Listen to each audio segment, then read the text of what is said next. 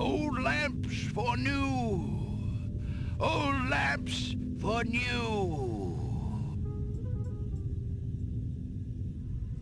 Welcome to Spooky Tuesday. I'm your host, Robot Spacer. That's on Secret Crush, the stream ghost. Hello, everyone. Welcome. Deivor, first of all, thank you so much for the raid. Great to see you again. I really enjoyed your stream. Definitely recommend giving Deivor a follow if you enjoy pixel art streams. Also, perhaps some Super Mario 64 speedruns now and then. Oh my gosh, what the heck's going on? First of all, Unsecret Crush, thank you very much. 18 months, that's wild. Have I really been doing this for that long? Seems impossible. And of course, Valis, thank you very, very much for also 18 months. Let me say hello to everyone. Silver Streak, great to see you. I will give you a shout out in a moment. Hinton says, raid early, raid often. Strongly agree. Very good advice. Mausimus, great to see you, especially because we're playing a game that Mausimus made. Very exciting.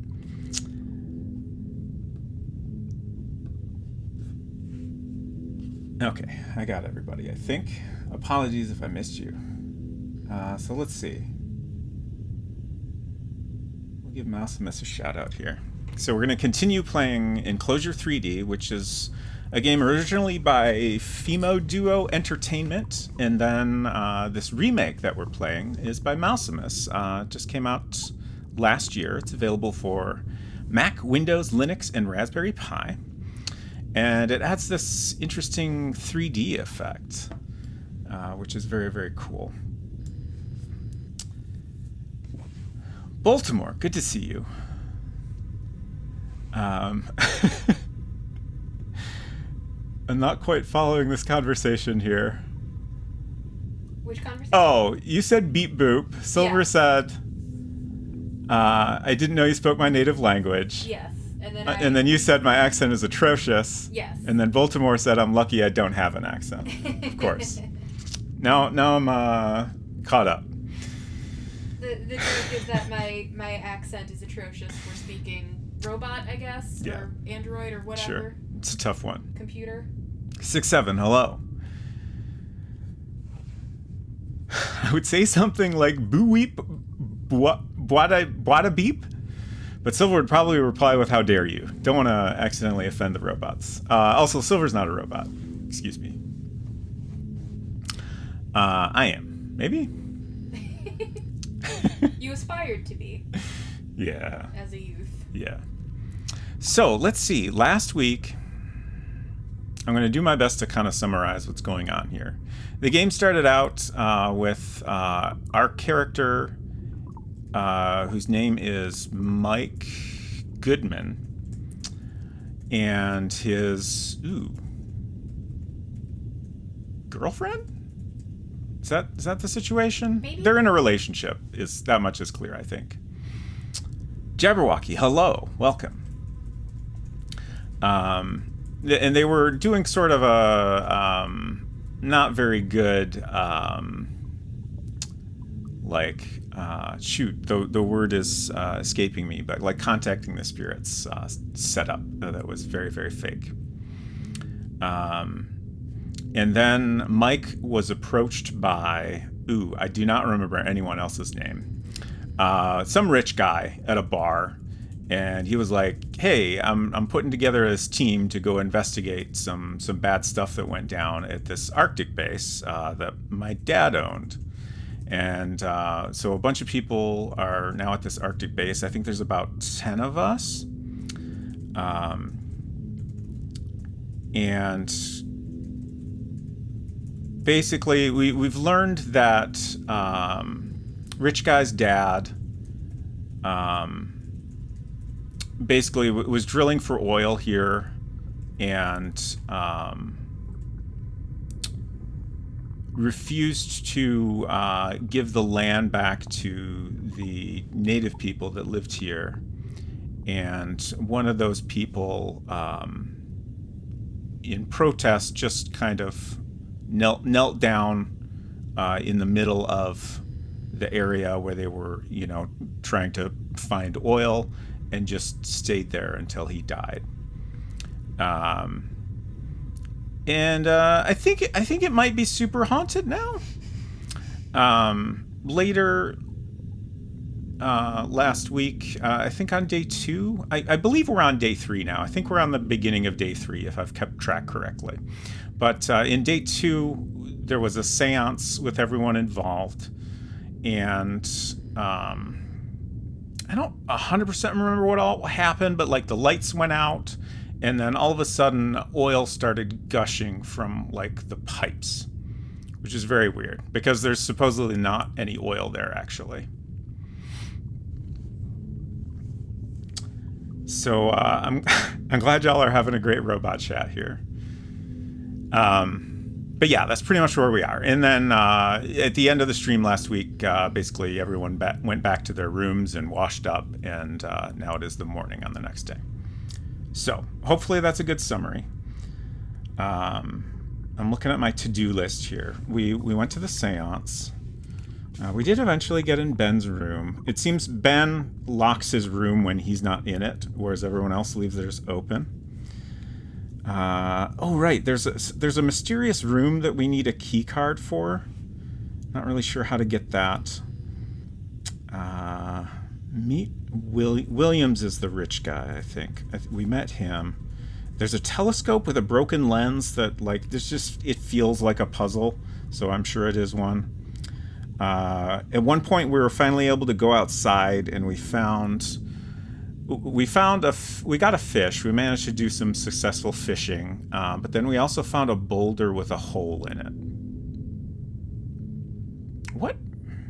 Did something happen at the boulder? I cannot remember.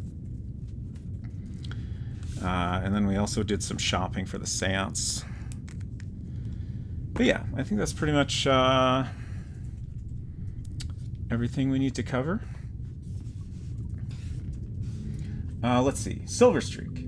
Silver has been playing System Shock, the remake that just came out, which has been very neat. The style of that is really, really cool. It has a very retro feel, but also looks extremely modern and unique. Also, Silver is doing a wholesome direct co-stream on Saturday. Feel free to share more about that. Also, I think since you're a VIP, you can post links if you want to link to anything relevant. But that is very exciting.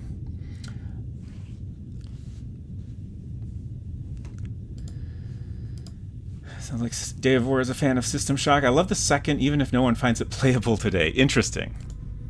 I have never played either of those games. Perhaps someday.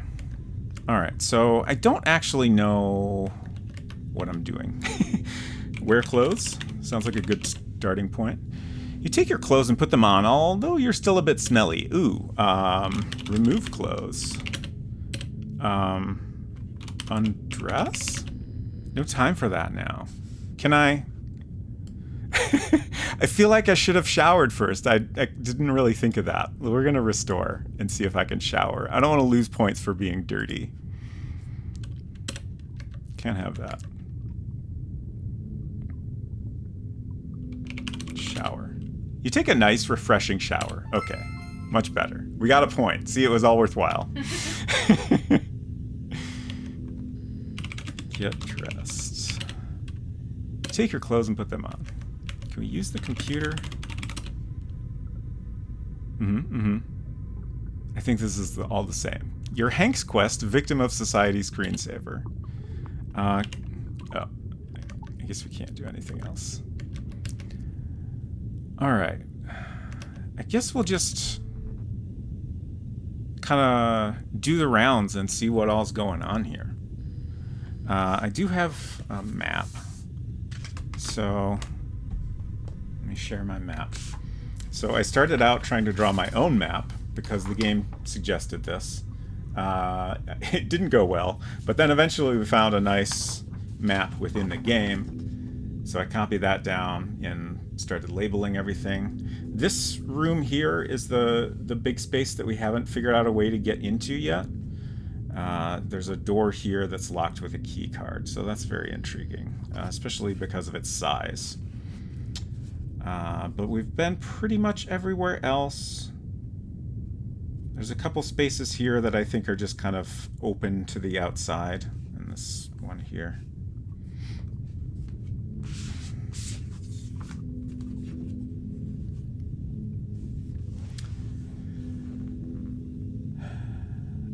Last message before you save the game was you wonder where Sarah is. Ah, okay. Thank you for the refresher there.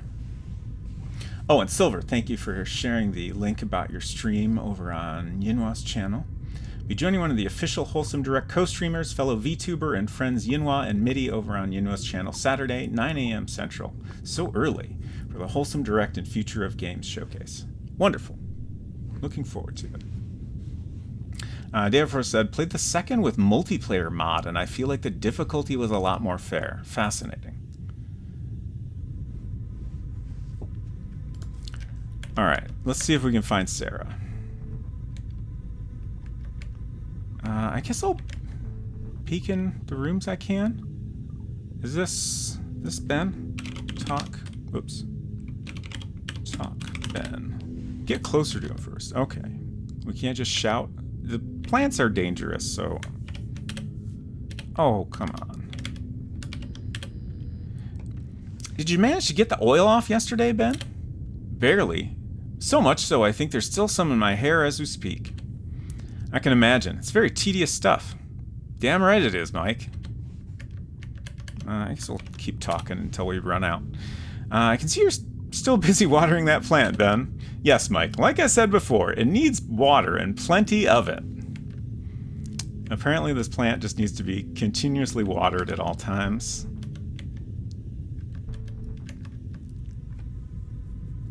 What time is 9 a.m. Saturday in UTC plus 8?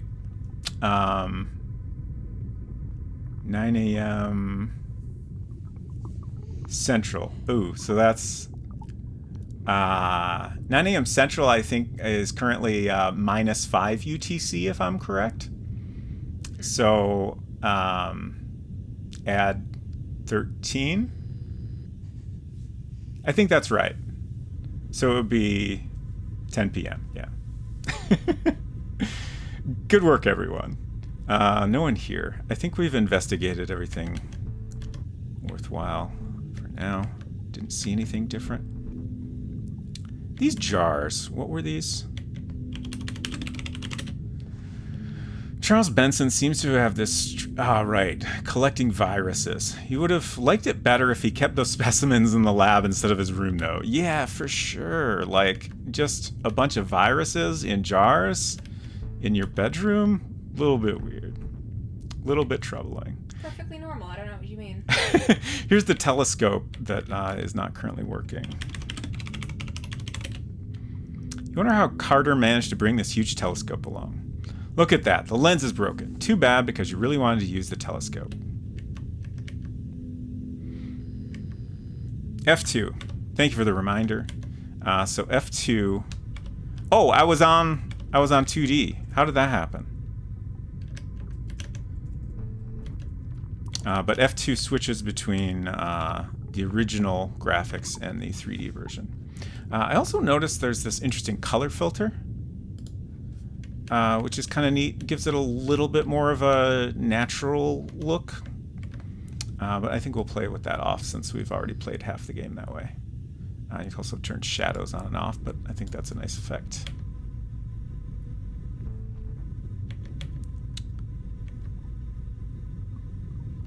Okay, I'm a little curious what's going on outside, but we'll do the rounds inside first. Turn on ray tracing. Unfortunately, there doesn't seem to be an option. Cold filter for extra spookiness takes a while to get used to. Yeah.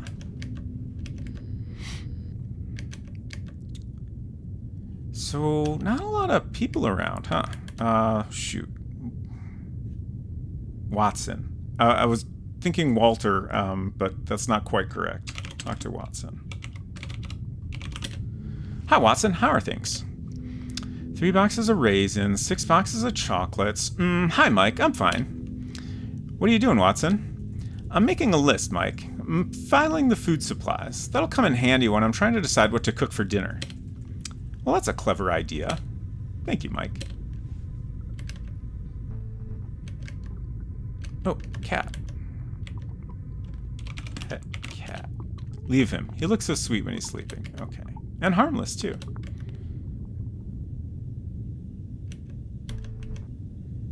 Let's see. South of here, we have this locked room. Won't budge. Use the slot. We don't have anything for the slot. What is in our inventory? We have fishing rod,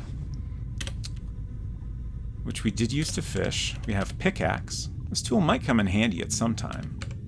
And we have box of matches. In this game, life's like a box of matches. You only got a few, Mike. Use them wisely. Let's see. We used one for something, didn't we? Or am I wrong? Could be wrong. Let's see if there's anyone up here in this tower. Oops.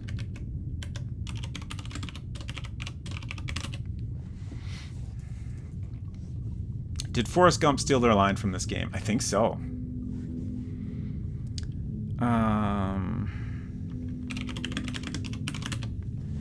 It was quite a seance yesterday, wasn't it, Dr. Lee? Yes, Mike. It was very slick. Yes, it sure was. Did he just make a joke? Climb ladder.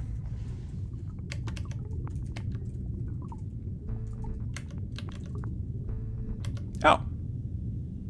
Let's see. So this is Lisa. Owen. Owen on the left, then Lisa in the middle, and then... Is it Frank on the right? As part of the hallway, there's a map of Station Mary. Owen Carter, Lisa McIntyre, and Dr. Benson are also here busy talking. Okay. Let's bother Benson first. He's very busy talking and hardly notices you. Let's just bother all of them. She's having a discussion with Owen Carter and Charles Benson and completely ignores you.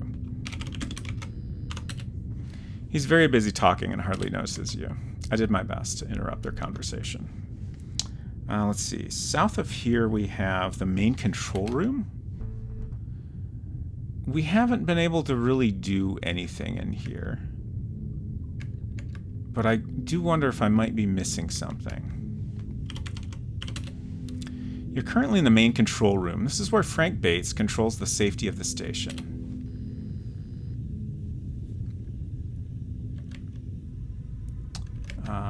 Look buttons. What? Where? Oh yeah, I never finished my shoutouts. Y'all should follow Baltimore as well. I was playing some Diablo 4 last night.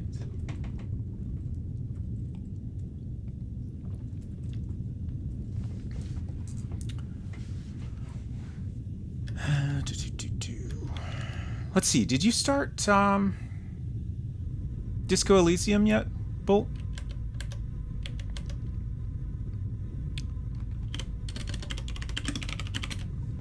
There's a lot of equipment here which you can look at but cannot touch. Don't tell me what I can't do. It's a great time. Thanks for listening to me whining about unemployment. Absolutely, happy to. I also hope Hinton is able to assist you in your job search. All right, we get a goof if we try to look at the screen. Get Bolt a job, everyone. Agreed. Some manuals are placed alongside. The radio log is lying next to them. Can we read the log? I swear I tried this. It's a log filled with weather data. Nothing interesting. Okay. Read books. Read manuals. Take log. It's of no use to you. Take manuals. Okay. I keep trying to do something in there. Can we have some water?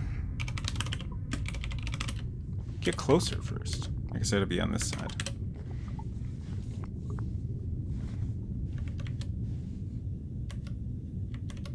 Let's see. Let's check out the lab and the doctor's office here. Oh, yikes, man. My God, this place is a mess. It sure is. Yikes. This is, or was, the lab. Everything's completely covered in oil. William and Frank are looking at the damage done by the oil. Talk to Frank. Hi, Bates. Well, this place is a mess, isn't it? Sure is, Goodman. And it really seems to have upset William here. Yes, he does look kind of pale. William, are you okay? You look kind of pale. What was that, Mike? I wasn't really listening. I'm sorry. That's okay. Tell me, what's the matter? It's the oil, Mike. My father. What about your father? My father told me that the sightings he experienced back then were accompanied by oil. Ooh. Interesting. You mean this oil is a sign by the Inuit ghost? That's right, Mike. I thought it was all just my father's imagination, but now I think the ghost is quite real, William. I'm afraid you're right, Mike. William, Oil! My God, it's all true. All this oil! Just let him be, Mike. He's still quite upset. It'll be a hell of a job cleaning this place, Bates. You're right. Personally, I don't think we should bother. We weren't using this area anyway. How's the chopper coming along? I'm working on it, Goodman. Don't worry. There is a lot of oil here. Yes, you can say that again. Can I? There is a lot of oil here. Yes, you can say that again. Great. I'm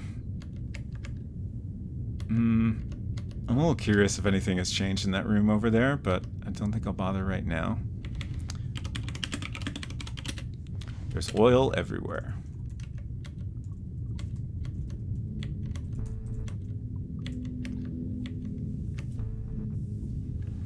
No one in here. Interesting. A large desk's located against the front wall.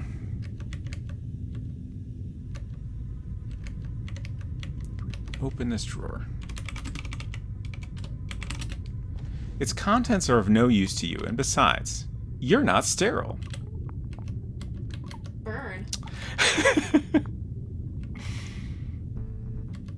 I don't want to contaminate the medical supplies, I guess. Oh, I missed Bolt saying we have one episode of Disco in the bag. Nice. I don't know if I want to watch too many of your streams of that, because I do want to play that myself one day. But I think I will watch the first stream. Just you've said you want to get like a lot of audience participation, and so I'm very curious about your approach there. Let's see. I missed a couple rooms, so let's go check those, and then we'll check outside. I wonder if there's going to be some people outside. So we went in Owens, Doctors, Lisa and Ben's.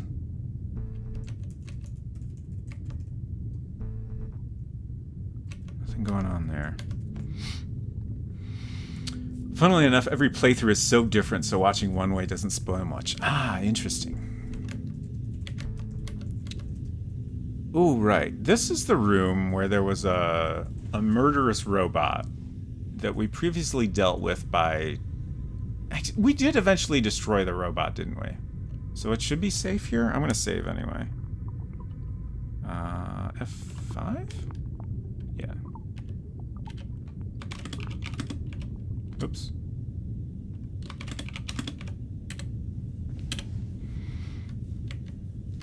Can we do anything else here? A lot of high-tech equipment is just lying around on the table. Take equipment. You don't feel like it. Alright, fair. It says, gonna stream my exactly what I think Robot Spacer would do playthrough and trick him into watching it. I just went right through that description. There are 2 beds here. The larger one's probably for William Mayfield, and the one on the floor is meant for Frank Bates.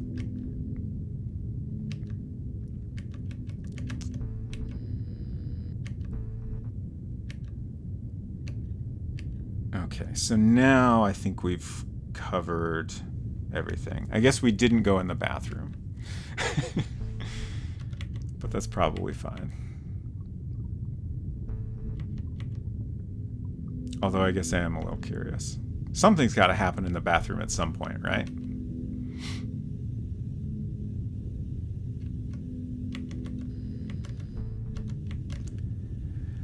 Alright, let's see what's going on outside.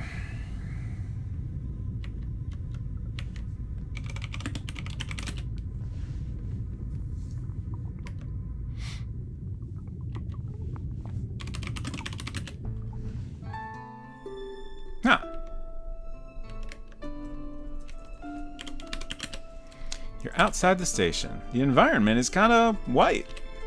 Hey, there's Sarah. What's she doing out here in this cold?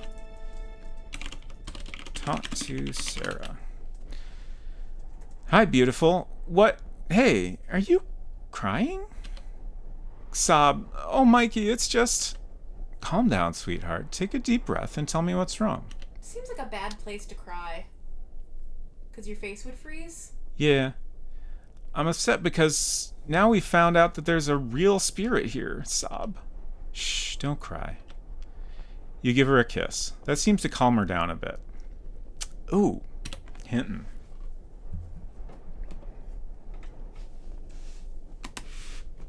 I like how the recording of the jingle includes like the tapping sound of you pressing the keys. Yes, me too, very much. Hello, welcome to Things I Found in the Basement, where I share a thing I found in the basement while I was looking for something else. Today's thing I found in the basement is this lovely book. I love this cover so much. It's a Macintosh game animation by Ron Person.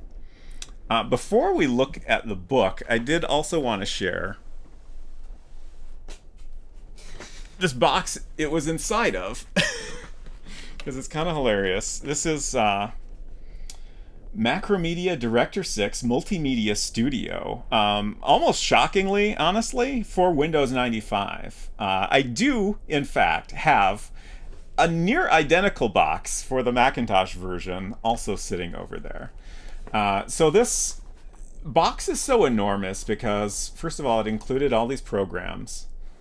Director 6, Shockwave, X-Res, never used that. Extreme 3D, never used that. And Sound?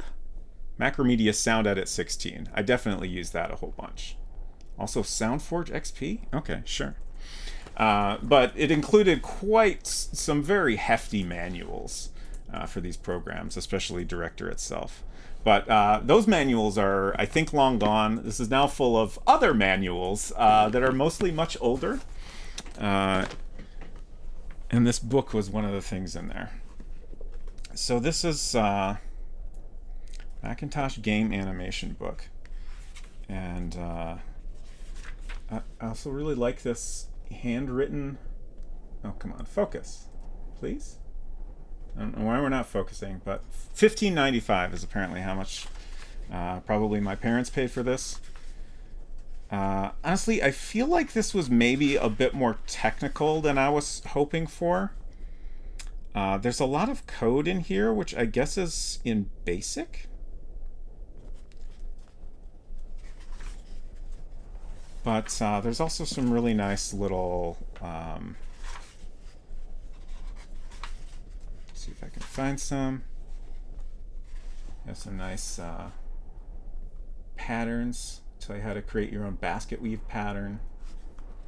Very important. Here we go. Here's the good stuff. Chapter 5, Mac Paint. Everyone's favorite chapter. So here we have some nice frame-by-frame running animations. Long leaping human, it says. Oh, this is... on the left, we have running human. On the right, we have long leaping human. I also have the sequence along the top here, a bit smaller so you can see what's happening.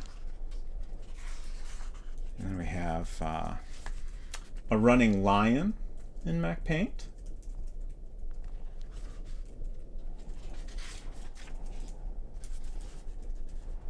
And we have some code to get this all animating as well. I know there was some more in here. Some more lion art. Enlarged and detailed lion. Look at all that detail. Fantastic. A bit about how to draw your own figures. Do a rough sketch and storyboard. If you are unfamiliar with the animation subject, complete a rough sketch using stick figures. We got a chapter on background animation. Ooh, this is nice. Very good. I'm pretty sure I did one of these myself. So this is like showing an example of like you would kind of change the patterns so it looks like it's rotating. Hello, Edenwaith. What is the name of this book? This is Macintosh Game Animation by Ron Person. And man, I just love that cover. It's so good. The name is Ron Person? Ron Person is the author's name. I love that name. Yeah, it's pretty good. We used to learn from books. It's true. I'm just going to flip through and see if there's anything else interesting. Like I said, there's a lot of code in here. Oops. We have a little 4-stroke engine simulation, which is very interesting.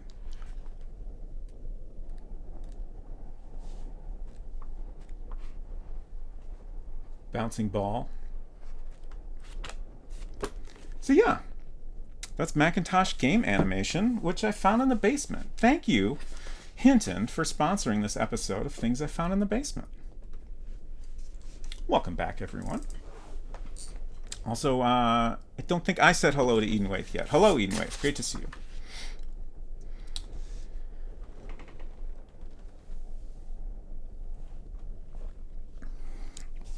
There's so many good things in those boxes. I'm excited to share more.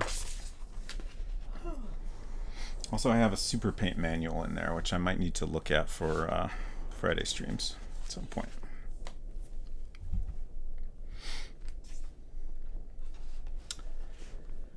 Okay. I'll post on Discord the painting I found. Nice! I just found a painting from the 50s, 60s in the alley that was painted by a lady that used to be friends with the gay couple that owned the house before my partner and I. Interesting. Very curious to see that. Also,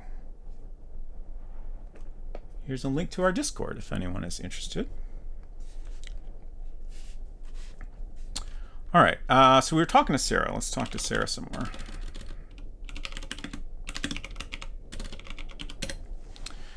Now tell me, what's the problem? Well, now that the ghost is for real, I'm afraid William Mayfield and everybody else will find out about us, Mike. So she's concerned that everyone's going to find out that they're frauds and like don't really know how to do any like psychic medium stuff. What do you mean? There were nothing more than a bunch of frauds. That's what I mean. Again, Sarah starts to cry. You put your arms around her and wipe her tears away. Calm down, Sarah. Don't worry. But I do worry, Mike. Owen Carter was asking me about my profession the other day. I told him I was in a bit of a hurry and had no time to talk. Just another lie. I know. It's not easy. But think about the $10,000. That's a lot of money. I understand that, Mike, and we can surely use it. But all those lies, again and again, I'm fed up with it. Don't worry, Pumpkin. This will be the last time, I promise. When we get back home, we'll move house, and I'll start my own little antique shop I told you about. I guess you're right, Mikey. So, this will be the last time? Yes, it is. Chin up, hon. Promise? I promise. Snug.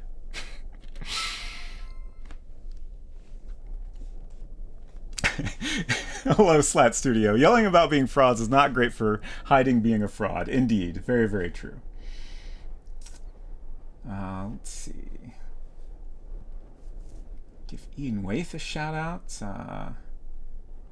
Streams over at Mel Loves Games 2 on Sundays, playing some adventure games and stuff. And Slat Studio, another game developer, working on a remake of the first Betrayed Alliance game and also a sequel. Very excited to play those.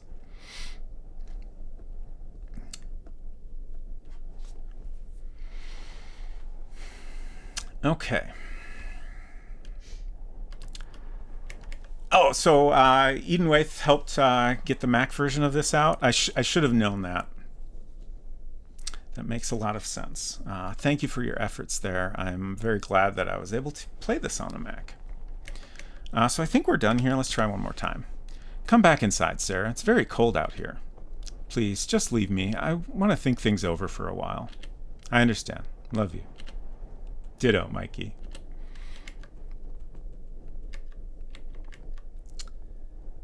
I don't think we can go over here, but I'm checking. Helicopter looks pretty damaged by your landing skills. Let's just hope Frank knows how to fix it. I'm going to go over this way to see, like... I was about to say I'm pretty sure there's still people we haven't found anywhere, but maybe that's incorrect. There were those 3 people standing together that we couldn't talk to. But I think regardless, I want to go over this way and maybe see if we can figure out anything to do with that hole. Hello, James Necco. Good to see you. Hope you are doing well. So there's our fishing hole. I wonder if we can do more fishing.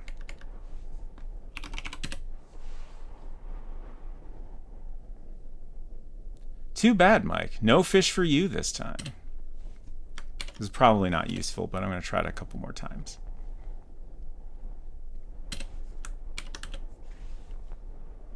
Never know when you might need another fish. Oh! Will you look at that? That'll make a fine meal. Fantastic. It all paid off. This fish looks quite delicious. See if you can catch a paimon. Yeah, we'll write over that save, sure. James Necco, also a streamer. Currently playing Ultima Underworld 2, Labyrinth of Worlds.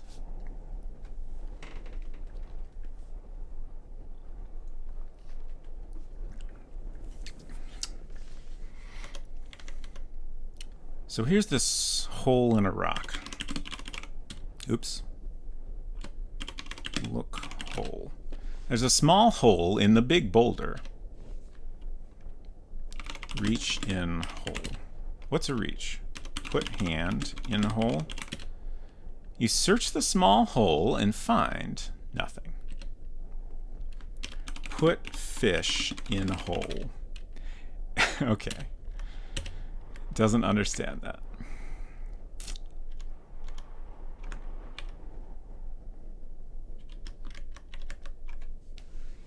She's in 2D mode to peek around a little.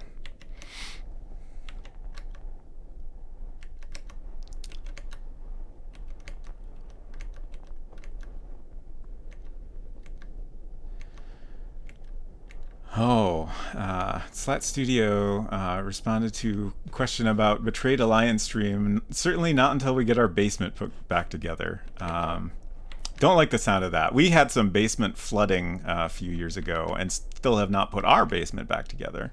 It's very inconvenient hopefully in a lot of different ways. Your situation is better than that, I hope.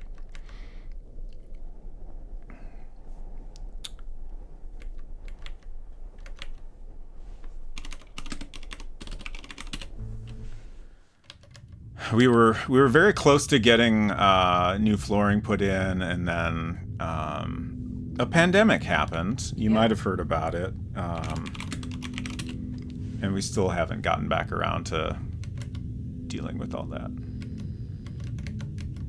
All right, so I'm kind of guessing / hoping that group of people will have split up now. Actually, I should check Owen's room, see if maybe he went back in there. Is this it? Flooding for you as well. Oh no, I'm so sorry. Just got the waterproofing finished. Now it's on me to do carpeting stuff.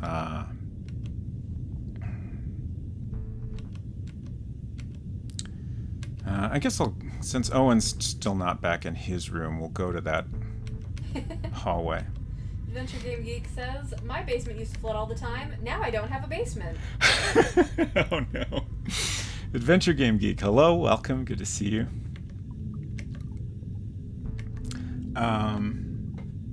Adventure Game Geek, do you stream at all? I know, obviously, that you do, okay, it doesn't look like you stream. And I don't have a custom shout-out set up for you. I should fix that. But y'all should definitely check out Adventure Game Geek's YouTube videos. Very nice. What's happening here? Oh. What was that? It sounded like a loud bump. So that gave me a extra creepy sensation because I thought the game was freaking out or something. I thought it was going to crash on me. Also, I'm not sure if I did something weird or what, but it seemed like I was moving automatically. Everyone, did you hear it too, you ask? The loud bump, you mean? Owen Carter says. Yes, we did. It was coming from the bottom of the watchtower, Lisa McIntyre says. Let's have a look, Dr. Benson says. Oh no! My God, it's Dr. Lee. He fell off the ladder. What happened, Owen Carter asks. It's Dr. Lee, you say. Is he? Lisa McIntyre asks. I'm afraid Dr. Lee is dead, Dr. Benson says. That's awful, Lisa McIntyre cries out. Look, the rungs are smeared with oil, Owen Carter points out. My God, you're right. Could it be, you say? I bet it has something to do with the Inuit spirit, Lisa McIntyre says. Now, let's not rush to conclusions, Dr. Benson says. There must be a logical explanation for this. What do you mean, logical explanation, Lisa McIntyre says. Surely you don't think that this oil got here through yesterday's incident in the lab? I mean to say that it's not necessarily the work of a ghost, Miss McIntyre, Dr. Benson says. It looks more like an accident to me. Dr. Benson's right, Lisa. Manifestations don't kill, Owen Carter says. Manifestations surely don't spray oil, Lisa McIntyre says furiously, and she leaves the room. Later on, the remaining party members learn about Dr. Lee's gruesome death. His body is transported to the test lab, where it will be preserved until the chopper is fully repaired for the journey home. Ooh. And thus we lay his body and soul in the hands of the Lord, so that Dr. Chin Sung Lee may rest in peace, William Mayfield says. Amen. Does anyone want to say anything? William Mayfield asks. You've said it all, William. That was beautiful, Sarah says. Thank you, Sarah. Okay, everyone. We'll toast in Dr. Lee's honor at the bar later on. Let's go, William Mayfield says. The morning crowd leaves the test lab. Later that evening, there's a short reception in Dr. Lee's remembrance. After the reception, everyone decides to call it a night and go to bed. The next morning... Hey, darling, here you are, Sarah says. What? Oh, hi, Sarah, you answer. Are you all right, Sarah asks. I'm fine. I'm just a bit upset over the death of Dr. Lee, you say. Yes, me too, Sarah says, and she hugs you. I'm going now. Will I see you later, Sarah asks. Yes, sure, you answer, and Sarah leaves. Interesting place to go. Think about how you're upset about the person that died going the ladder you had to climb to get here.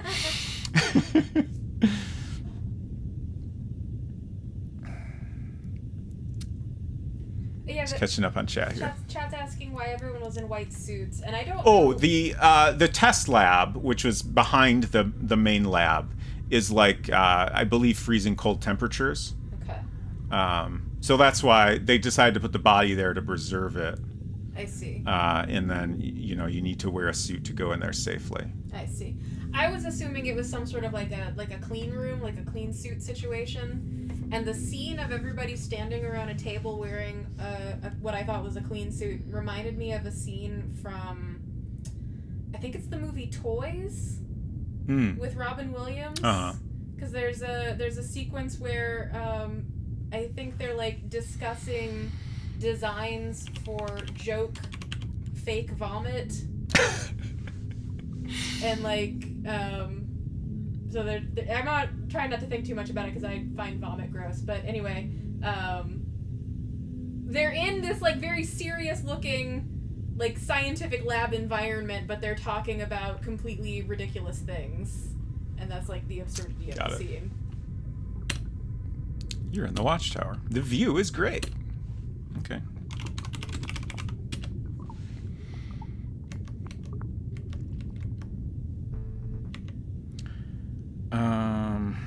What now?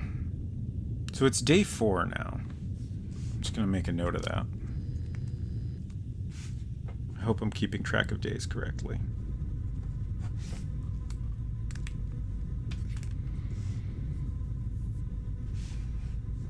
I guess we'll just make the rounds again. Cat on the floor now. Snowflake's in a deep sleep, dreaming about mice and fish, no doubt. Let's do a save.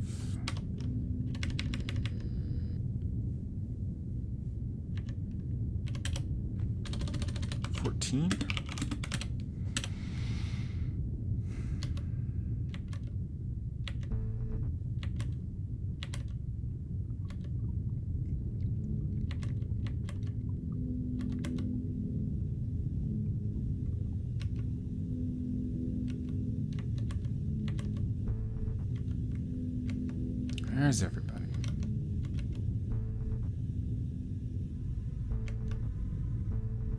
Ah, there's Sarah. You're in the doctor's office. Sarah's reading a book.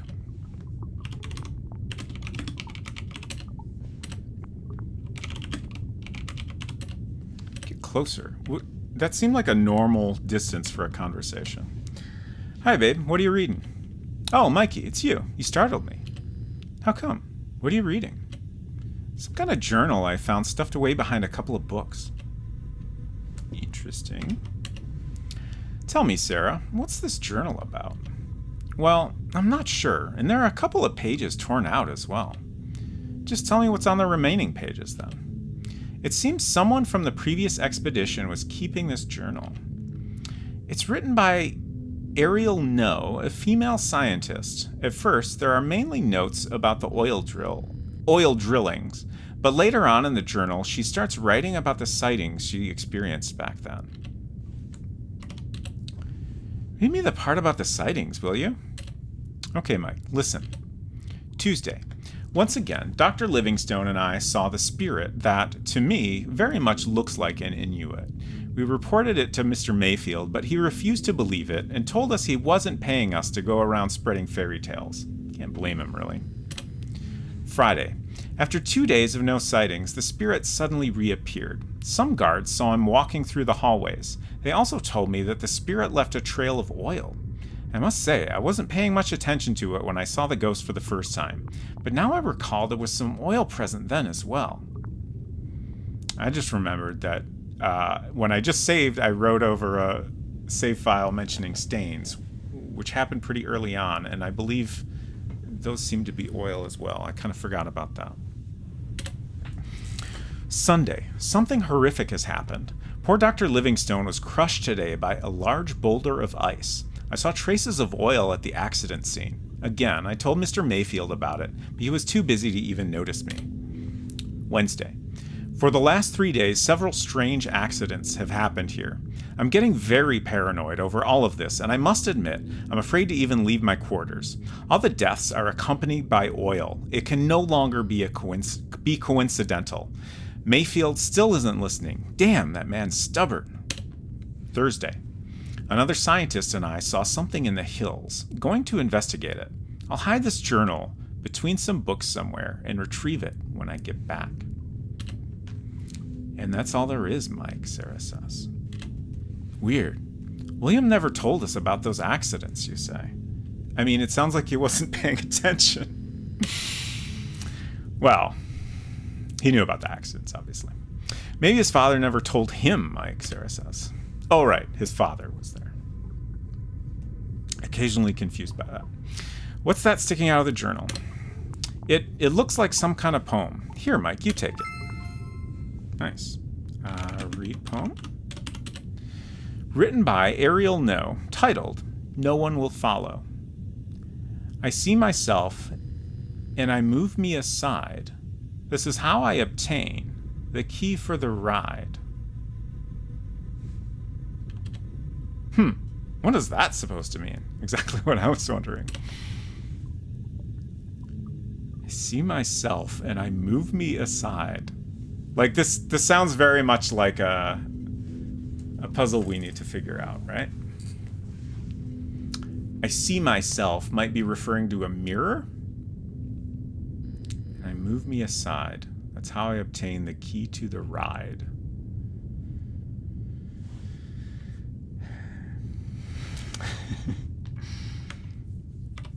Whoops.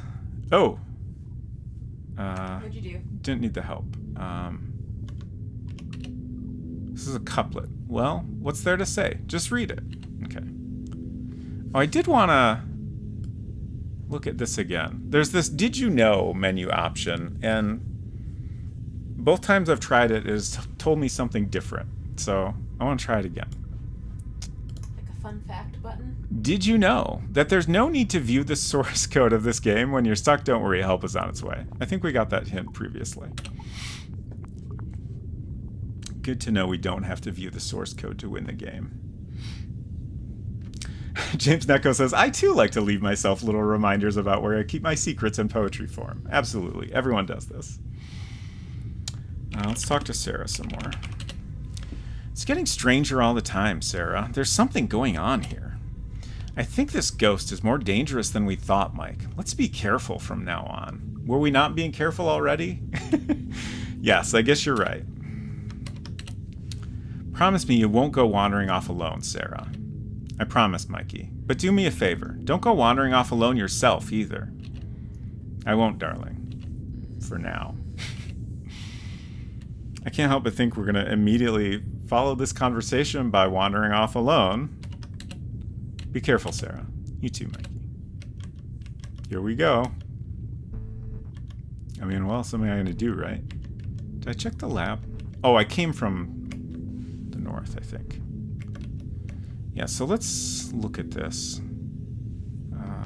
Look suit.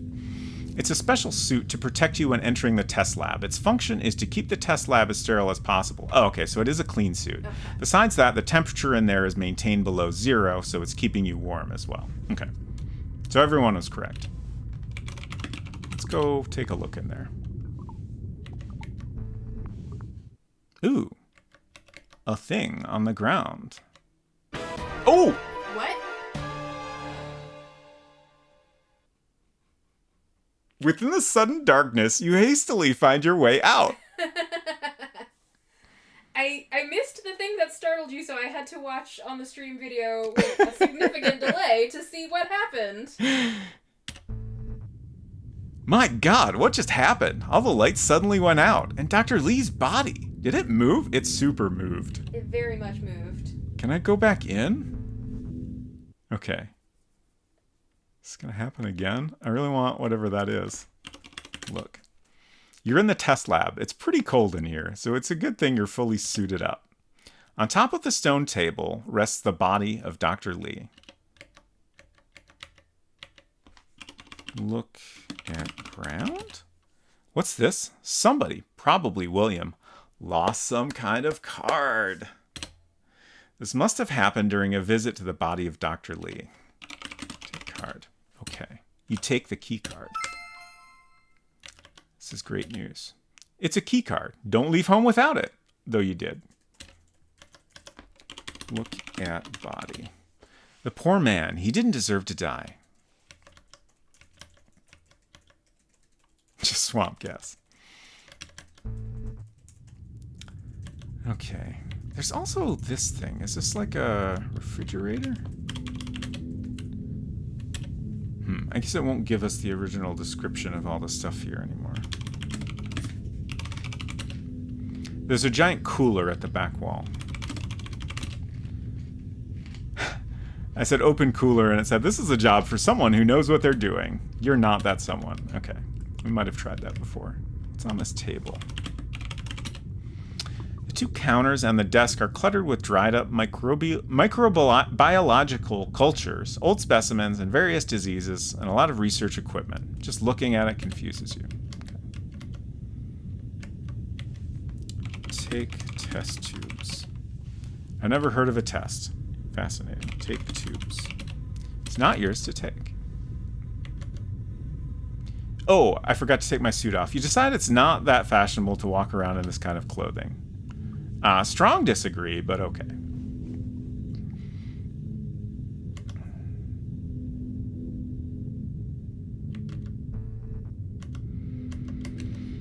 So,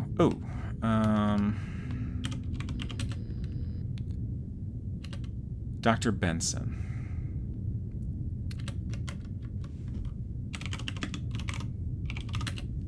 Good day, Dr. Benson. How are you? What? Oh, hello there, Michael. I'm fine, thank you. What were you pondering about, if I may ask? Oh, it's nothing, really. It seems to me you're bothered about something, Doctor. You're right, Michael. I was thinking about what Miss McIntyre said the other day. You mean about the Inuit spirit and it being the cause of Dr. Lee's death? Exactly, Michael. I'm wondering. Wondering about what, Doctor? What if she's right? I personally think the death of Dr. Lee was accidental, Dr. Benson. Yes, I'd like to think so too. He decided to change the subject to get his mind off things. What made you join this expedition, Dr. Benson? Well, young Mayfield, of course, although I was a bit surprised. What do you mean by surprised, Doctor? Well, I was the family doctor for many years, until Maxwell Mayfield died. And sadly, soon after, so did his wife Mary Mayfield. That's interesting. You mean William lost both his parents within such a short period of time? That's awful. Yes, it is. William mourned for many a year, and I didn't hear from him until last week. What happened last week, Doctor? William called me. He told me he was planning an expedition, this expedition. He needed a doctor to care for the sick, if any. I said yes right away. You see, I've always been quite fond of the Mayfields. Yes, I see. You're feeling a bit better, aren't you, Dr. Benson? You're actually smiling. Yes, Michael. I was thinking about the Mayfields. It's a very adventurous family, especially young William. I'd say, Doctor, I've noticed. Taking on such an expedition is really his kind of thing. He's bored very easily, you know. That doesn't surprise me at all, Doctor. Sarah and I just found an interesting journal, Dr. Benson. Oh, you did? What was it about? About the sightings. It was... Ah, yes, the sightings. I almost forgot about them. Dr. Benson's mind seems to have wandered off again. One more thing, Dr. Benson. What? Did you say something, Michael? Oh, never mind. Let's do another save here.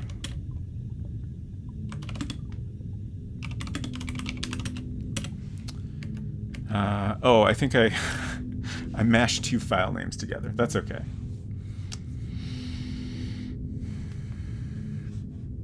What's this about a breakfast sandwich maker?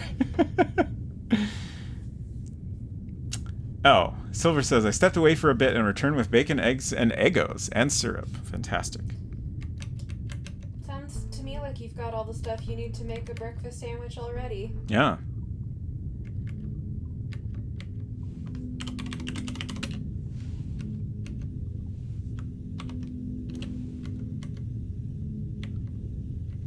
Just taking another peek at this map.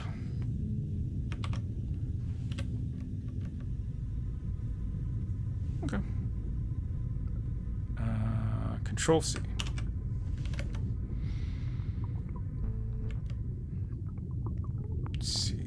down, and here's where we can hopefully use that key card we just got.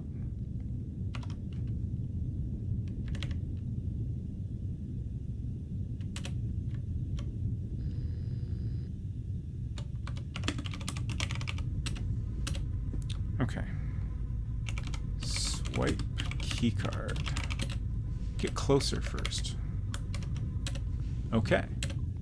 You insert the key card in the slot. You hear a click, and the small light beside the door turns green.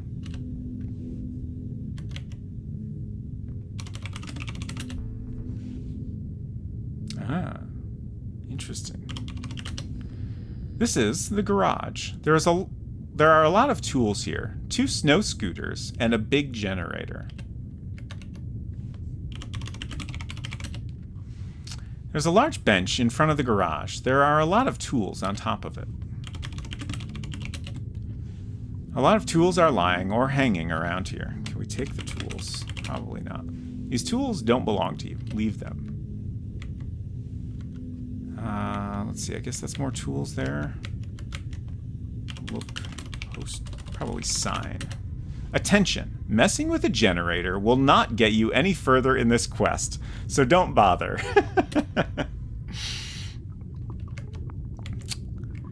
Thank you for the map compliment, Slat Studio. I did use the in-game map as reference, but it has been very helpful to copy it down onto paper and label everything.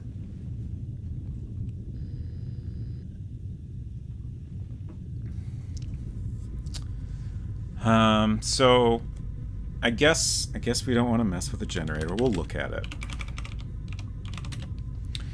This big generator provides the electricity for Station Mary. I guess the snow scooter on top is being repaired, like seems to be jacked up. There are 2 snow scooters here. One is under repair at the moment.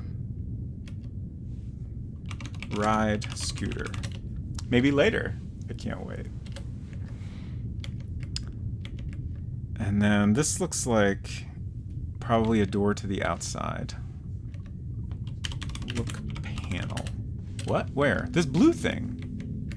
What's that blue Look thing? at blue thing. What? Where? Doing here? Look box.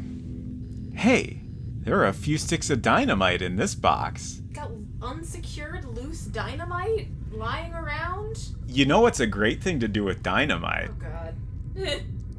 What? Stick it in a hole in a rock.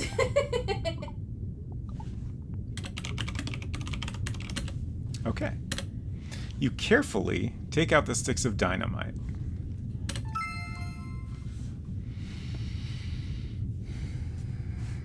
We definitely want to save. Let's see. I'm trying to leave myself some amount of earlier saves, just in case.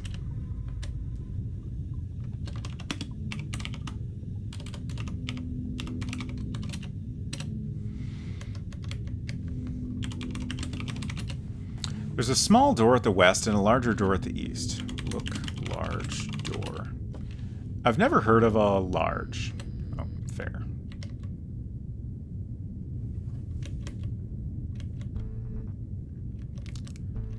Oop. Whoops. Okay, so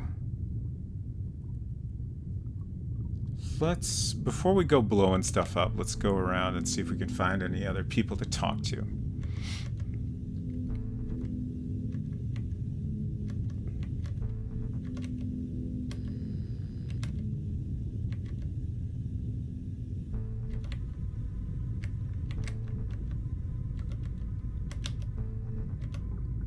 So, Mausimus, if you're here still, I'm very curious if the sound is new in this version or if that was in the original as well. Entering Dr. Lee's room makes you think back of the accident that killed him. It's such a tragedy that he died in such a horrific way. Seems like someone should probably put out this incense.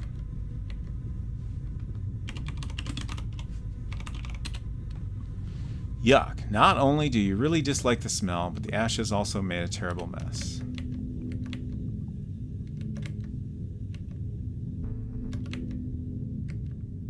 All sound music has been redone. Nice.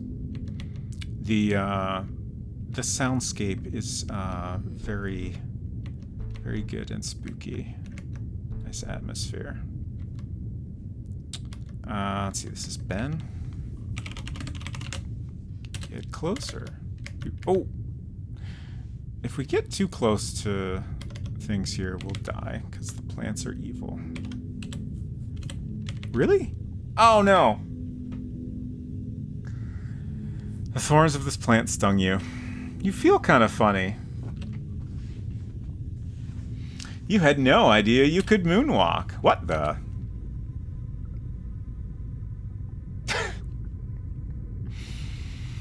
How about that, eh? Mother Nature sure works in mysterious ways. So true. But nevertheless, you make a nice fountain. Isn't that your brain floating on top? Thank you for playing Enclosure. Better luck next time! So it is a good reminder that I believe there are 12 deaths total, and we've only found 5 so far. Gotta catch them all. We haven't found any new deaths today, so we should really try to work on that. I bet we could accidentally blow ourselves up with dynamite. That seems like a good idea. Let's see. F7. Back here.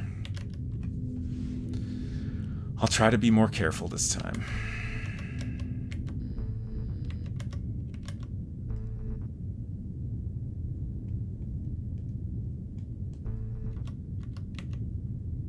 How else could I die?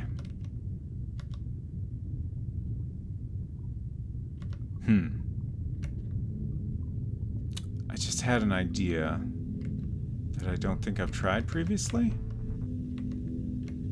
which is going in the test lab without a suit on. It's not safe to enter the test lab without protective coating. Okay, I kind of thought that might be the case, but I had to try.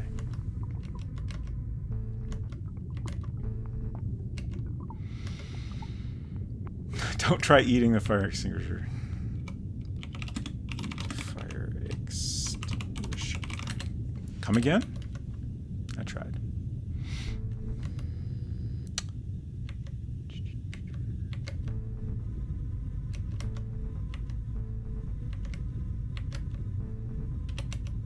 It's Dr. Lee's room again, and then this is our room. Guess that could cure heartburn. Okay. Let's try this again, but I'm going to save this time.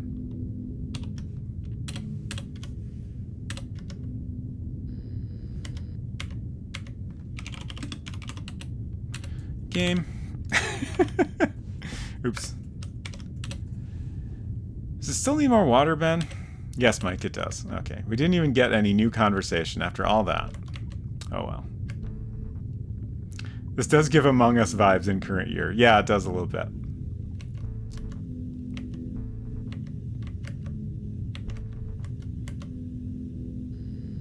Although I don't currently suspect any of the living people to be the murderer.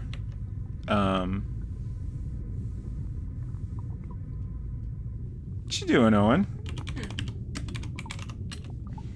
Owen Carter's busy knocking on walls. Has he gone berserk?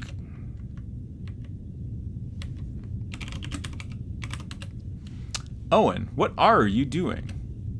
Be very quiet, Mike. I'm hunting ghosts. But Owen, Silence, please, Mike. I might not hear the response to my knocking. Knock, knock. Who's there? It's Boo. Boo-hoo. Boo-hoo, I'm a ghost.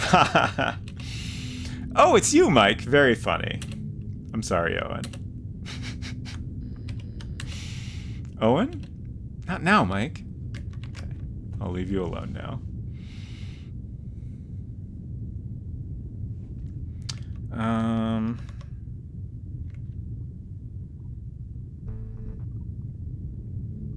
I've lost track of everywhere we've been in this current period of time. I think I'll go ahead and go outside now. It's blowing stuff up time.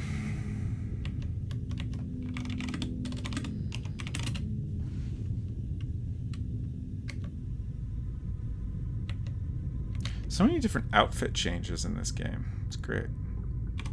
Open door. Oh! Helicopter repairs are happening. You're outside the station. Oh. Lisa is admiring Frank Bates' handiwork. Or maybe Frank Bates himself. You're not sure. Oh, right. Lisa previously asked us to get a photo of Frank Bates. And then she gave us some candles in exchange for that. Which is very interesting. Let's talk to Lisa. Hello, Miss McIntyre. How are you after yesterday's events? What? Oh, it's you. Yes, I'm okay. Excuse me, Miss McIntyre? Seeing she's very busy looking at Frank Bates, you leave her be. Does he even know what he's doing? Hey, Bates, what are you doing? I'm sorry, Goodman. What was that?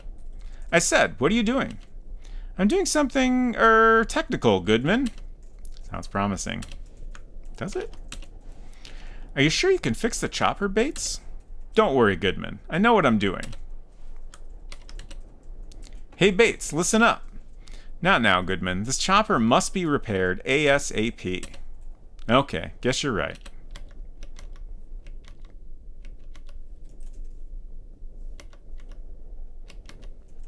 Yes, there are some vents about. I have tried opening them. I think I got a response suggesting I wouldn't be able to do that with my hands, which made me wonder if we found like a screwdriver or something. I don't know that I've ever tried using like the pickaxe on a vent or anything. I don't know if that's worth investigating.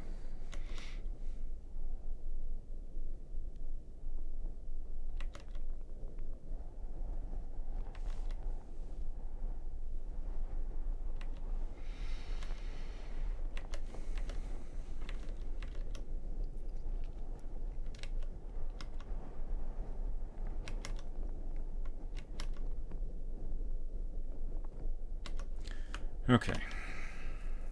Just save over that again. Put dynamite in hole. Dynamite. Not quite correct. Put dynamite in hole. Okay. Love it.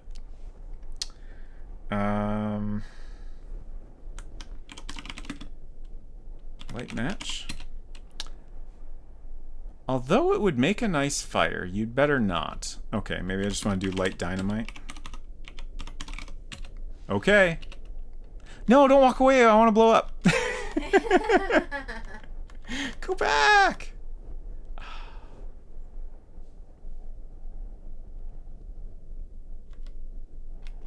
I wonder,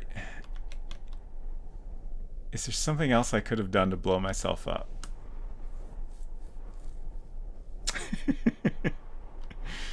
This is important to me. Let's save.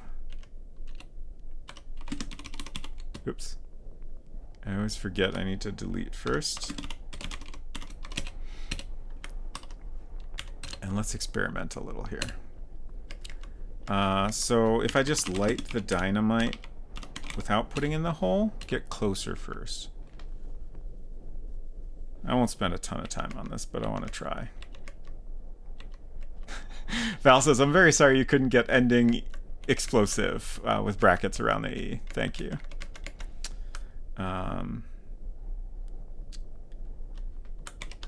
Dynamite. Although it would make a nice fire, you'd better not. Okay. I did my best. Now let's see what's behind this exploded rock. Can we... Are there any, like, rock chunks we can take here? A lot of rubble lay scattered around by the explosion. Take rubble. It's of no use to you. Ooh. What is that? The road ends here, so better watch it. This large cliff provides an excellent view, though.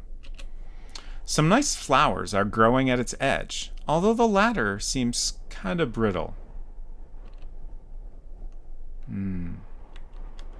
Now here's a death opportunity for sure.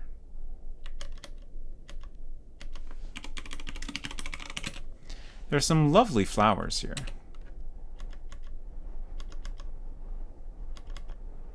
Uh-oh. Hello, Bee. Welcome.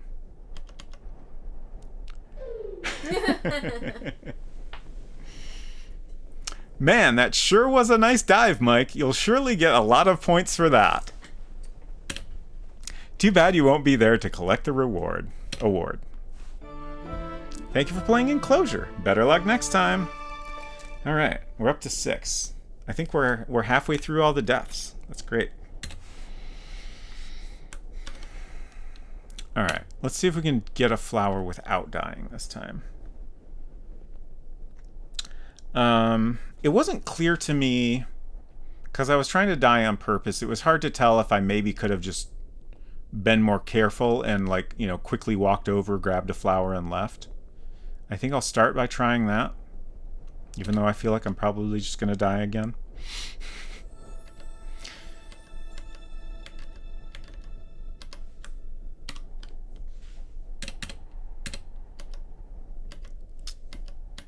Oh, yeah, that's not.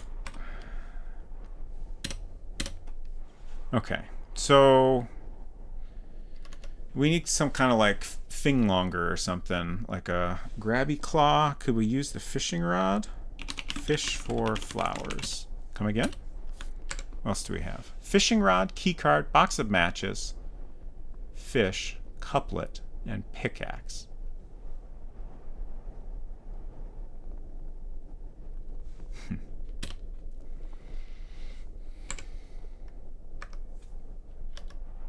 What if I just type fish? No. Can I grab a flower from here? Get closer first, Mike, but be careful. This game is so mean.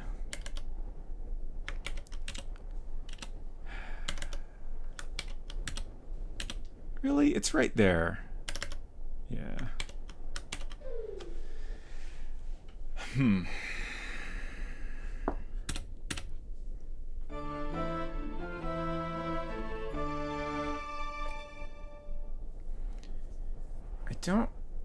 It doesn't make sense to me that the pickaxe would help here, but that's kind of like all I can think of to try.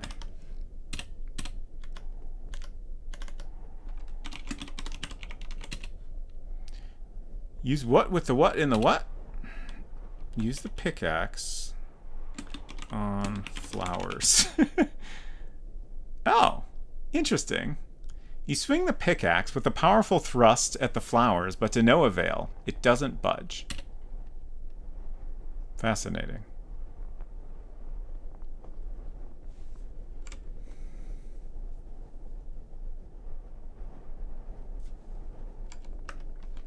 Use rod on flowers.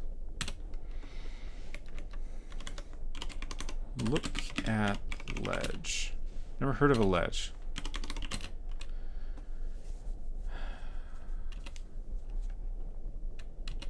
Look at edge. Never heard of an edge. Don't think there's anywhere else I can go here. Oops.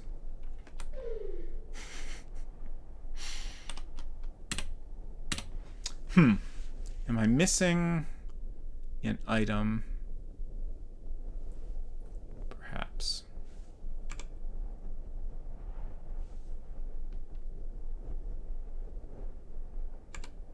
Tried everything I could think of. Let's look at this couplet again. I see myself and I move me aside. This is how I obtain the key for the ride. I thought of that just a minute ago because I was like, ooh, it was talking about the ride. I wonder if it's possibly the key for the snowmobile?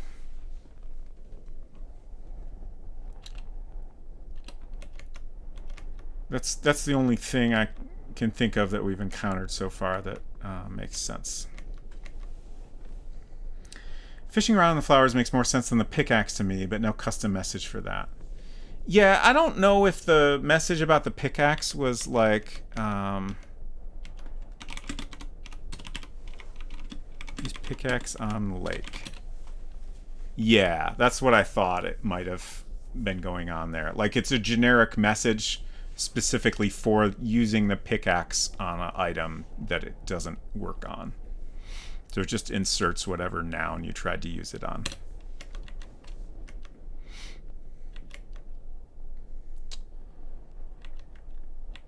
I'm trying to think of if there's anything we've like seen anywhere that might make sense for grabbing a flower from a distance like that. I guess I'll just kind of wander around and see if... A gentle hint. If I already have what I need, I will accept a gentle hint. Oh.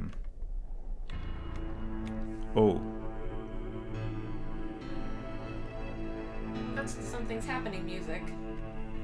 Yeah. But what's happening? It's purely a oh no! Is this some kind of Hugo game or something? I thought that briefly, but I thought I did a good job of attempting that. But thank you for the hint. We'll give it... Well, I'll just keep trying until I get it, I guess. Cliff Quest 2, The Frozen Egg.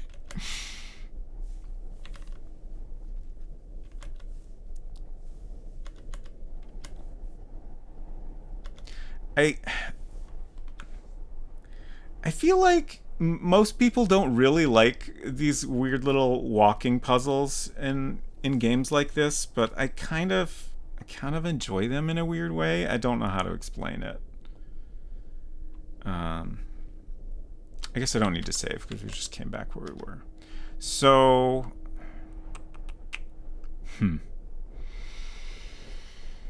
what exactly do I want to do here? Though the one on the bottom there that I was going for previously seemed like it was the closest.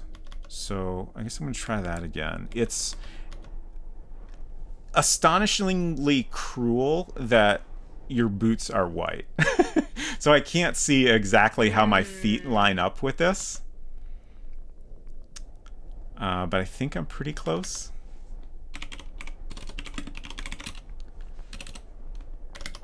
Yeah. I should slow it down.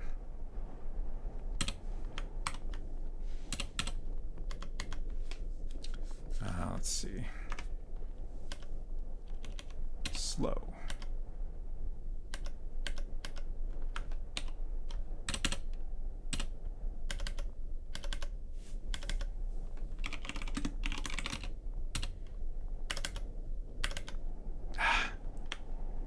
I should have tried it after that one step, but I thought I could go another one. Let's do another save here. Oops.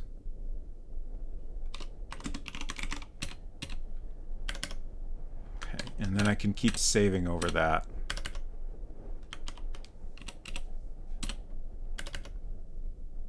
Ooh. Oh! Okay, it's just happening very slowly? Oh. Oh. That was different. Huh. I guess I was too far south? Fascinating.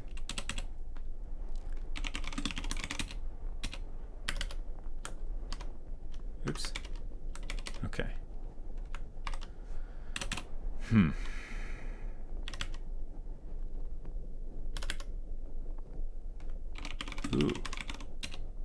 Ah, okay. You carefully pick one of the delicate flowers and put it, just as careful, in your pocket. Whew. All right, we did it. Let's look at this flower. Snowstar. This is a snowstar. Very rare, but beautiful. It is quite nice. You were falling off the bottom edge, had to go a bit higher. Yeah.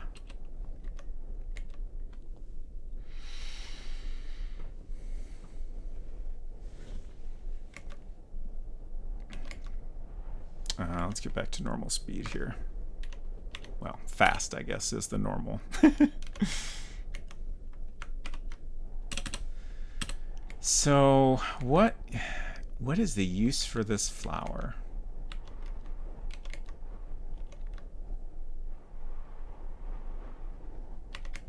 We went through a lot to get it. Should we look at the flower? Oh. Look, snowstar? Huh. Interesting.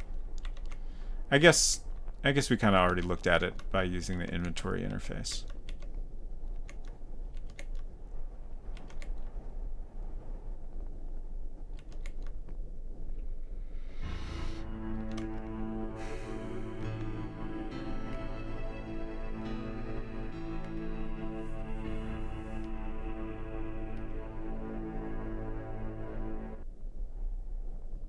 So at one point, we came back to the base after being outside, and we heard some creepy music. And we were able to... I missed it the first time, but we were able to see a person walking around, which I had kind of forgotten about. I didn't see anyone that time.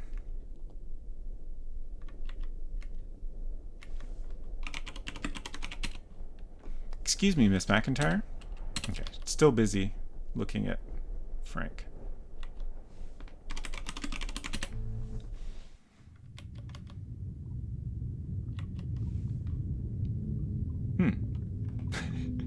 Owen is simply pondering the wall now.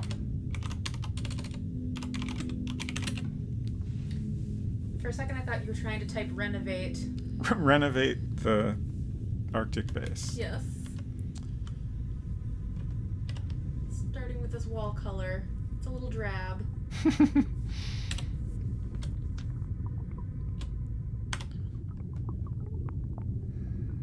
Just name this one Flower again.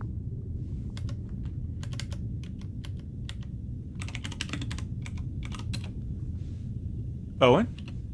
Not now, Mike. Let's try again. Okay. Still busy listening.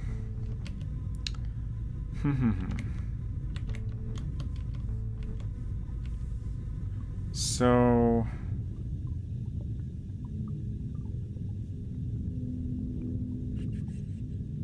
Ooh, we can finally check off hole in boulder outside. That boulder doesn't even exist anymore. The telescope lens... I do kind of wonder if that might not be anything, but I'm gonna keep thinking about it. And we did get the key card for the mysterious room, which we now know is the garage.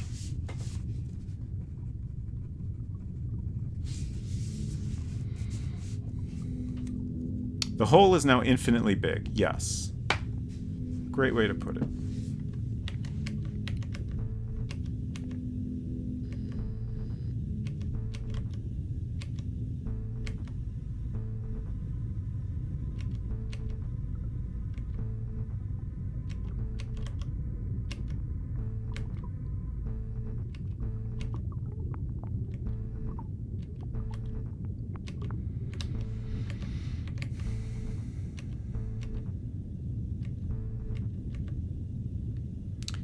Looking for anything different.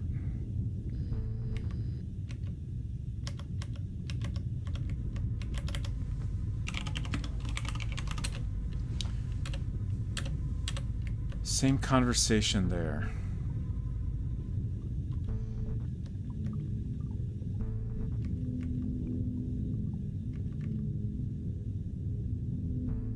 All right. I should be looking out for Mirrors. I keep forgetting about that.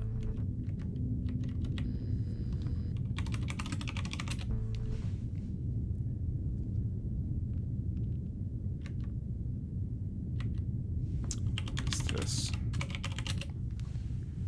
There's a board filled with tools, a sign, a light, an extinguisher, and a small cupboard hanging on one of these walls. Oh, is that blue thing? Is that what it's calling a cupboard?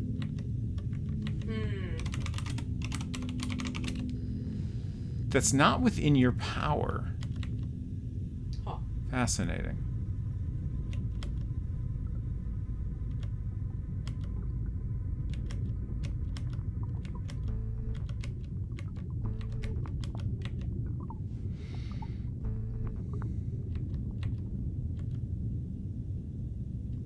Is that a mirror or a window?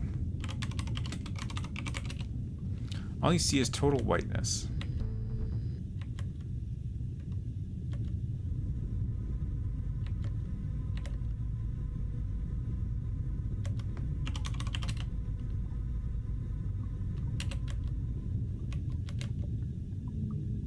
That's a mirror. Oh my, don't you look handsome today? Hello, Kyle and Eric. Good time zone to you as well. Hello. I finally caught a decent bit of a Kyle and Eric stream this morning, which was a very nice time. I love Tunic, and it's great to watch someone else play that game and try to pick apart its mysteries.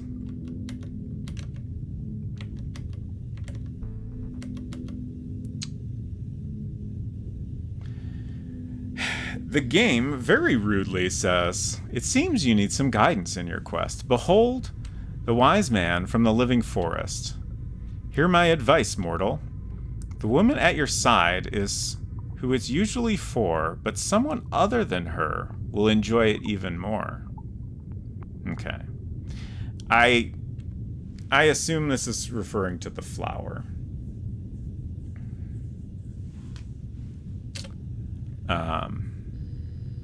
I was wondering if maybe I should try giving it to Sarah, but it sounds like we want to give it to someone else. I don't know. I don't know why we would give it to anyone else.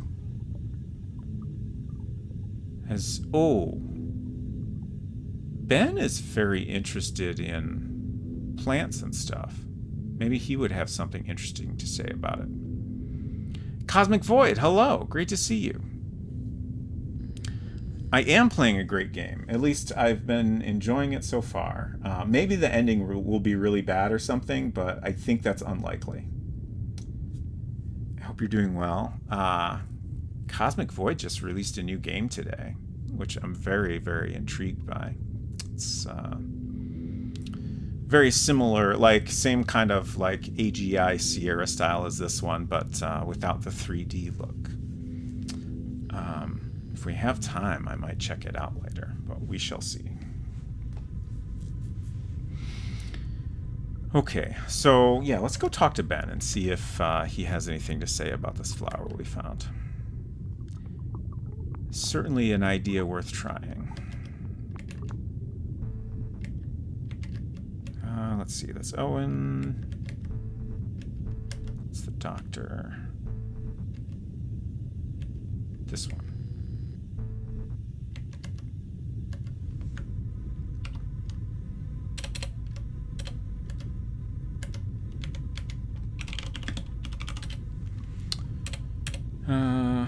Show flower to Ben? Okay. Ben, look what I found. Ben Green takes a glance at the flower, then his eyes widen. My God, Mike, that's a snow star. They're very rare. I've never actually seen one for real. Where did you find it?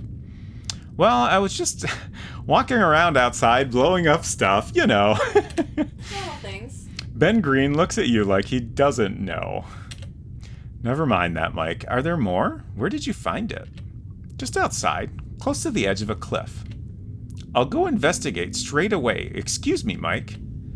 Okay, Ben, but be careful. Make sure you don't slip and fall. Yeah, I did that several times. Don't recommend it. I'll be careful, and thanks. He's gonna super die out there, isn't he? I feel like we should go after him. Oh! He stopped watering the plant, and I think it immediately died. Like a bunch of leaves fell off it.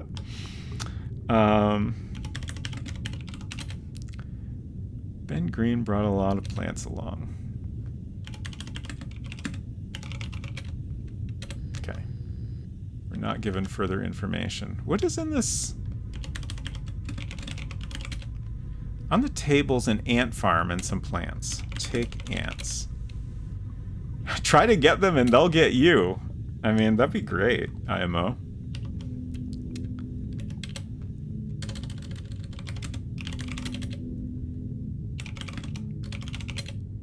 Okay, I had to try again just to be sure.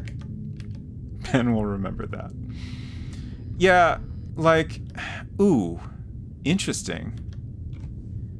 Most of the people have a picture on their nightstand. And it seems like Ben has a picture that's lying face down.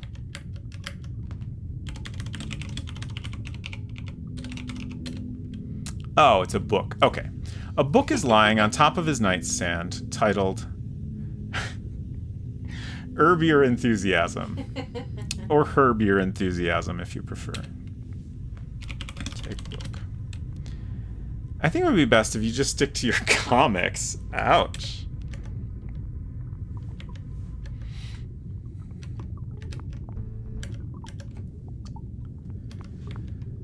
Alright, let's go after Ben and probably find that he has died. How many deaths have you found now? We're up to 6. We've fallen off a cliff. We notably were not able to blow ourselves up with dynamite, unfortunately. Much to my dismay.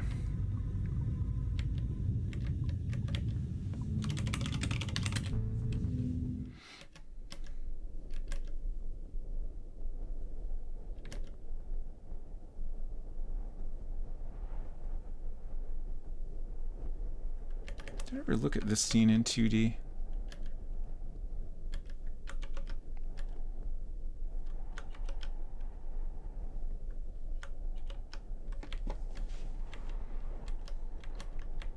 We're up to 147 points.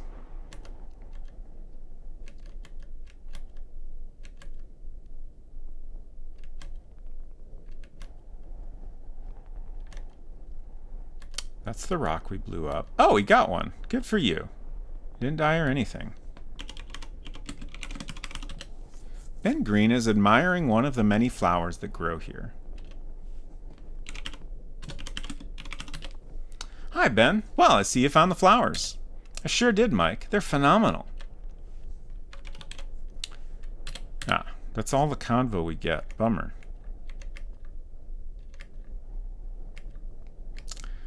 Slat Studio says, deaths are a lot of fun in the games like these. IMHO. I agree.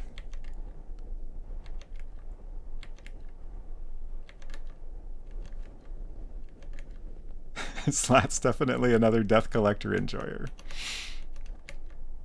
Push Ben. Oh no, do you think we should try to do a murder? I'll try it.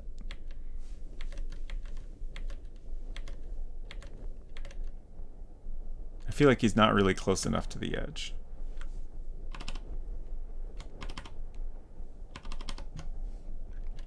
Trying to speed up. So I'm doing the key command wrong somehow. Push Ben.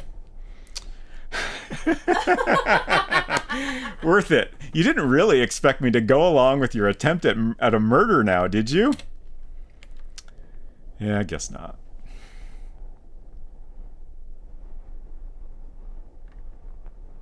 I already fell in this lake hole, right?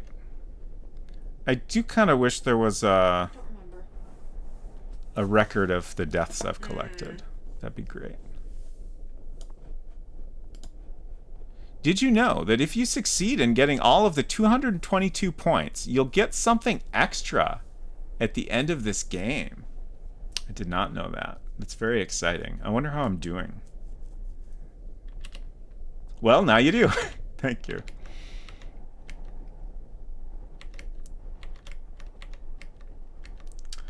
Ooh, Slat Studio says that's why BA Book 2 has a death page detailing your collection of deaths and even has secret deaths to collect. I love it. I'm so excited for that. Hello, Culinary Disaster. Great to see you.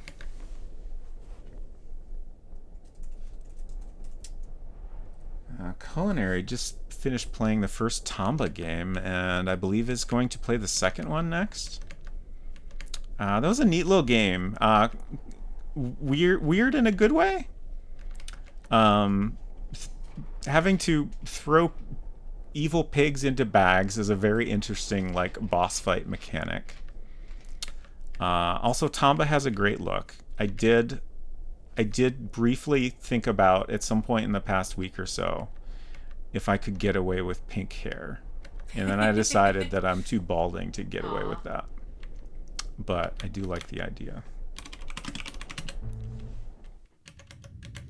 You could always try it and then shave it off if you don't like it. That's true. Remove coat. Or a wig, as Culinary suggests. Pink beard, ooh. Oh, that might be too much. Okay, so now what? I think I know now what. I need a bathroom break. I'll be back in a few minutes.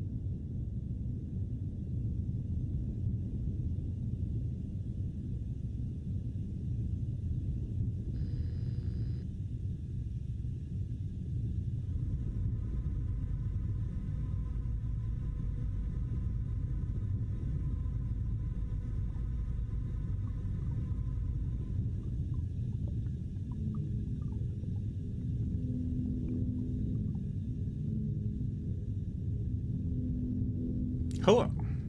Just trying to untangle my headphones. Okay.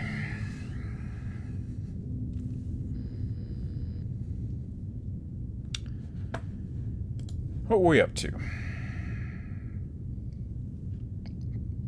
Trying to find new ways to die? Or were you actually trying to progress the game story? I mean, I'm up for either. I guess I'll just do the rounds again. I can't think of anything in particular. Oh, I should... Ooh, that's a mirror. But that's...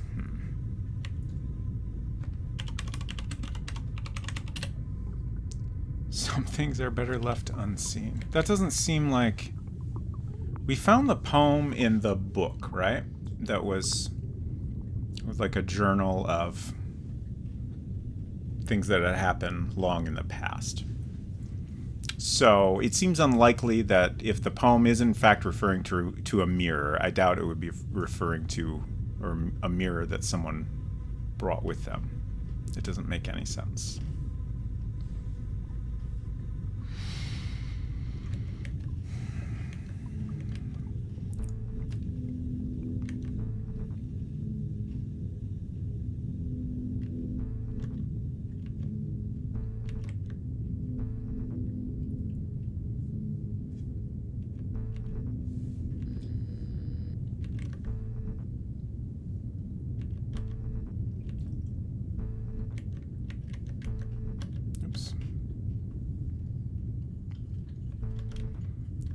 This is also a window.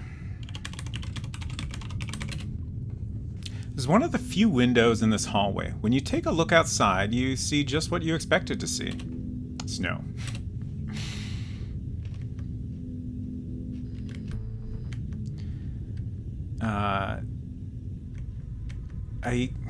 Chat is having conversation about how apparently none of the playtesters for Slat Studios game checked out the death catalog, which is just wild to me.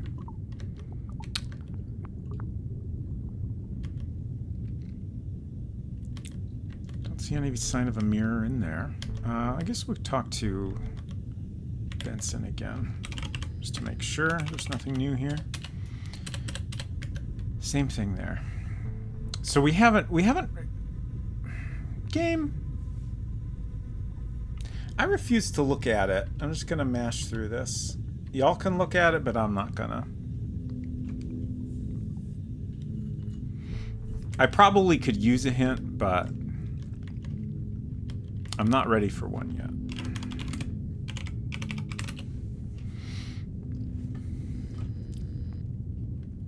Nothing going on up here.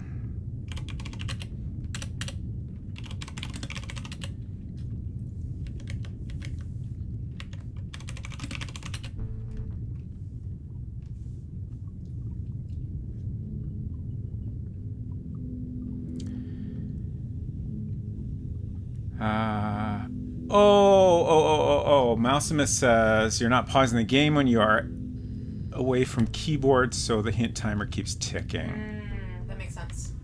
Yeah.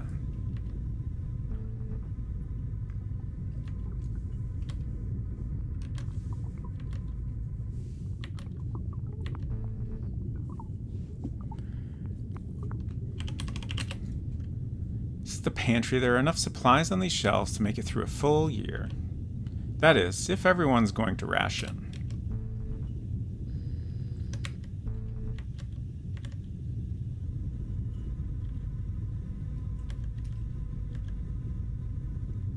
Davor says, I agree these hints are kind of off-putting. I like it much better when you're Nancy Drew and can ring up your friends for advice. Yeah. Like, in-game hints are great. Especially, you know, they let more people, you know, play the game and enjoy it potentially, right? But I would rather be in control of when I see those hints.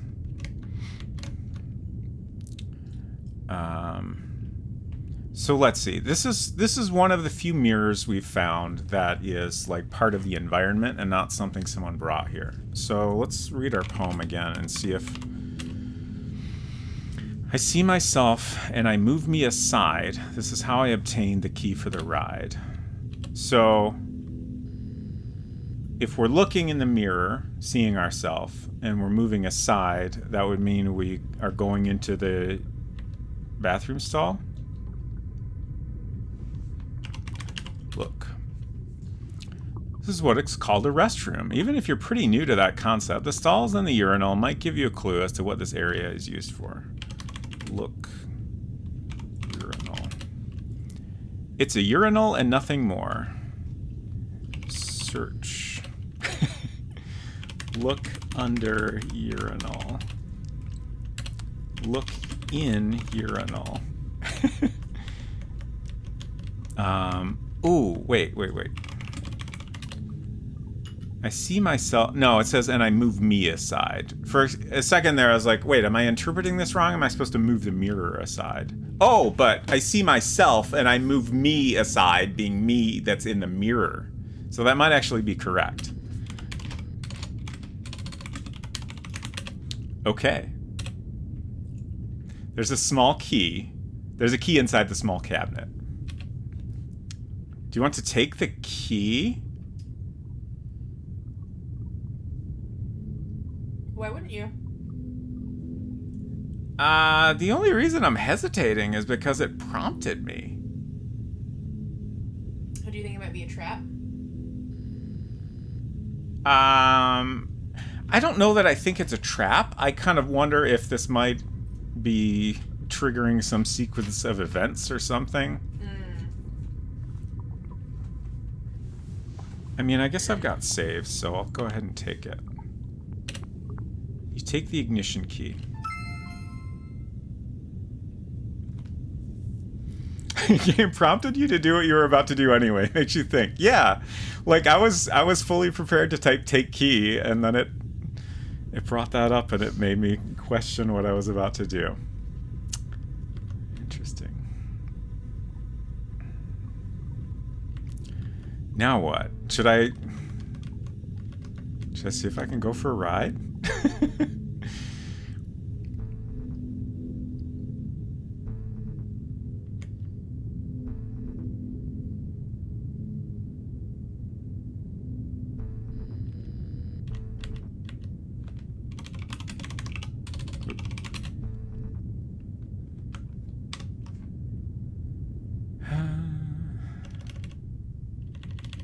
Probably don't need our very first save anymore. When your GM says, "Are you sure you want to do that?" What is your response? Yeah. Get on scooter. I think they call them snow scooters. Maybe later. Okay. Let's look at the key. It's an ignition key. You wonder where it'll fit. Honestly, I don't. I would be shocked if it's not for the snow scooter. 6-7 says, "I love to ask my players, how badly do you want that to happen?" That's great. So now what? We made progress, but maybe not presently useful progress. Oh. I did not notice there was a person in this bed. The bed is occupied by Watson, taking a well-deserved nap. Snowflake's sleeping beside the bed. Okay, that is an animal. Yeah, that's Snowflake, the cat. Okay, I couldn't remember what kind of animal was present. It honestly, it could have been an animal or it could have been a pile of clothes. It was kind of hard to tell. Sure. You're in the kitchen. This is Watson's domain. I feel like we haven't gone in the doctor's office or the lab in a little bit, so let's try checking those out.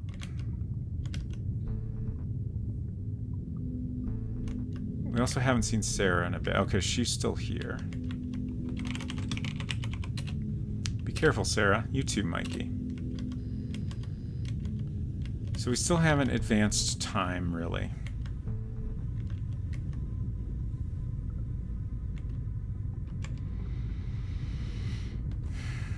I'm just remembering when the body sat up and wondering if there's anything I could or should try to do with the body. Poke body. I could set it on fire. Why would you do that? I don't know. I guess I just like to set things on fire in video games. Enough? Probably yes.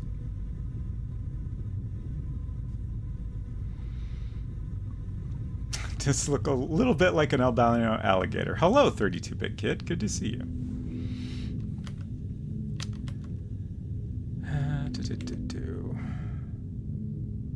Yeah, I can't really think of anything worth trying, but maybe we'll go in and just kind of examine the body. Wear coat? Is that right? Okay.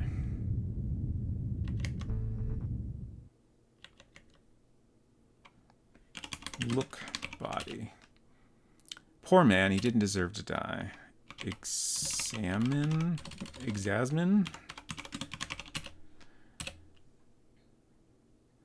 Remove cloth. Come again? Okay. Yeah, I don't think there's anything going on there.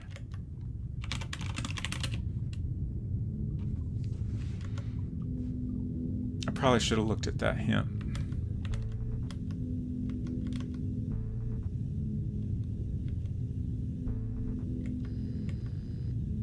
Let's see, what can I even... The only thing in my notes that we haven't figured out yet is the telescope lens.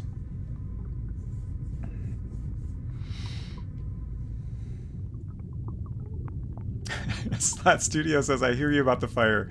Fusing a flame emitter to a boomerang in the new Zelda game is very fun. Oh god. Oh my gosh. 32-bit kid. Thank you so much for that gift sub to Deavor. Appreciate that very much. Deavor, I hope you enjoy your emotes and ad-free viewing. Another one? Oh my gosh. Thank you again for the gift sub to Cosmic Void. Hope you enjoy your sub as well, Cosmic Void. And thank you again for the support. Okay, so I guess I'm gonna look at this hint now. Thanks. What the heck? Trifecta indeed. Thank you for the gift sub to Slat Studio as well. All the lovely devs in chat are getting a gift sub. Thank you for the fanfare. And thank you again, 32-bit kid. Okay, I'm going to look at this hint. Reluctantly. Hear my advice, mortal. Someone or something needs picking on. Okay. Oh no. Oh no? I would just, you know, this seems pretty clear that it wants me to use the pickaxe on something. Oh. At least that's my interpretation of it. It seems extremely clear to me, but maybe I just have the wrong idea. But it says someone, which is a little upsetting. Or something. But there is a dead body I could use a pickaxe on. Like, I don't think that's a great idea. My hunch is that the someone is just to kind of Obscure. give you a couple possible interpretations Right. of needs picking on. What is a thing that I could use the pickaxe on? I mean, you could use a pickaxe on basically anything. I just thought of Owen kept looking at that wall. I wonder if we should try to use the pickaxe there. Thought? I don't really want to maim the body. Be honest with yourself, though. No, I don't. Okay. I would be happy to set something on fire, but I don't really want to maim the body. That's not a goal.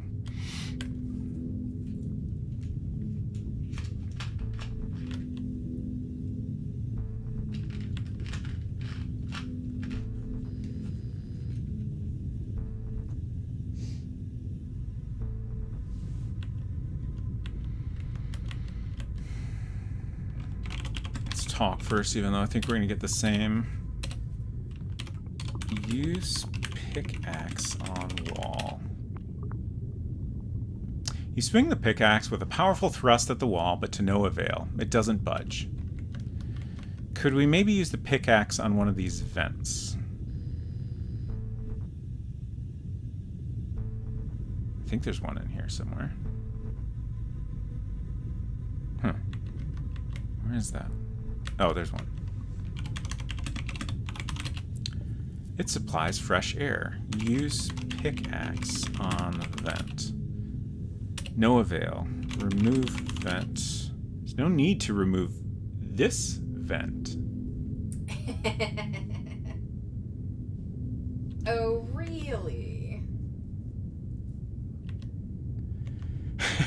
Dave says, it's not Spacer's fault that fire can solve so many problems. Thank you for your support. I appreciate it. Here's another vent.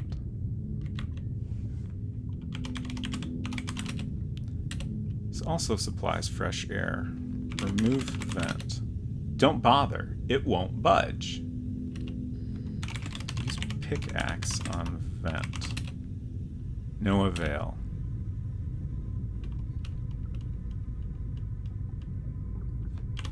Kick vents. Only imposters can use the vents. That's true. I was trying to think of how to formulate this this same joke, but I did not get there.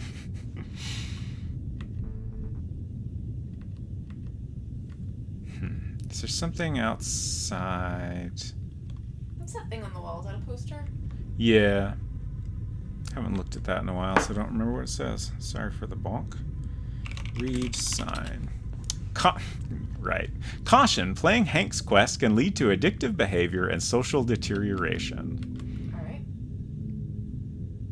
Is that a... Hank's Quest is another game from Femo Duo Entertainment. I was gonna say, that sounds like... That has the cadence of an in-joke. Dang it. There we go.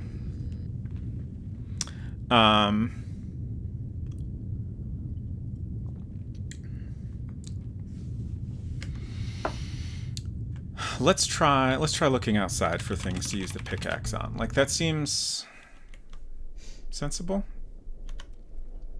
The only thing I can really think of is maybe now that we've gotten a flower and Ben has gotten a flower, we can use the pickaxe on the cliff edge for some reason. I don't know what the use of that would be.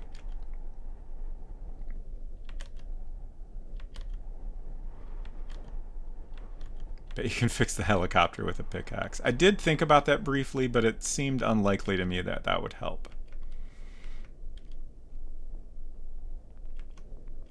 I don't think... I guess I actually tried using pickaxe on lake.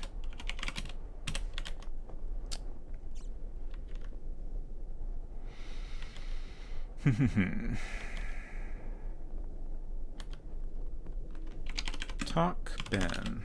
Hi, Ben. Well, I see you found the flowers. I sure did, Mike. They're phenomenal. Let me destroy them for you. Use pickaxe on cliff. No avail.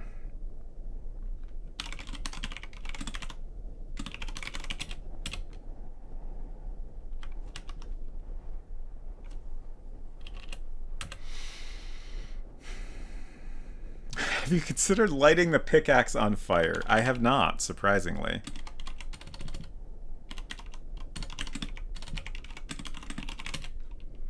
Although it would make a nice fire, you'd better not.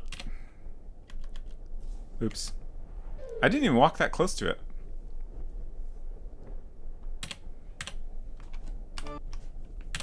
At least I saved.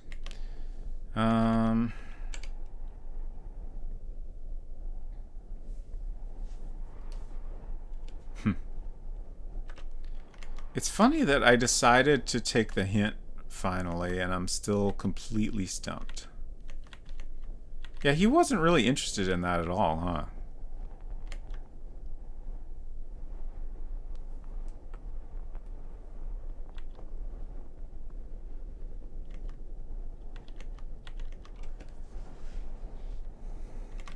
Could I use the pickaxe on this thing?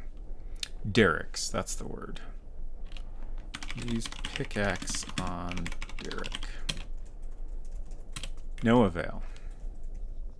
Why do they call it an oven anyway? Thank you, Mausimus. If you can think of a subtle nudge for me, I will take that, I think. should ask you to playtest this game. So many different approaches you're discovering. Fascinating.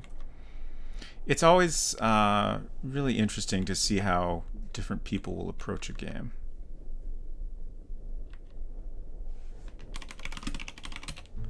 Also, like, honestly, sometimes even like the same people in a different context. I feel like, oops. I mean, obviously it's hard to say for certain, but I feel like when I'm streaming, there's things I overlook that I feel like I probably would have caught if I was just playing a game on my own. Wow, 6-7, that is a bold statement. I've never seen anyone work harder at an adventure game than Robot Spacer. Jeez. Oh, mausimus asked, what was the last change in the game you made? Found the flower and gave it to Ben.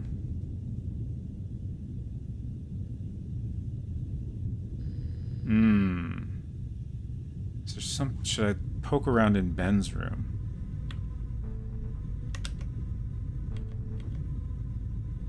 Not sure if that's what you're hinting at. Ben's other flower got set. Yeah, it did. I tried to investigate that a little bit, but... possible I didn't try hard enough? Also, is that the plant that was killing me? Okay, yes. The fruit! Is the fruit...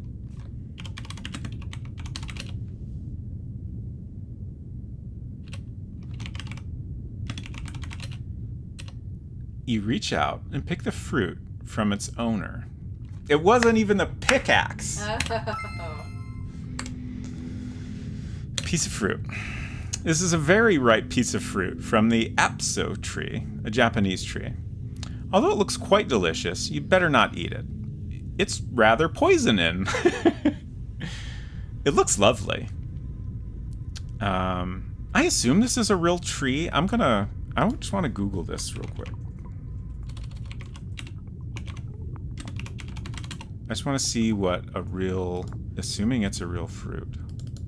I have a feeling it is not, just because, okay, I guess not. That combination of letters is not in line with my understanding of Japanese language. Like, you wouldn't have a B and then a TS-O sound. Okay, it's poisonous. I'm just thinking about what would we possibly want to do with this. We don't want to poison anyone, right? I mean, maybe you have to. Maybe something will happen and you'll need to do a poisoning. I'll just explore a bit. Okay. Yeah, like, I mean, I guess if we determine that the murderer is a real person, then we might need to poison them to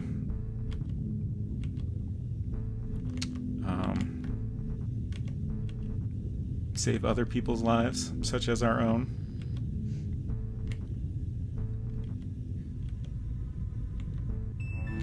Ooh. Yeah, maybe I am the murderer. Just another part of the hallway. You can go left or right here. Yeah, but what's on the ground? There's some dark stains on the floor. Look, stains. Again, there are oil stains here. Okay, thank you. Dang. I assume that if I had gone faster following that person, I still wouldn't have seen them. I guess I can keep going and see if they might be somewhere else.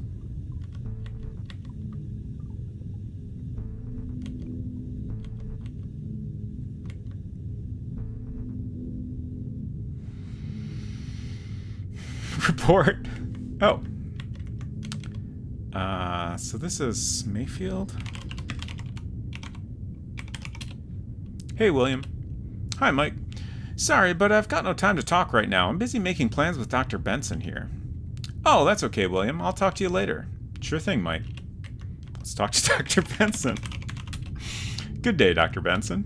Good day, Michael. My, you look rather pale. Have you been sleeping well? I manage, Doctor. Be it barely. Just remember to listen to your body, Michael. Give it the rest it needs. What if I will, Doctor. Thanks. What if what your body needs is a delicious taste of poison and fruit? I was just goofing. What did you realize? Well, I just realized there's probably a death we can unlock. I can't believe I didn't think of that sooner. It's embarrassing, frankly.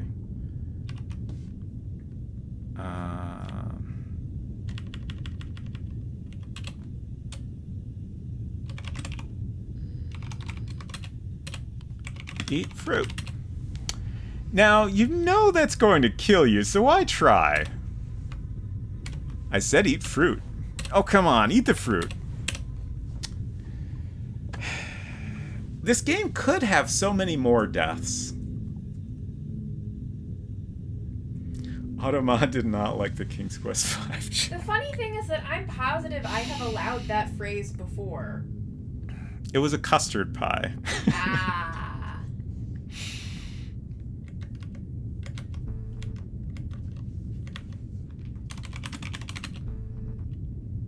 Oh.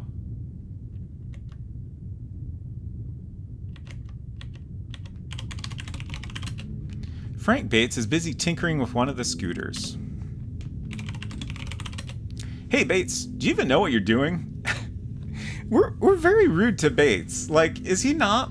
Like, I guess I don't remember what his job description is. But he seems to be the only one that has any ability to repair things, as far as I can tell, so... Ha ha ha, Goodman, you're the one who landed the chopper, remember? Or at least tried to. It took me ages to repair that thing. Sure did. Do you mean to tell me the chopper is now completely repaired? You got that right, Goodman. It's ready for takeoff. That's quite a relief. Lisa McIntyre seems to be quite interested in you, Bates. Yeah, so I've noticed. Are these snow scooters even working after all these years? That's what I'm trying to figure out here, Goodman. It looks promising, though. Listen up, Bates. I've got no time to talk now, Goodman. Come back later, will ya? That's okay. Get on scooter. Maybe later. Okay.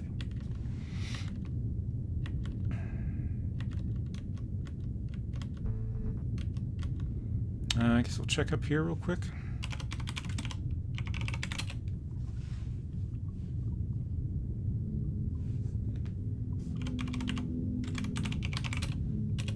I said look outside and the game said what? Where? Lookout window. They look pretty clean.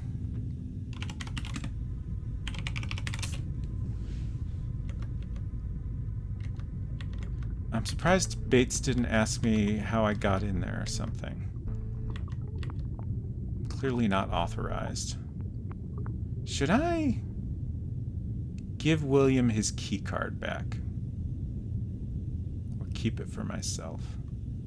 Oh, Watson's awake now. Let's save and try giving William the key card. I'm just curious what happens.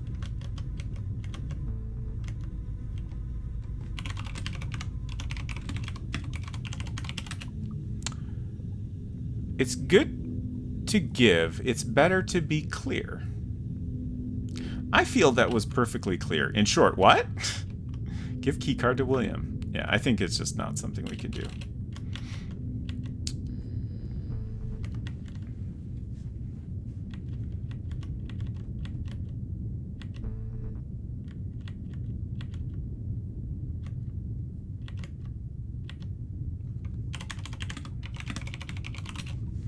Watson's busy stacking aprons. Hi, Watson. What are you doing? Hello, Mike. I'm unpacking this box of aprons. Ah, yes, I see, Watson. That's nice, Mike. A box of aprons is interesting, like... Why does he need so many aprons? Are they single-use aprons? Seems odd. Can I take an apron? Watson will miss it.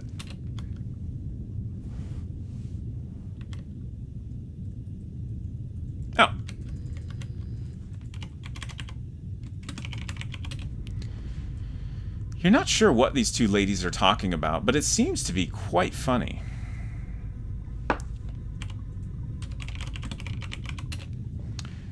They completely ignore you. You happen to overhear some words of their conversation. It's obviously about you and Frank Bates. You sigh and shake your head. Have you ever worked in a kitchen? Those things get filthy. Fair.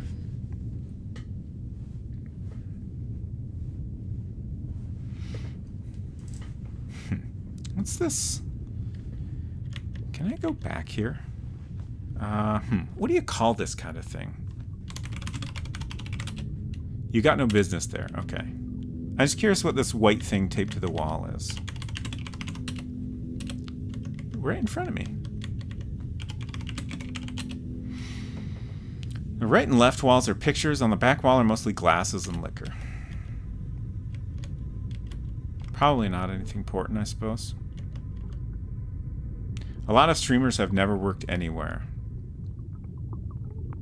I've worked a couple of places. It didn't go that well, though.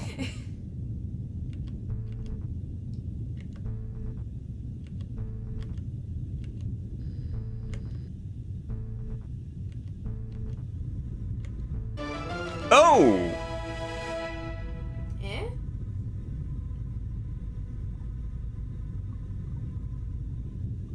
The ants? What? Oh, what no. happened here? My God, Ben? Is he?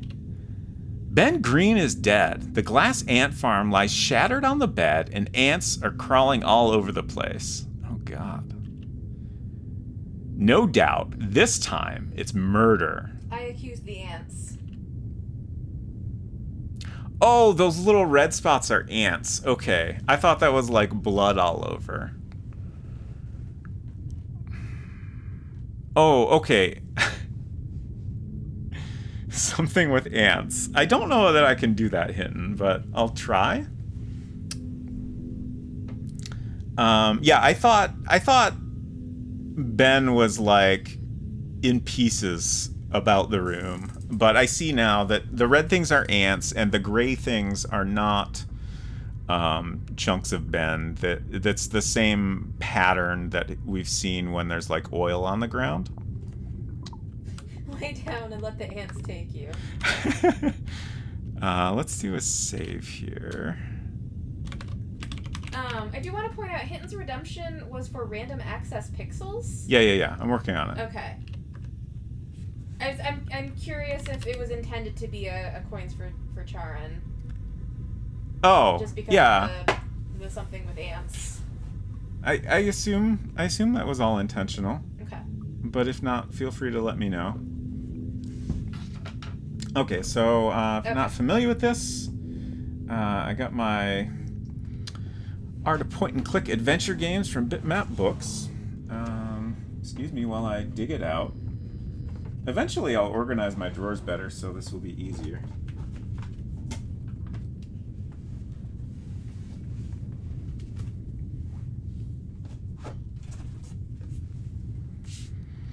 Okay, something with ants. I don't know how to accomplish that, but here's what I'll do. I'll pick 3 random spots in the book.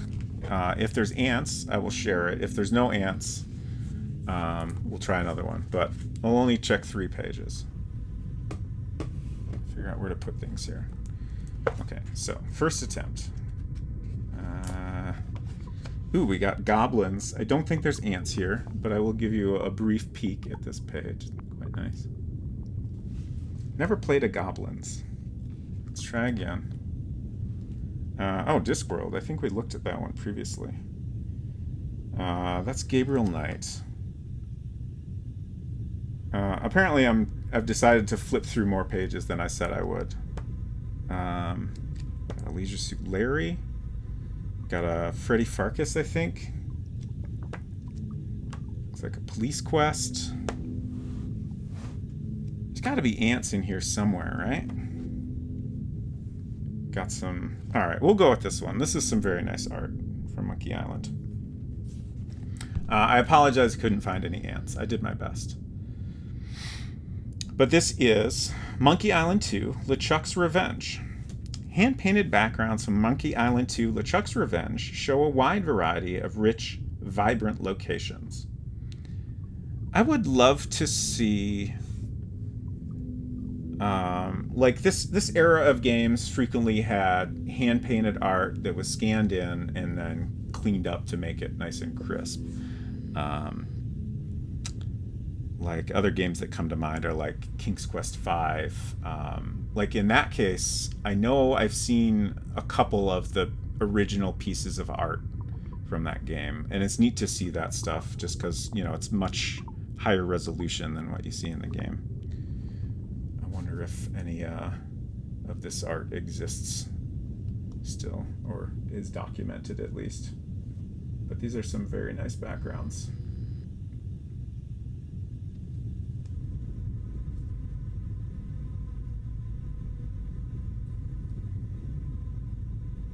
I was about to ask, is that a bean? But no, it's a weenie. Unfortunately. Still pretty good though. Big Whoop Amusement Park. That's a great name for an amusement park. Mm-hmm. Let's get another good look at this very nice house.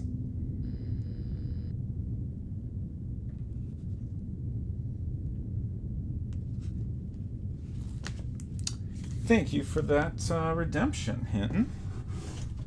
I, again, apologize I could not find any ants.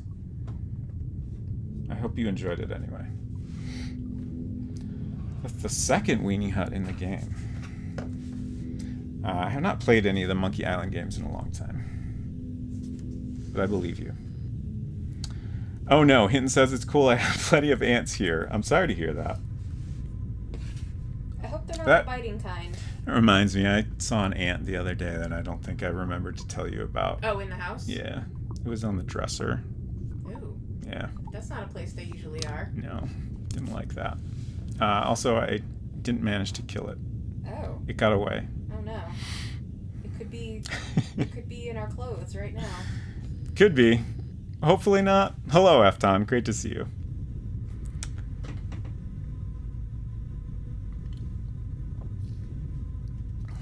All right. So, if you find any bugs, have any suggestions, comments, or simply want to kiss up, contact us at femoduo@hotmail.com. Delightful. Thanks to beta testers. Very good. It could be in your DMs.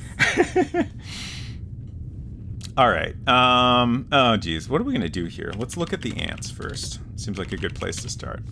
The ants have escaped their glass prison and are swarming around the room. Do you think we could die by the ants? I saved, right?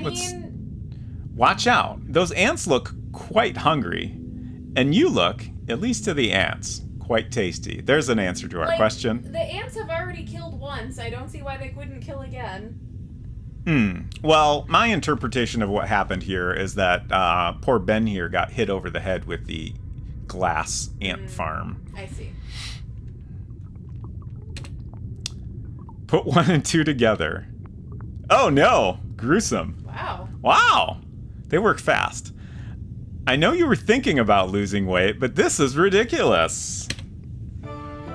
Thank you for playing Enclosure. Better luck next time. We're up to 7. Very exciting. 7 deaths out of 12, I believe. Sonneveld, hello. Great to see you.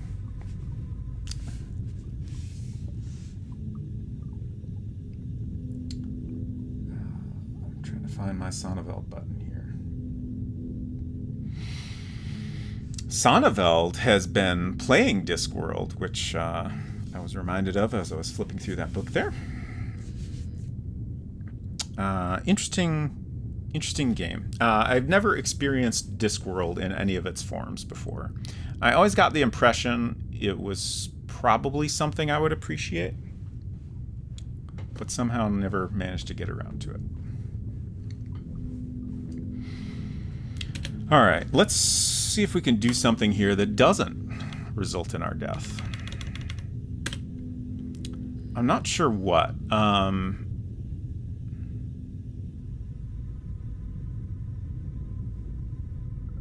Y'all are gonna laugh at me, but the only thing I can think of for dealing with the ants involves fire. I don't really know how to make that work, though. Like, it seems like we got to get rid of them somehow, right? We have a piece of fruit, fish, a couplet, box of matches, a fishing rod, a key card, an ignition key, and a pickaxe. The fruit is rather poisonous. Oh, do you think ants... Yeah, they would like fruit, wouldn't they? Well, I mean, they are like carnivorous ants, apparently. But it's worth trying. I feel like a lot of ants aren't that picky.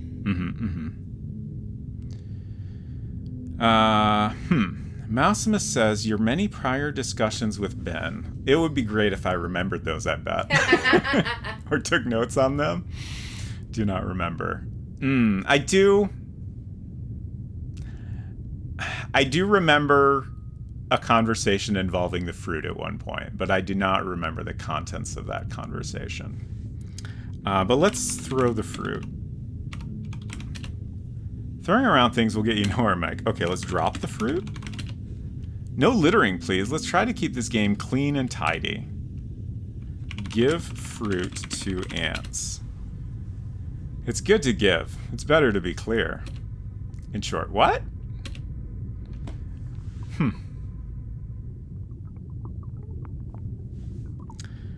Put fruit on rod.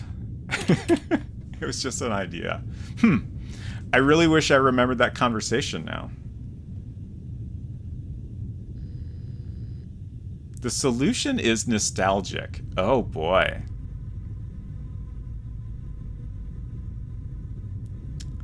Efton says, your fire is your answer for everything. It's really all I know how to do. Do you want ants? Because that's how you get ants. I mean, we already have ants. The ants are here. We need to deal with them in some way, I assume. Let's look at the floor. A lot of ants are swarming around on the floor. A pair of glasses are lying beside Ben Green's body. Okay, that answers my question about what the blue and white dots are there. I don't know why we would need Ben's glasses, but I assume we need to get them somehow. King's Quest? Are you suggesting we need King Antony to come help? I don't know that he's in this one.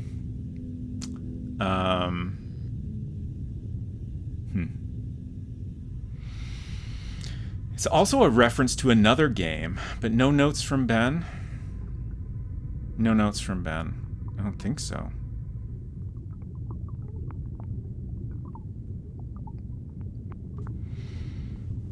You don't know he isn't in the game. I guess that's true. Call King Antony. I've never heard of a king.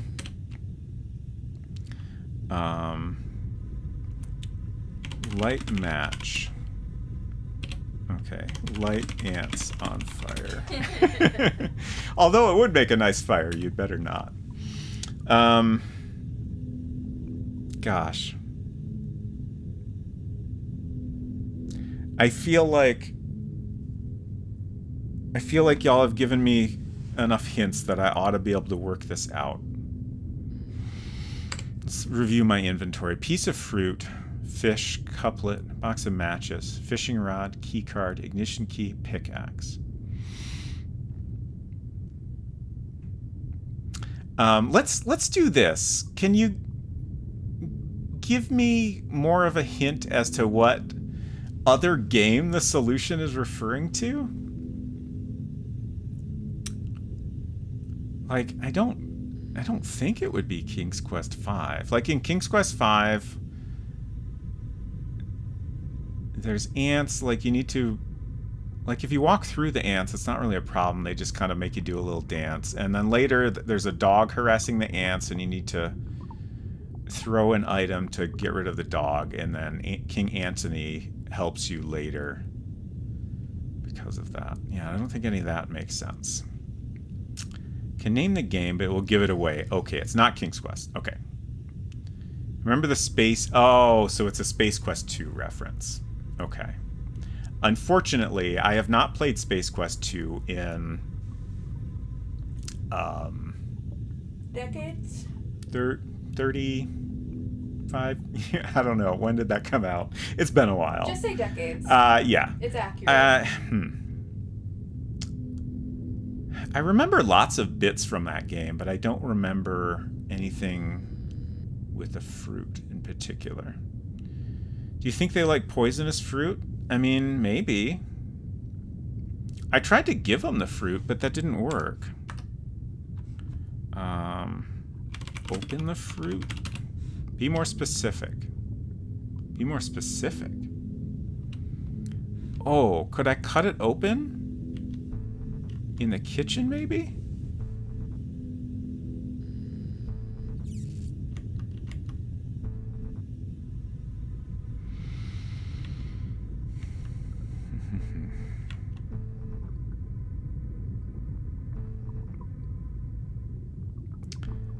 The solution is commonsensical. Wonderful.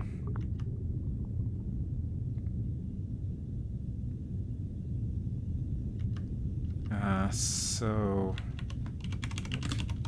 counter.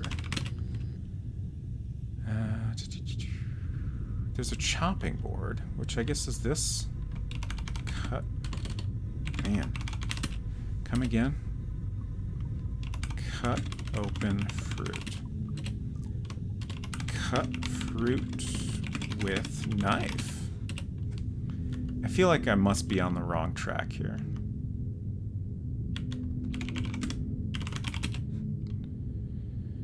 Leave it and you'll have a decent meal tonight. Okay. Are they fire ants? Would a fire extinguisher extinguish them?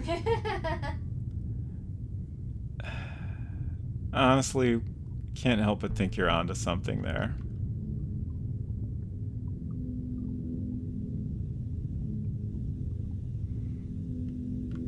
It certainly fits with commonsensical IMO.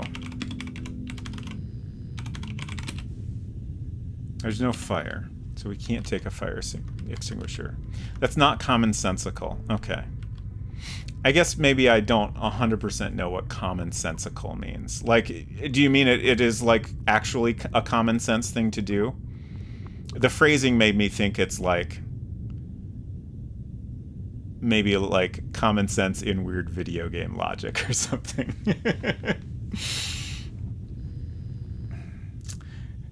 We need to give the fire ants kindling first, then we can take the fire extinguisher. Okay, so it's actually common sense. So how would you deal with a bunch of carnivorous ants in real life?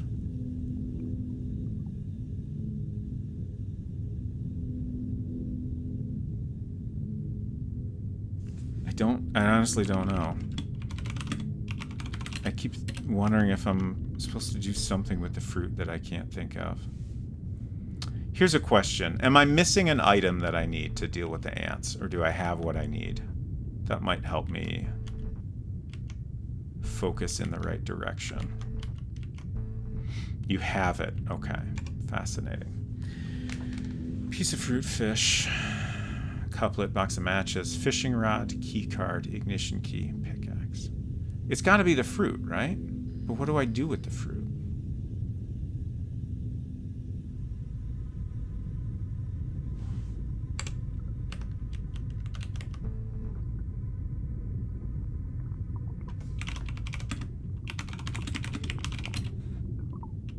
I can't throw it. I can't drop it.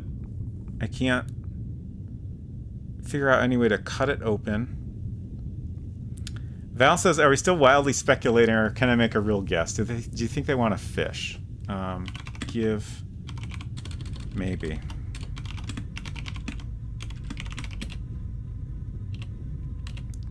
Drop fish. Seems to be the same issue. I can't figure out how to drop it.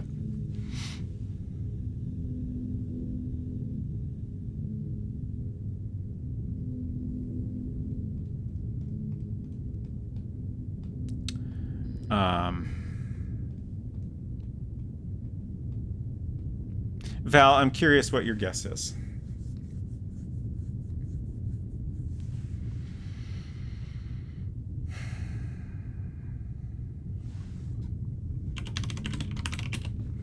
The ants have escaped their glass prison and are swarming around the room. I was going to say fish. Okay. I thought that might be the case.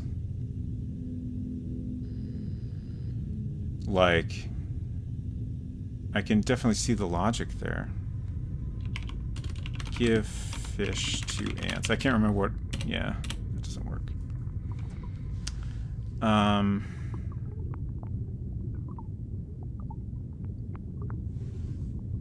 Do I need to, like, put it somewhere? Okay. I can't go... Okay. My thought was maybe I need to, like, drop the fruit somewhere in particular, like somewhere more out of the way. I thought maybe I could go along the bottom edge there without getting attacked.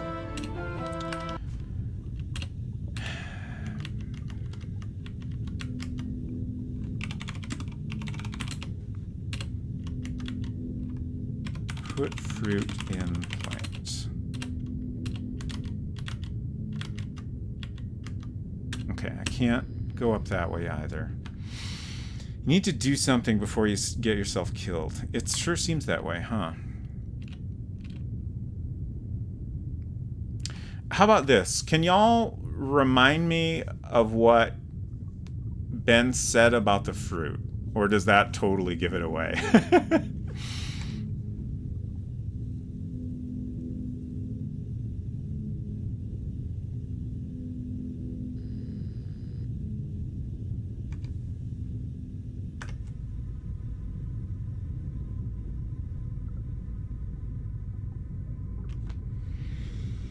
Rub fruit on body? Like, I thought about that, but it doesn't... Well, it does make sense, doesn't it? Yeah. You squeeze the juicy fruit till it's sludge. Then you rub the pulp on your body. Ben said exactly that earlier. Okay. Hello, my name is Mike. Good to see you. Indict ants for murder to re-imprison them. Huh. Interesting. They're not even attacking me? Take glasses. Okay. When you pick up Ben Green's glasses, you notice that one of the two lenses is broken. Lenses. If we're going to put a lens from the glasses in the telescope, that seems a little bit weird. But I suppose I'll accept it. You take out the one that's still whole and dispose of the rest. Look at body. He's dead, all right. No one can survive such a blow to the head. His glasses are lying beside him as a silent witness. Look at glass case. It's lying on the bed, broken. All lenses are the same. That's true, I suppose. Forgot that. Okay. That was Owen's room, right? So, all the way up. Oh, went 2 up. Talk to Chuck. I've got a confession to make. I love you. Russell. You haven't been here long enough to be talking to plants already, Mike. Obviously, I have. I don't know what you mean by that. You can talk to plants at any time. True. No one can stop you. Let's look at the lens first. This is a spectacle lens. Although you see no immediate use for it, the answer can be seen, even if it looks too far away. Oh, straight up hint in the item description there. Put lens in telescope. Okay. You carefully remove the broken lens and replace it with the spectacle lens. There. Now the telescope is ready to be used again. Let's save before this. Oop. Look in telescope. Okay. You pick up the telescope and carry it up to the watchtower. Oh. Where you'll have a much better view. Interesting. Oh!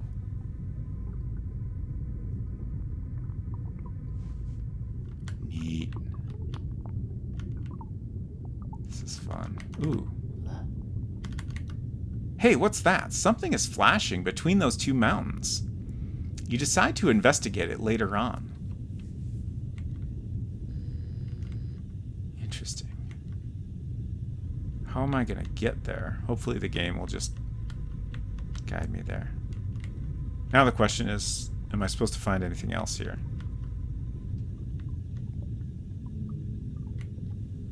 I found some snow.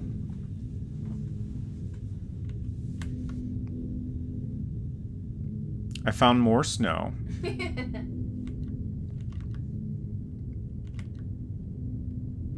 There's a lot of snow here.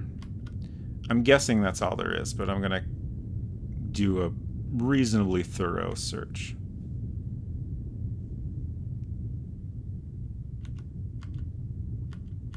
It's good to be sure. Okay. So I just want to take one last look at this sparkle here. Okay. Yeah, I don't know that there's like enough here to tell me anything. So I'm assuming / hoping the game will kind of help guide me there. You quickly return the telescope to Owen Carter's room before he misses it.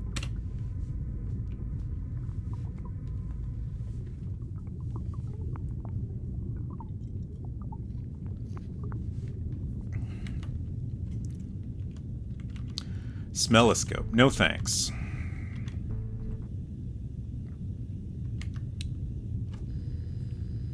Do not wish to smell the hurtling ball of garbage. Coat is good. I assume I want to go outside now.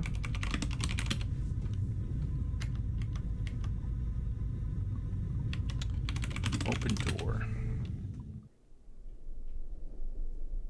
Go to shiny thing. That's probably not going to work. Look at helicopter. Ah, I spelled that wrong, huh?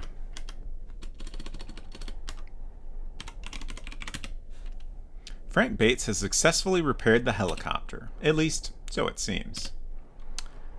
Get in helicopter. Can I just leave? Why are we not simply leaving? You don't need to go anywhere, Mike. Don't bother. Are you sure I don't need to go anywhere? How many people have died now? 2? Sounds right. Or wait. No, yes. Dr. Lee and now Ben. Ben, okay. I don't think there have been any others. Yeah. For some reason, I was imagining a third.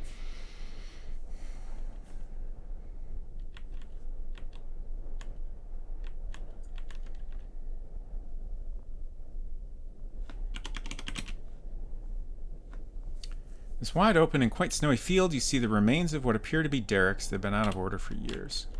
Just want to see if that would tell me anything.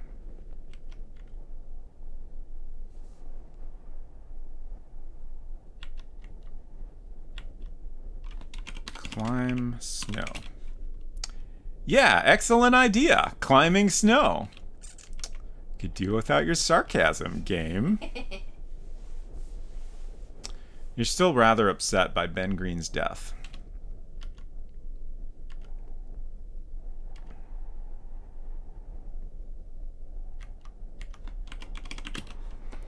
The road ends here, so better watch it. This large cliff provides an excellent view, though. So my flowers are growing at its edge, although the ladder seems kind of brittle. Look at ground. There's a lot of snow here.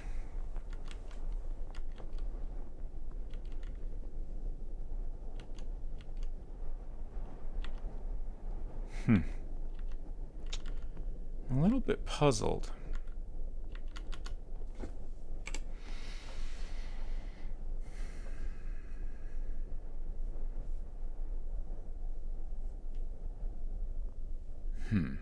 Pickaxe? I still haven't used the pickaxe for anything, right?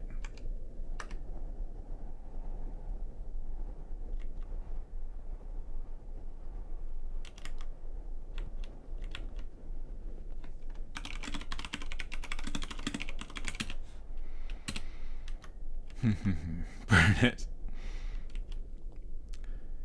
Like, the part that's confusing me the most, like, it seems like I need to go to where that sparkle was, but I don't see any way to figure out how I would get there or even what direction that would be in.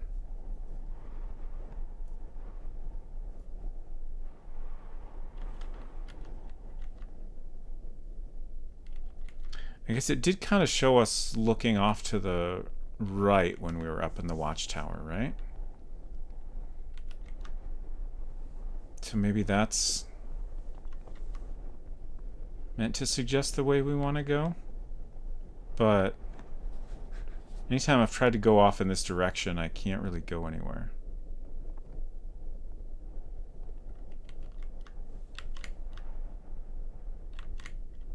It just kind of stops here.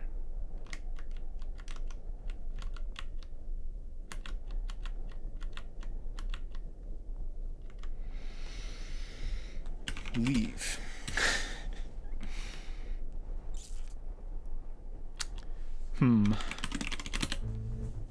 Maybe I'll try going around and see if we can find anyone to talk to.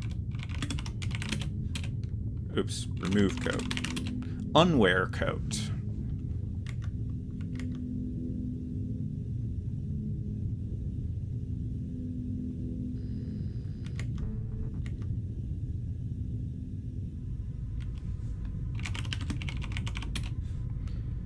They're still ignoring me.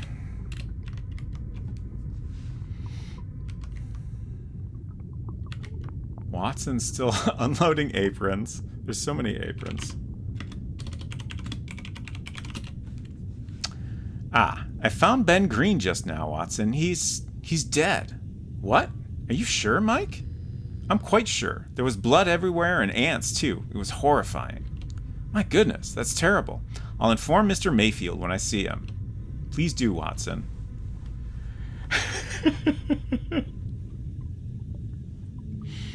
I'll let Mr. Mayfield know, but first I gotta finish unpacking these aprons. There's a lot of aprons to unpack.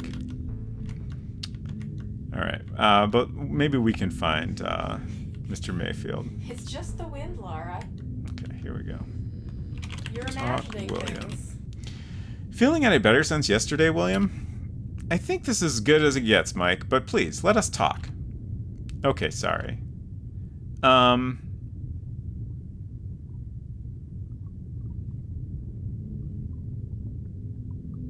I feel like a dead person is worth interrupting a conversation for. That's what you think, but to them, a dead person is just an everyday thing, and it is not notable at all.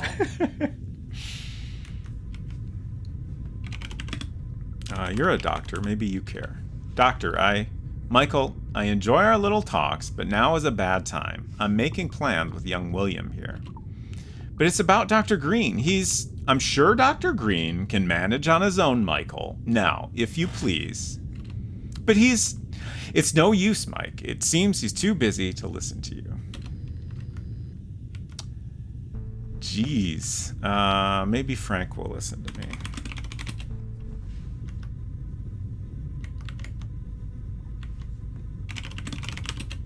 Listen up, Bates. I've got no time to talk. I've got no time to talk now, Goodman. Come back later, will ya? That's okay. Is it okay? I don't think any of this is okay.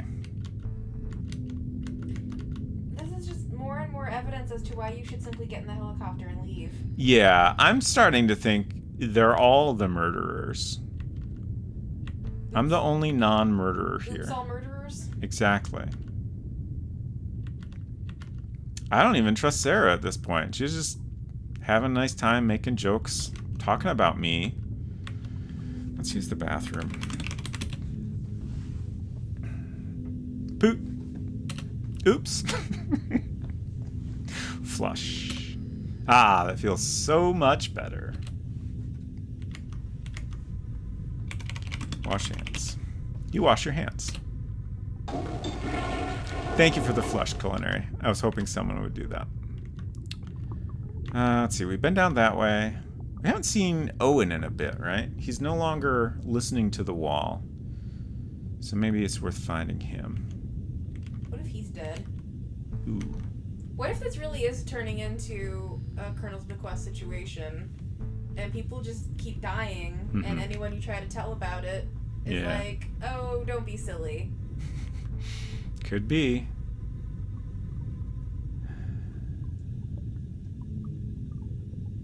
Just trying to think if there's anything else we could possibly do here. Can't really think of anything. It's our room.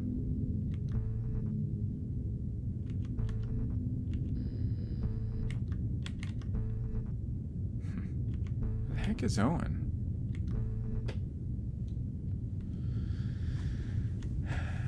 Also, I will say, we keep seeing a person, and that person does not look very ghostly.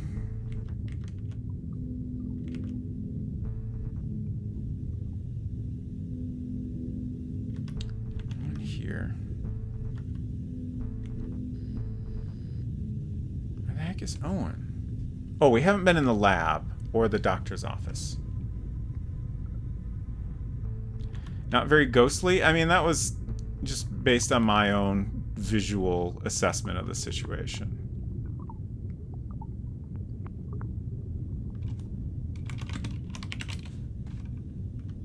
But I obviously did not get a very good look.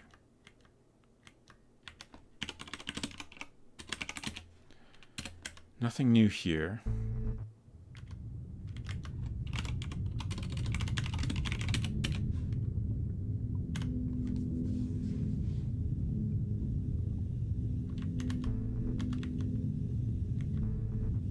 Ah, interesting. Look at Owen. Owen Carter is sitting behind the desk and is writing down notes. Hi, Owen. What are you doing? I'm taking notes, Mike. I'm trying to make a profile of our ghost. What have you come up with so far? Well, I must say, this apparition is one of the stranger kinds, Mike. What do you mean? How shall I put it? It's the first time I ever saw a ghost make actual physical contact. You're talking about the oil, I presume? Yes, and I'm not quite sure what to think of Dr. Lee's death either. I see what you mean, Owen.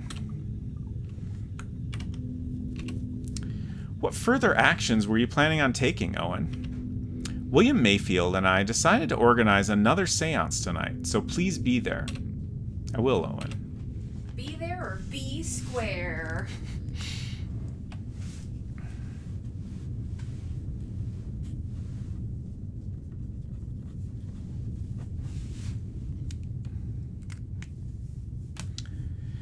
Owen seems to know like he knows what he's talking about.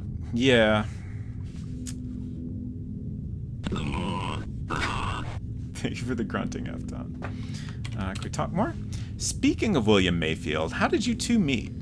It's interesting. We're now like talking about how they met and stuff. We still have not mentioned the other dead body to Owen.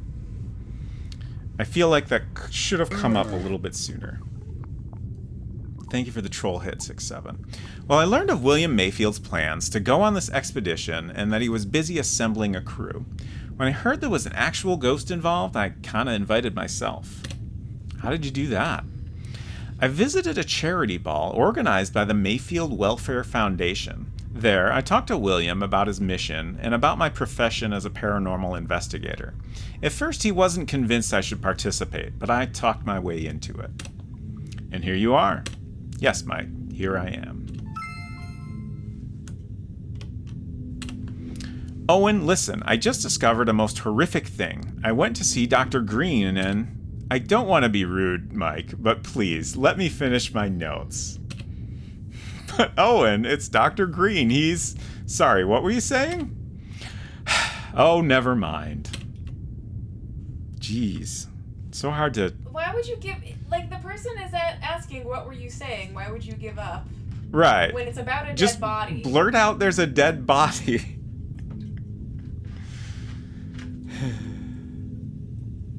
video games. Let's save. 23 Owen.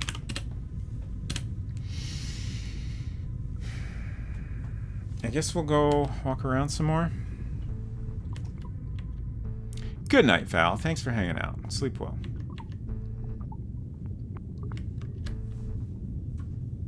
Okay, they're still chatting. The report button must be on cooldown. I'm guessing this is also an Among Us joke. I have actually never played Among Us. Oh, it's trying to give me a hint again. I don't think I want it yet.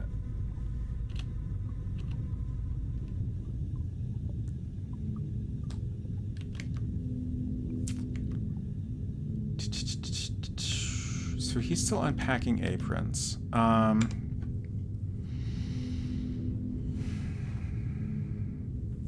The sparkly. Maybe I should go outside again. Maybe now that I've had that conversation with Owen. Is there anyone else alive that I haven't talked to? Talk to Owen. Try to talk to the well, let's go double check that they're still.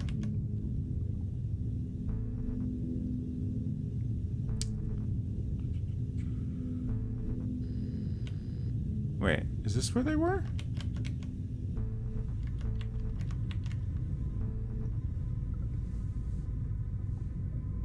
Maybe they were over this way. Okay, yeah. So they're still talking. So the doctor and William. Frank is busy doing repairs. Dr. Leah's dead. I'm just me. Ben is dead. And then Lisa and Sarah are talking. So yeah, there's no one. I tried to talk to everyone, and no one will listen to me about Ben.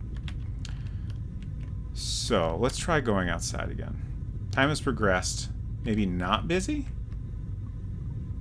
I didn't get the impression time has progressed. But I should try again. I'm sorry, William, but it's urgent. I just found Ben Green and he's... Mike, just please let us talk. But, it's no use, Mike. He's not listening to you. So this seems like the same response. Decide not to disturb the two men any further.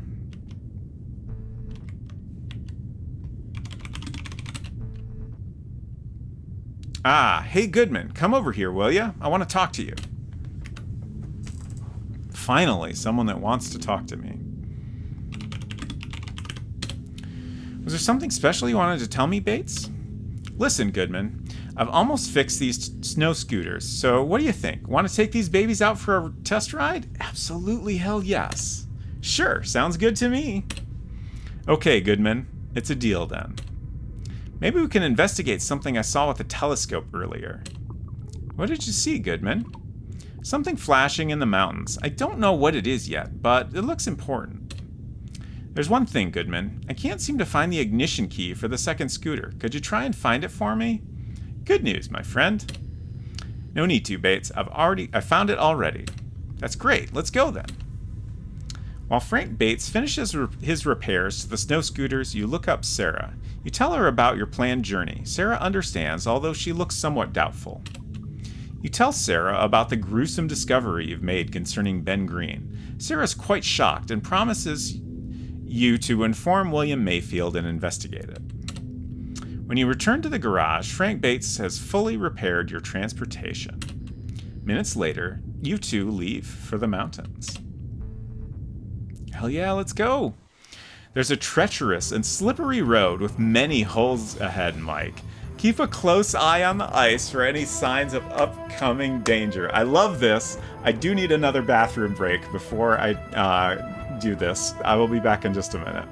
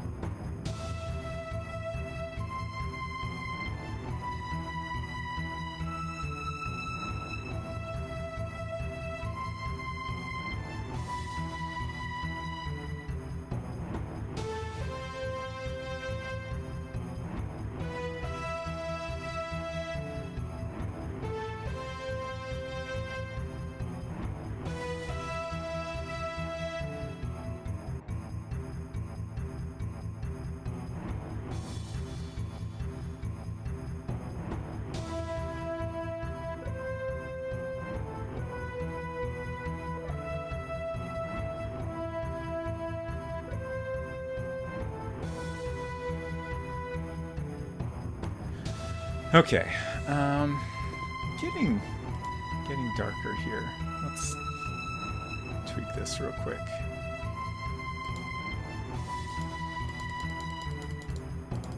I got a little too spooky. Alright, that's better, I think.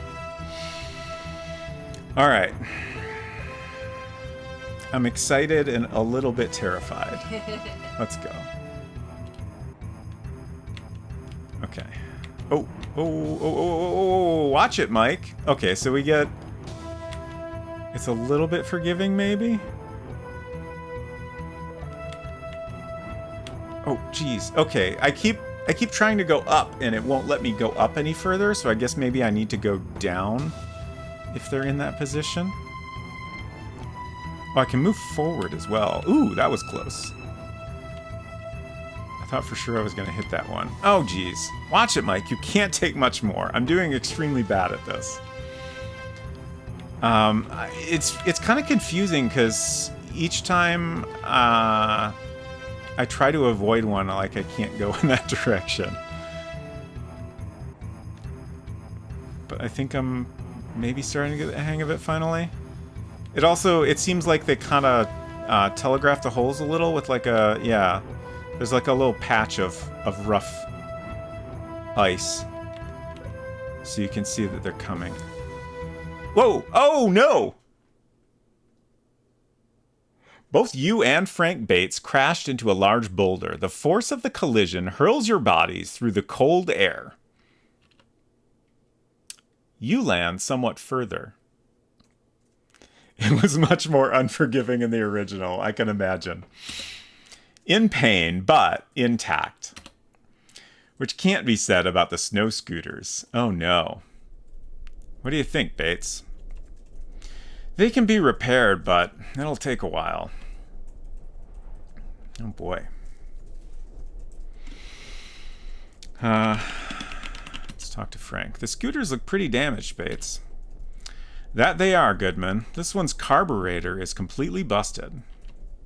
So we'll be here for a while, I guess. I'm afraid so. But not to worry, I'm a fine mechanic.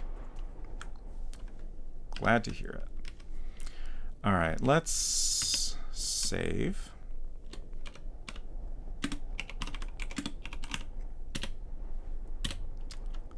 And take a look around. Don't go wandering off, Mike. You're bound to get lost out there. Okay, we'll take a look around in the other direction. I'm assuming we're conveniently close-ish to the sparkly we saw. This is interesting. What's going on here? Again, it's snowy, icy, and windy, but this time there's also a large cave present. This large cave is blocked by a solid wall of ice. The sun is reflected on its surface and almost blinds you. No doubt this caused the flashes you saw through the telescope. The pickaxe, of course. Use pickaxe on ice.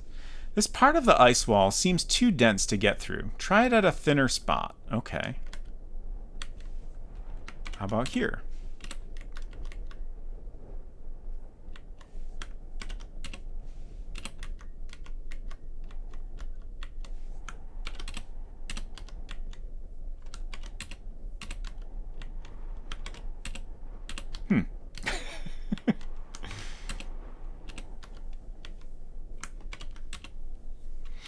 Is there...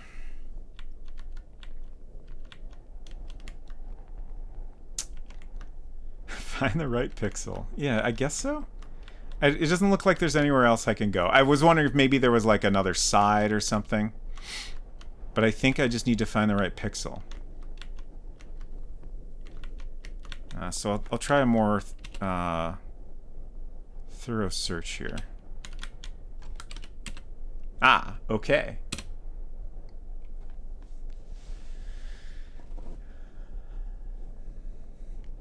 The pickaxe is useless now. You discard it. Oh. Huh.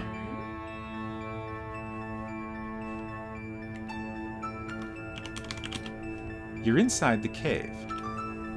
Here you see a horrific sight. 3 bodies are sitting frozen around what used to be a campfire. Also, there are snow scooters here, similar to yours, and they're in a very bad condition.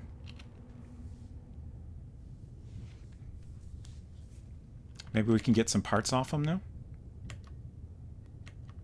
Oh, the 3D here is very nice. Off the dead people? No, off the snow scooters.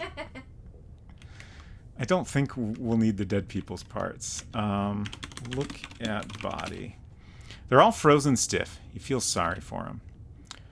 The woman of this party seems to be holding something that looks very much like a book. Take book. You try to get the journal, but it seems to be frozen to its owner. Instead of taking it, try reading it. Read book. You take a peek at the journal. Monday. We're stranded. Ooh, is this the same person that wrote those notes? Shoot, what was her... Something no. Monday, we're stranded, and because... Aria? Ariel? Something like that. We're stranded, and because I think we won't be going anywhere for the next few days, I've decided to start this second journal, just to kill time. I just hope time won't kill us. This woman must be Ariel now. Tuesday. David and Andy are still unable to repair the snow scooters. Personally, I don't mind staying here for the time being. At least there are no ghosts here. Wednesday. It seems the scooters are beyond repair, so we've tried to contact Mary to no avail, but I assume Mr. Mayfield will be missing us by now and has organized a search party. Friday. Still no sign of a possible search party. We're running out of supplies and it's freezing. David is sick and Andy's feet are completely frozen, so a walk back is out of the question. It would have been too far anyway. Saturday or Sunday. It's cold, very cold. I'm hungry. Someday. Andy and David haven't spoken a word for hours now, and they've hardly moved a muscle.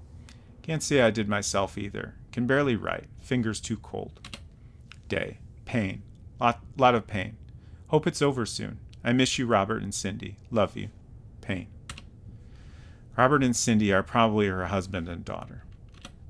Day. Ghosts? Is that you, Robert? Cindy?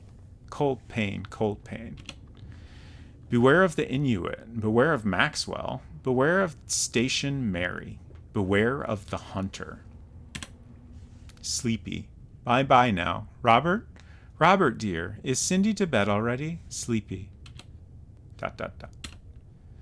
Poor woman. But what's with the warnings? It's getting stranger all the time.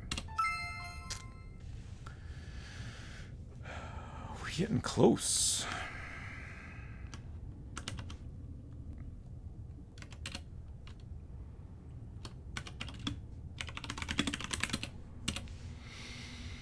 Okay.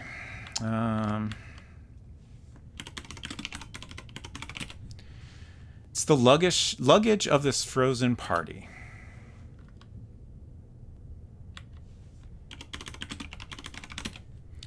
All the cold snow and ice did little good to these scooters. You can't ride them anymore, but they might still contain something useful, however.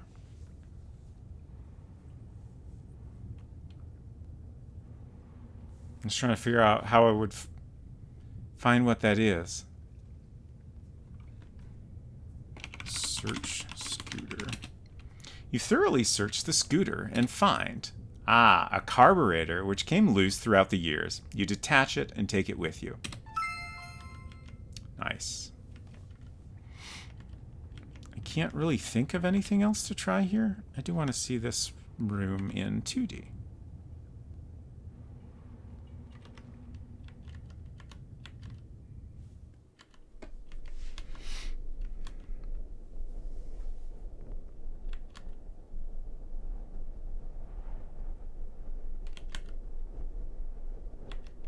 Good news, Frank. How long will it take you to fix the scooters, Bates? Well, I think I'll be a while, Goodman. Maybe you can scout around a bit in the meantime? Yes, I think I'll do that. Well, let's look at it. Carburetor. So one of the carburetors you took off one of the... This is the carburetor you took off one of the scooters. Give carburetor to Frank. Look here, Bates. I found a carburetor. What the? You actually found one, Goodman. That's great. It was nothing, Bates, really. For the time being, you decide not to tell anybody about your findings. That's an interesting decision.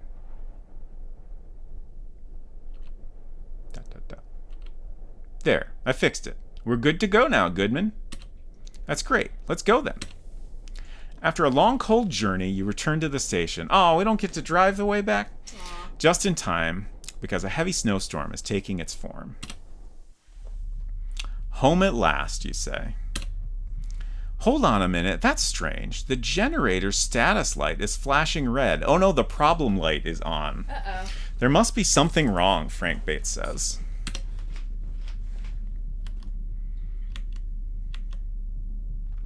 Yes, there's something very wrong, Goodman. The display tells me that the reason of this alert is overheating.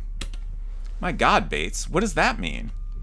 It means that if I don't fix this problem at once, the generator will explode. Holy Mary, can you fix it? I'll try, Goodman, I'll try. Oh gosh.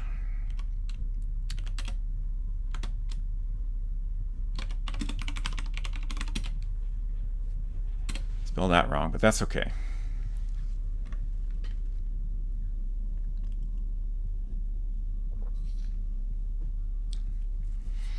Okay, let's talk to Frank some more. Making any progress, Bates? I was thinking we would ask if he needs help, but I guess that's okay. I'm working on it, Goodman. Okay.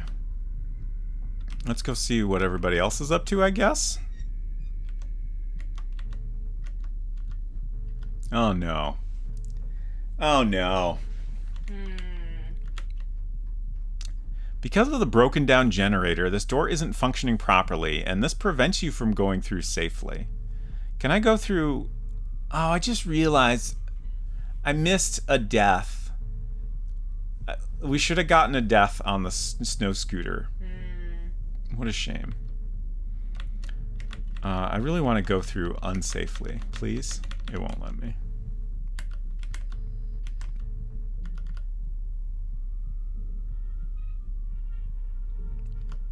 Oh, what? No. Sorry? What? This section is part of the hallways. There's a water cooler in one of the corners. The door leading north has oil around it. You hear some printing noises coming from the control room. You decide to investigate it first. What does that mean, printing noises? To me, that means dot matrix printer. That is what I'm hearing in my head. But what signifies? What is the significance? What is the significance? Yes. I don't know. I mean, there's something is happening in the control room, I think is the important part. Look at printer? Never heard of a printer. Currently in the main control room, this is where Frank Bates controls the safety of the station. One of the monitors is printing like crazy. Oh. Well, that's not what I expected at all. Look at monitor. What would that sound like? That would... Yeah. Is it just like beeping noises? Oh no! Frankly, I would love to. It's just printing "Get Off My Land" over and over. Oh, Mausimus says, yes, scooters and also the first landing. You can redo those later. Well, that seems bad. Oh, no. Oh, okay. I didn't think I was in control there, but I was actually. I think this maybe what happened earlier is like he starts walking on his own a little bit, and I don't realize that I can stop it. Okay, so I probably can't. Censored. Oh, no. Eh? Oh. Wow, that door makes a nice guillotine, but I can see you've already found that out yourself. Thank you for playing Enclosure. Better luck next time. At least we got the door chop I was hoping for. We're up to 8 now. Unfortunately, we have to redo a little bit, but it should be easy enough.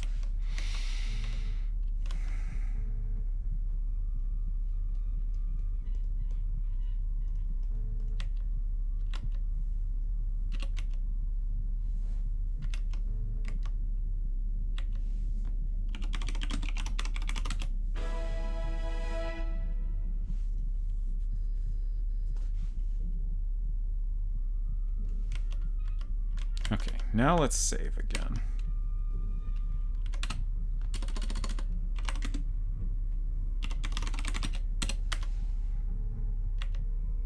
So I could go north here, but then I can't go further. Okay, there's a couple rooms I can go on the right, though.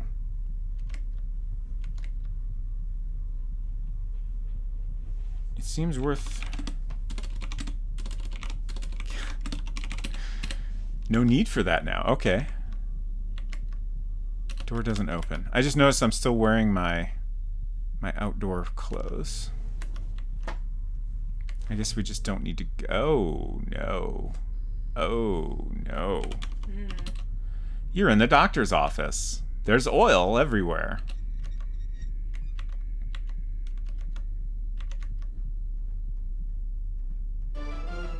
My God, it's Dr. Benson. He's been badly mutilated with a scalpel. Get off my land, it says on the walls. This is the operating room. Here you see the dead body of Dr. Benson. His blood is smeared on the walls. Dr. Benson has been cut up terribly with a scalpel, which is still sticking out of his chest. Can I took the scalpel. You sturdily pull the knife out of Dr. Benson's chest. The hefty tug makes his lifeless body briefly move. Sorry, Doctor, you mumble.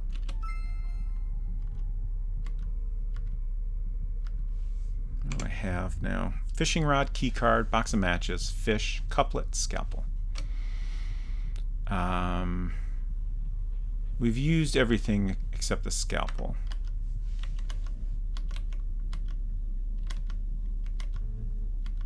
So we can't go that way. Well, safely.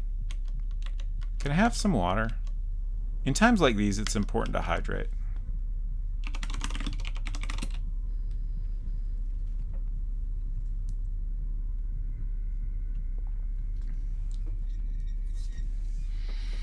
So the native spirit wants you off their land, but also writes you a message in English. Yes, that seems... that seems to be what might be happening. I do think there's a decent possibility that someone is merely taking advantage of that whole backstory. That is very Scooby-Doo, actually. Sure.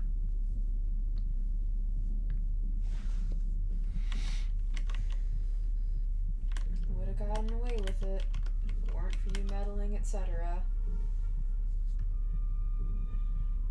This door is not working because of the malfunctioning generator and is blocking your way.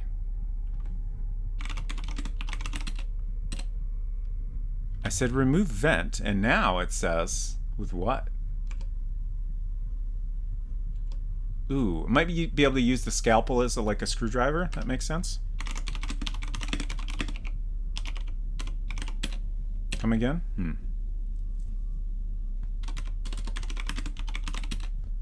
What? Open vent with scalpel. Okay, so not the right idea. Can I find a screwdriver in the garage maybe?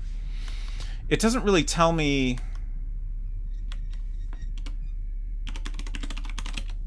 Supplies fresh air. Like it doesn't tell me anything about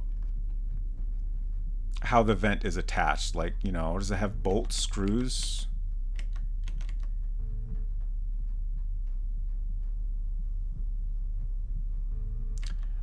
So that's like I guess we haven't gone up in the watchtower since we got back, but we've gone most of the places we are able to access right now, I think.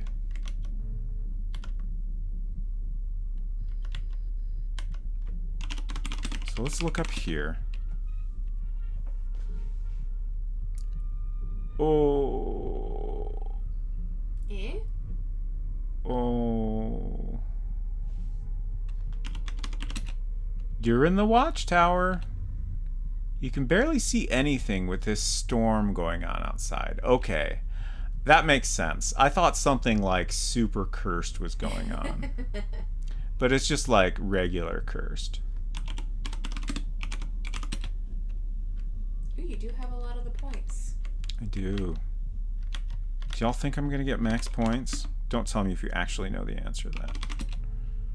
But otherwise, feel free to guess. I think you can do it. Oh, should we do a poll? You mean a prediction? Yeah, prediction. That's the one. He hasn't finished working on the generator, so where is he? I think I skipped through a dialogue box without reading it. Apologies. Frank has gone missing. Can we take a screwdriver? I've never heard of a screwdriver. Can I take a wrench? These tools don't belong to you. Leave them. Okay.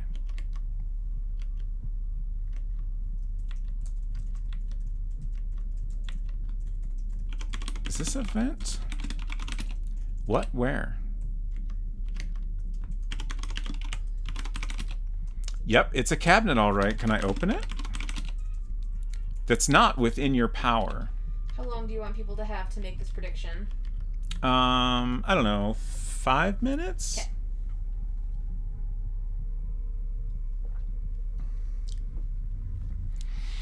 Count Error says, just finished interviewing someone. Silly work taking all my time. That's very rude of work. They should know that I'm gaming right now. But I hope your interview went well. Prediction is live. Everybody get your gambles in. Oh, Hinton says, yes, I believe in you, but I refuse to gamble. I appreciate and understand that. Completely fair. I can't think of anything we could do in here. I've tried to do lots of things in here and it won't let me. Let's take another look at the logbook. Nothing interesting.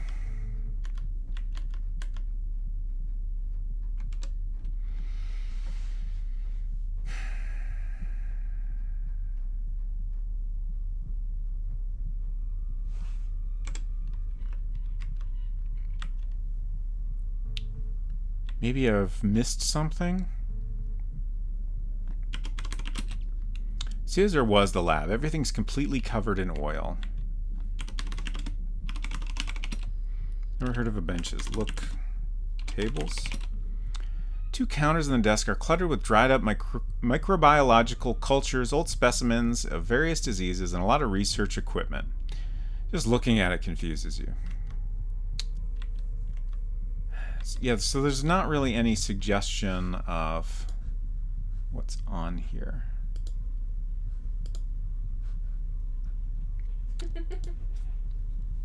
I'm just looking at the prediction results here. I see most of you have faith in me. I appreciate that. Culinary says, I've got 100k riding on this, Mr. Spacer. Wow, you have so many points. I hope you don't lose them. I will absolutely do my best. I can't think of what to try here.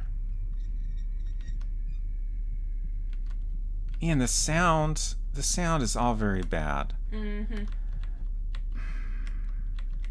Oh.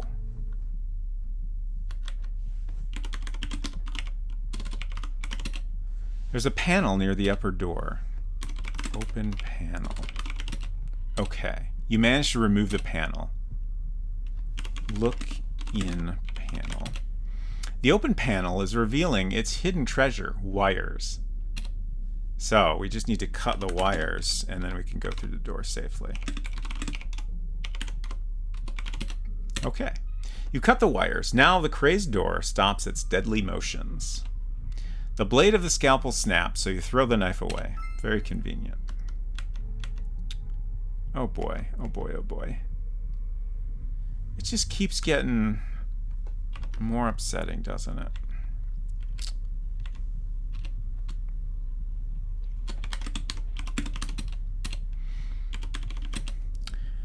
This is one of the hallways. The walls are smeared with oil.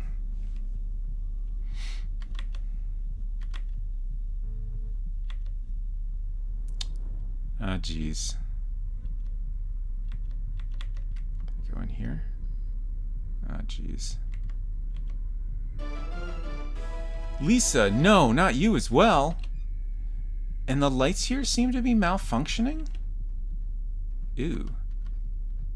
I love the spurting urinal animation. That's great.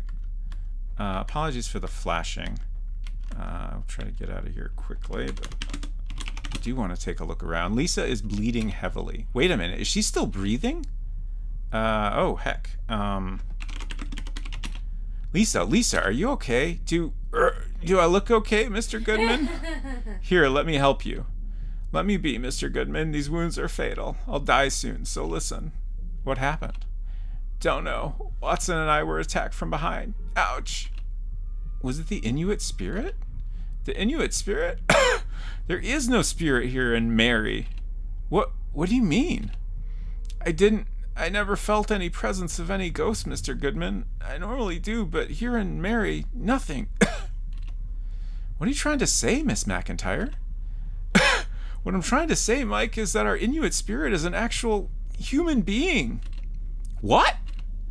You heard me. All this killing is the work of a man or woman. But why?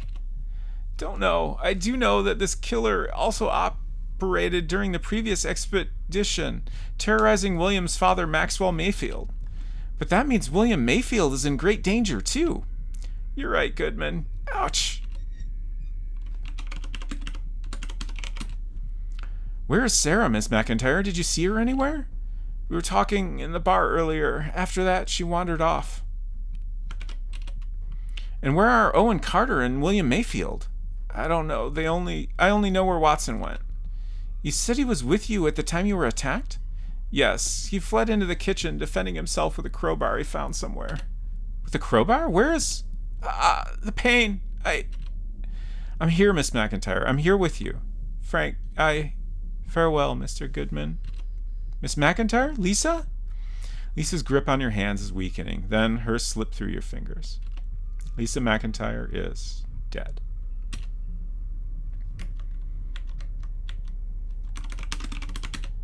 Not now. I can't open the door. I was just curious because that one was cracked open. Okay, we're probably done here. Thank you for the UGG culinary. Thank you for the flush, Efton. My God, Watson, no! Things aren't looking good here, y'all. No, his aprons! Oh no! Well, actually, they look like they're still tidy on the shelf. A miracle. Watson lies motionless on the kitchen island.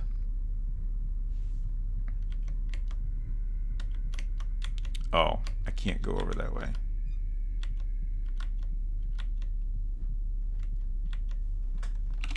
Wasn't this an apron? They're of no use to you. Can I take the ladle?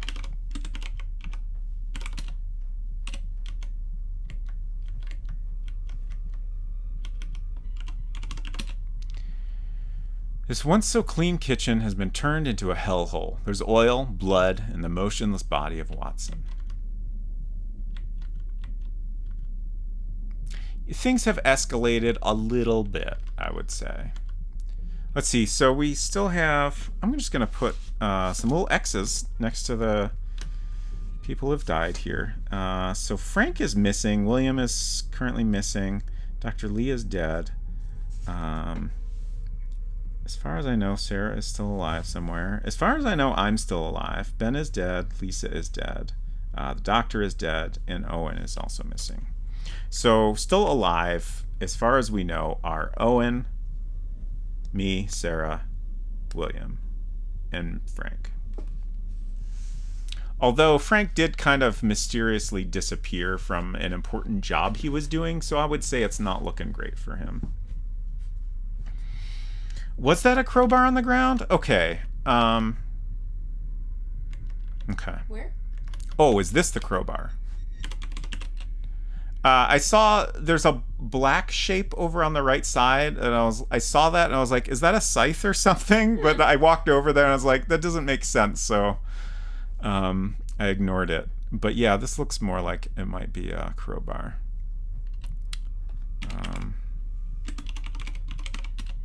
You're not close enough. Is this not actually it?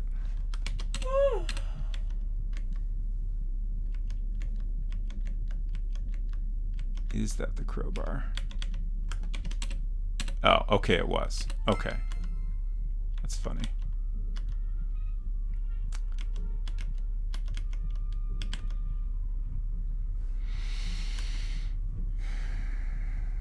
Yes, we did check the control center.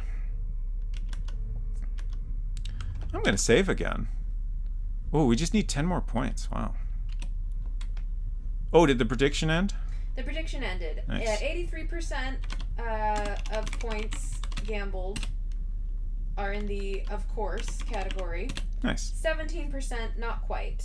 Okay. I can't help but wonder if the not quite votes are all from people who have actually completed the game. As part of the hallway takes a turn, there's a door to the dining room here. There's a lot of oil here, and the way to the west seems to be blocked. Okay. But there's like an opening in the wall. Is that... Look at wall. Part of these walls are completely covered with oil. The passage to the west is blocked by the broken down wall.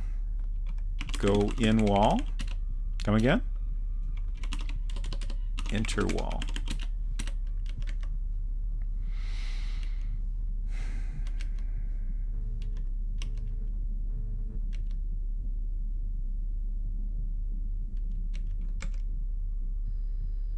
Crowbar. Oh!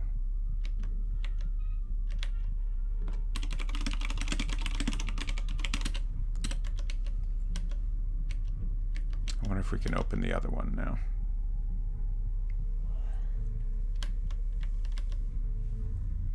A cold draft is blowing through this hallway. That's very interesting.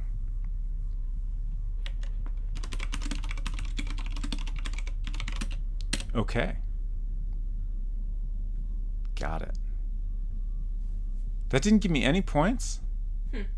Fascinating. Go in vent.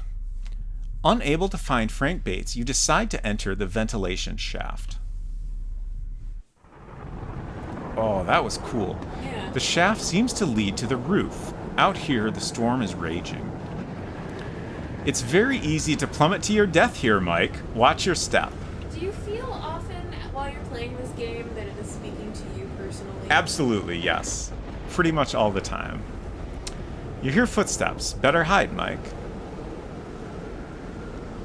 Also,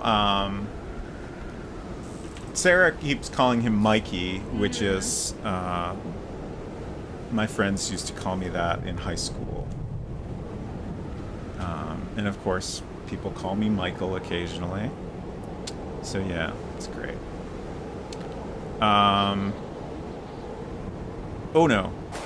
Oh no! Well, we got a death, which is great. I was actually thinking I should save or something and then try walking off the roof. In a reflex, Owen Carter pulls the trigger. Slowly, your body temperature starts to match its surroundings. Thank you for playing Enclosure. Better luck next time. So we're up to 9 deaths. Thank you, Hinton. No points for easy puzzles. I guess that's fair. All right.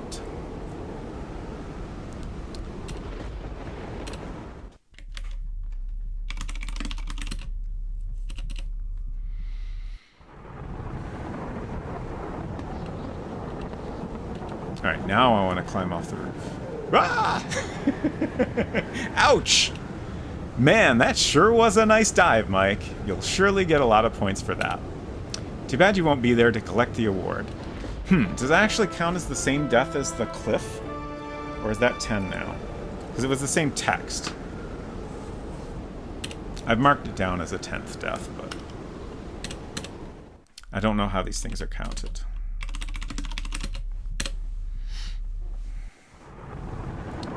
Okay, so what do I actually want to do here? Obviously, I want to not get shot and not walk off the roof. All falling counts as a single death, so 9. Okay, thank you.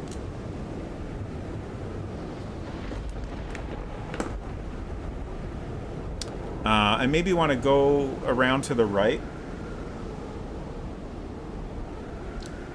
to stay out of sight.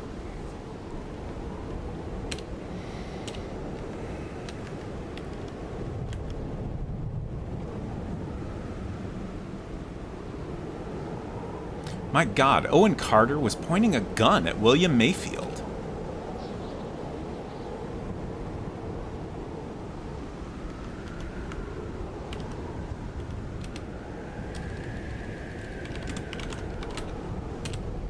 Do I have...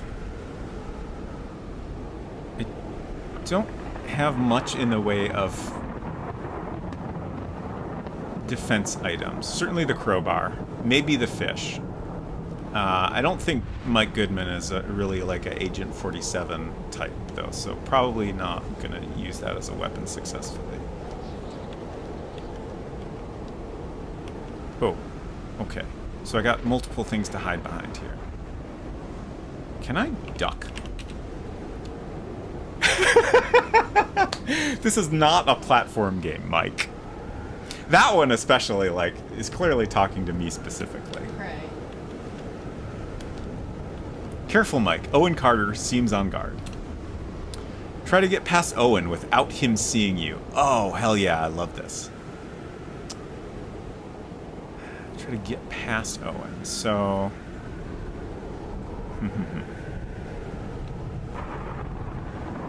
there's another vent there. Oh, that was interesting. The satellite dish. Oh, shit.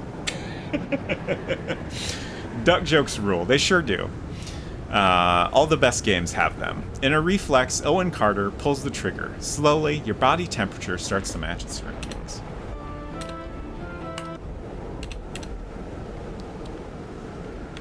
Whoop, whoop, whoop, whoop. Oh, wait, this is after they went past. Okay.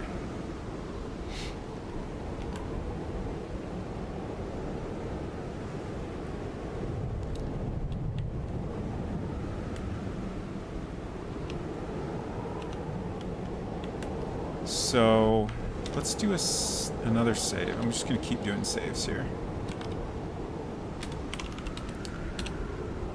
I'm noticing this vent in the middle. I don't know if I might want to...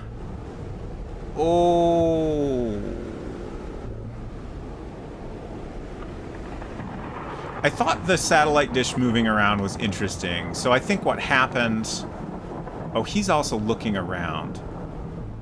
I suspect I need to move when the dish is facing like it is now, so like it would be blocking his line of sight somewhat. I can't tell if I maybe want to get to that vent to go through it or what. But I'm going to try to go up there first. Just trying to figure out when is the right time to actually make a move here.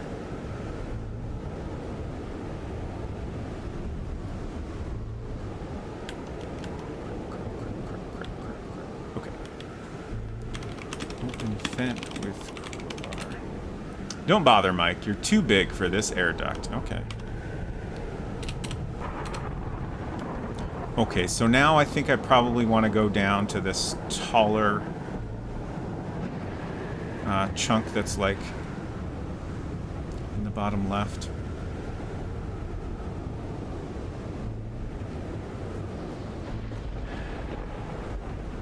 It's hard.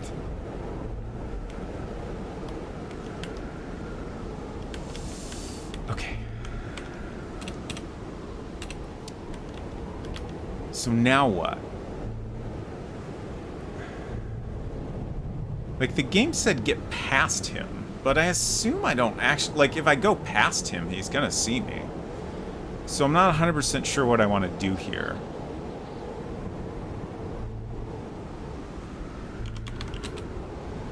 You're on the roof of Station Mary. In the middle, there's a large satellite dish. On the left, Owen Carter is standing guard.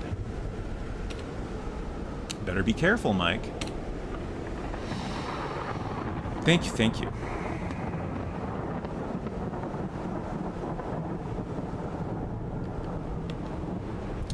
All looks safe, Owen Carter mumbles. I'd better move on. Ah, okay. Oh no! You'll never get away with this, Carter, William Mayfield says. Shut up, Mayfield. I've got the gun, so I'm in charge here, Owen Carter replies. Come on, wake up the girl. I want her to be awake, Owen Carter demands. Okay, so she's not dead. Yet. Yeah. Oh! Oh! Who goes there? Owen Carter asks.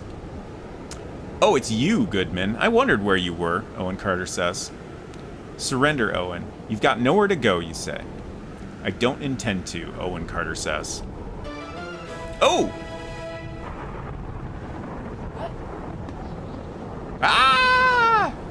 Whatever happened just now happened very quickly. So our mysterious person jumped out from behind the block on the left and jumped on Owen Carter, and then they struggled, and Owen Carter got thrown off the roof. Okay. I don't know what Owen Carter was up to, but I do know that this fake Inuit ghost is going down, you say. Let's get him, William. The person just saved our lives, though, probably. Yeah, I'm confused. This is a little bit of a confusing reaction. I'm sorry to disappoint you, Mike, William Mayfield says. William? What's with the gun? Why? You stammer. You see, Mike, Owen Carter wasn't threatening to kill me, but was preventing me from killing your lovely girlfriend, Sarah, William Mayfield says with an evil grin on his face. Owen Carter isn't a killer, but a cop. Undercover, that is. I should have known, but alas, William Mayfield says. But I don't understand. Who's the Inuit spirit, then, you ask? Hi, Goodman. Surprised? Frank Bates says. A little bit. My God, Bates. You? What? You stammer. You know, Mikey, when you grow up in such a wealthy environment as I did, you tend to get bored, William Mayfield says. Everything you want, you get. That may sound great at first, but it gets quite frustrating. It takes away your urge to achieve. But I was clever enough to overcome all that, and I was starting to set goals. I took up sports and all kinds of master classes. I felt alive again. But very soon, all that became boring as well. Luckily, all that changed when my father took me on an expedition to Greenland. You were here? At the previous expedition, I mean? You ask in disbelief. That's right. I was 18 at that time when my father taught me the ultimate way to fight boredom. William Mayfield laughs. My God, your father too, you stammer? That's right, Mikey. My father had come up with this wonderful kind of game, William Mayfield says. Invite a number of people to an isolated location, promise them wealth, and then they take the bait and you hunt them down like animals. That's horrible. You're a monster, Mayfield, you say. Wait a minute, Goodman. Don't give me all the credit. Frank here did an excellent job as well, William Mayfield giggles. Frank Bates snickers. Yes, that's true. When William asked me as his best friend to join him in this game, I couldn't resist. What the hell was that? William Mayfield asks. That was the generator. It's getting unstable. Time to go, William, Frank Bates says. What was that? Sarah asks, still a bit dazed. Sarah, thank God you're all right, you say. Well, enjoy it while you can, Miss Parker. Those few last minutes here on Mother Earth. William Mayfield laughs. Shut up, you bastard. If you even so much as touch her, you shout in anger. Well, I won't touch her, but I will gladly shoot her, and the same goes for you, Goodman, William Mayfield grins. William, we've got to go, Frank Bates says. Yes, you're right. Get the helicopter ready, Frank. I'll take care of these two here, William Mayfield says. You, Goodman, get over there so I can keep an eye on you both, and don't try anything funny, you hear? William Mayfield says. So much screen shake. Frank, better hurry up, William Mayfield mumbles. Oh. Oh crap. I panicked. And I hit tab to pause the game while I think about what I could possibly do here. So Mayfield got knocked to the ground.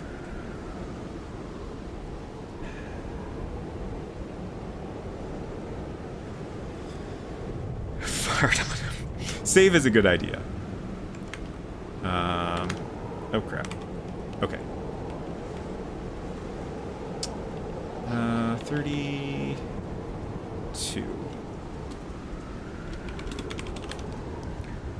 Alright, let me have a drink of water.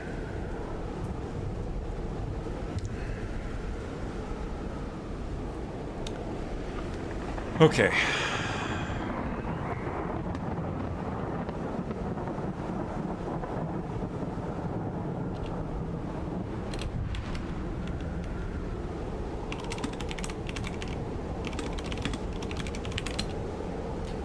There's no time for that now, Mike. You've got to act. Take gun? Now there's a thought, but the problem is William Mayfield is holding it. I told you to stay put, Goodman. Now you'll pay, William Mayfield says. Be more careful next time, Mike. William Mayfield means business. Does that count as another death, or is that in the shooting category? 10 out of 12. Okay, thank you. Wonderful. We're back at 10. 2 more. So I definitely missed one in the scooter sequence, I imagine. But I wonder what the other one would be. Okay, so I'm trying to think of what I could do differently there. Maybe I do need to throw the fish at him. Throw fish at Mayfield. Throwing around things will get you nowhere, Mike.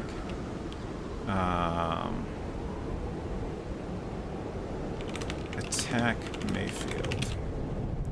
You don't want to get near his gun. Throw crowbar at Mayfield.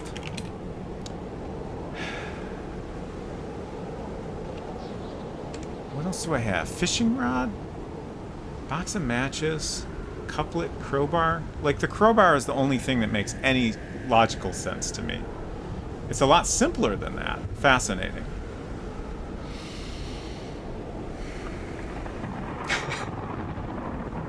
Six, 7. I think what you're saying is actually that I work too hard at adventure games, which I think is a fair assessment. Kick Mayfield. Don't want to get near his gun. Throw. Oh no. William Mayfield has regained his consciousness and decides not to wait any longer.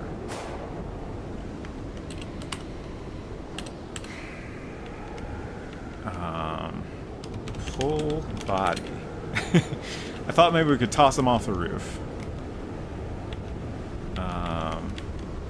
Shoot.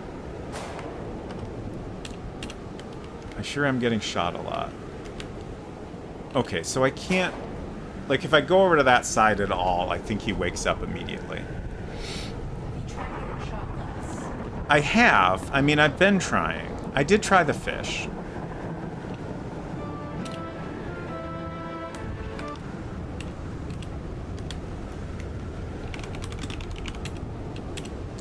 It tells me that throwing things around will get me nowhere.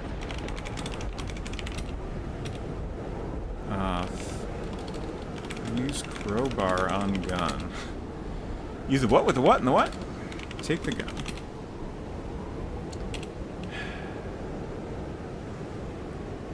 What? I feel like I'm missing something really obvious. Look at what's around you. At the beginning of this, I did notice the steam coming out of the pipe. And I wondered if there was anything to that, but then I immediately forgot about it.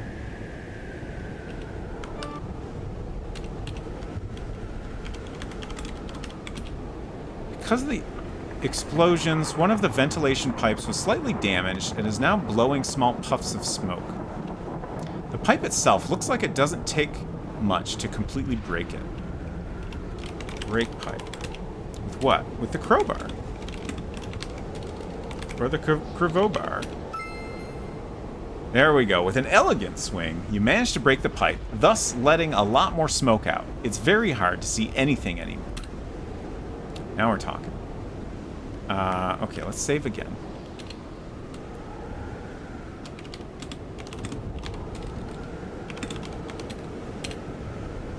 Goodman, what have you done? William Mayfield yells. I can't see a thing. Blam! Oh no! William Mayfield fires his gun into the air. Stay where you are, you two, William Mayfield shouts. William, what's happened? I heard a shot, Frank Bates says, but William Mayfield doesn't seem to notice him. Damn it, Goodman! You did this on purpose. Yeah, I mean, I definitely did it on purpose. William Mayfield howls. William Mayfield is in a rage and starts shooting at random. Blam! Blam! Blam! Suddenly, a scream is heard. Ah! Frank, was that you? Frank, talk to me, William Mayfield cries out. William, you idiot, you shot me, Frank Bates growls in anger. Oh my God, are you okay? How bad is it? William Mayfield panics. My God, oh my God, I'm bleeding out, William. I'm gonna die, Frank Bates wails. No, Frank, no! Jesus Christ, William Mayfield bellows. And now it's us two, Mayfield, you say. What? Where are you, Goodman? Oh, William Mayfield says. Because of all the violent shaking, William Mayfield loses its aim and you deliver a fierce blow on what you believe could be his chin. Ouch, William Mayfield cries out. Frank, help me, quick! But Frank Bates doesn't respond. I think your partner in crime is dead, William. You took one life too many, you say. Oh! Give me one good reason not to throw you down, Mayfield, you say. Ha ha ha, Goodman. I liked you the minute I spotted you in that bar, William Mayfield says, wiping the blood around his mouth away. You looked all law-abiding, so honest and trustworthy, William Mayfield continues. In one word, weak, he says before laughing. Do you want to feel how weak I really am, Mayfield, you say in anger? Oh, Goodman, give it up. Mary's gonna explode any minute now. You'll never make it to the helicopter in time, William Mayfield cackles. Oh, we'll get away in time, Mayfield. At least we're gonna try. And you are coming with us, you say. You're going to jail. No! My God, Mayfield, no, you shout. Nice. Look, Mike, it's Owen, Sarah shouts, trying not to get drowned out by the loud helicopter noise. Quick, get in. Mary's gonna blow any second now, Owen Carter shouts from a helicopter. Quickly, you and Sarah board the helicopter. Dang.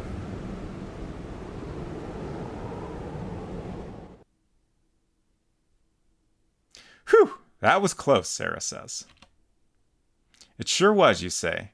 But how did you survive that fall, Owen? I was very lucky, Mike. There was a big pile of snow on that side of the wall, Owen Carter says. It broke my fall and saved my life. Hey, what's this? Hey, sweetie. How did you get in here, Sarah says. What? Who are you talking to, Sarah, you ask. Ah. Haha, I think Sarah's talking to Snowflake the cat. I found him sleeping in the helicopter when I got in, Owen Carter says. Wonderful. Mikey, Sarah asks. Yes, sweetheart, you answer. Let's go home, Sarah sighs. Okay, darling, you say, and put your arm around her. Home it is, Owen Carter says, and while the sun is rising, the 4 lone survivors of Mary fly homewards. The end. How many points? The points display went away. I think I only got 213 points. Unless there's surprise points at the end.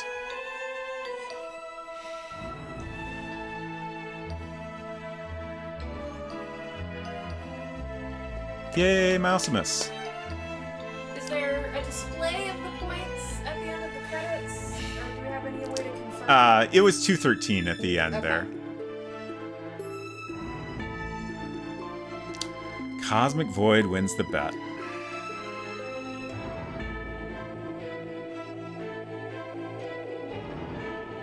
Congratulations to all winners. I wonder what I missed.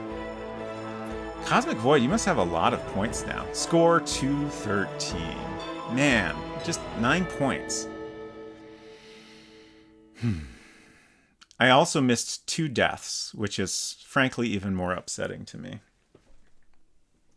The biggest piece you missed was to give the second fish to the cook for dinner. That does make sense, doesn't it? Thank you for the Loon Culinary.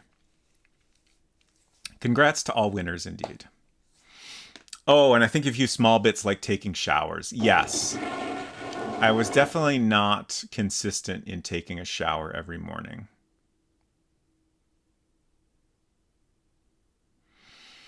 Do not rejoice in this victory. Oh, no. Not bad at all, but not good enough for all the extras that were supposed to be shown here. Oh, no. Thanks for playing Enclosure. Hello. Thank you for the rats and hello. Oh, also the game just quit. It's over now. Heck. That was a lot of fun.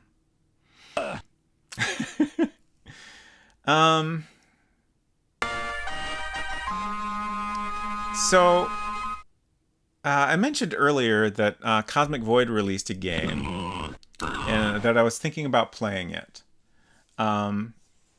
Cosmic Void, like I know you said that it's maybe like a 15-minute game, but if you're able to, how long do you think it would take me to play your new game? I'm debating whether to wrap things up now or to switch over and check that out.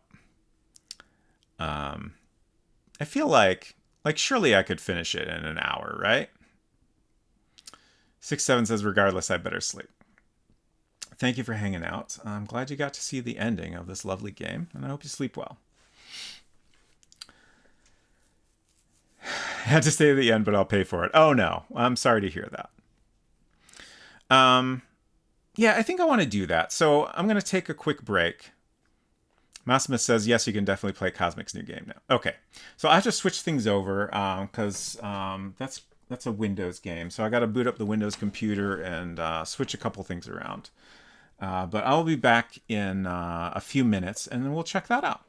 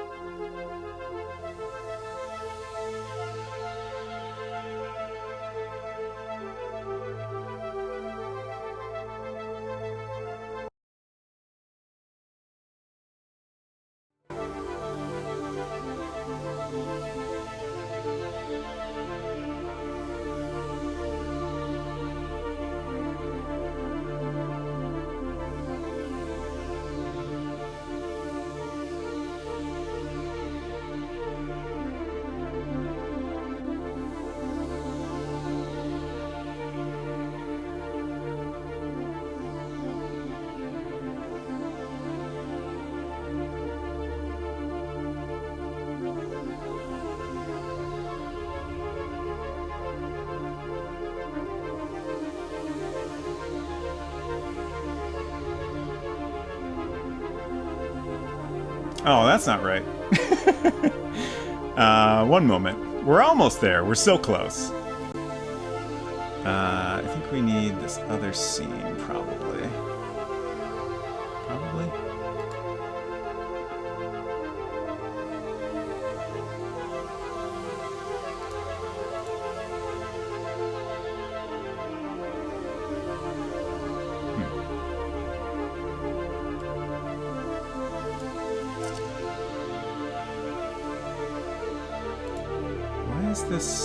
Why is this weird?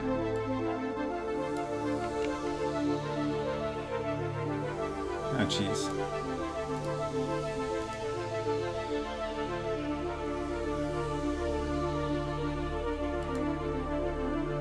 Now I've done it.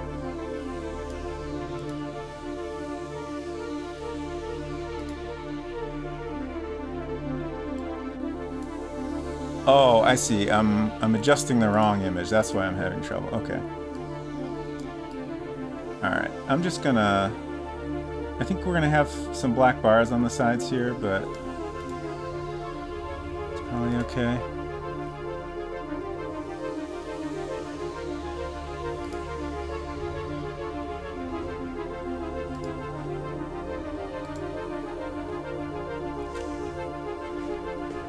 Okay. Is there an unintentional echo? Oh no, what's happening? Apologies. I thought that was just how it sounded.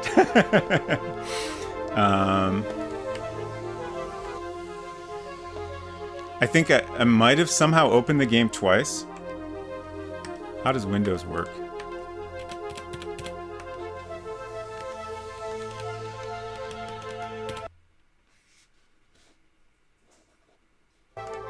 Yeah, okay. Alright. My mistake. Thank you for pointing that out.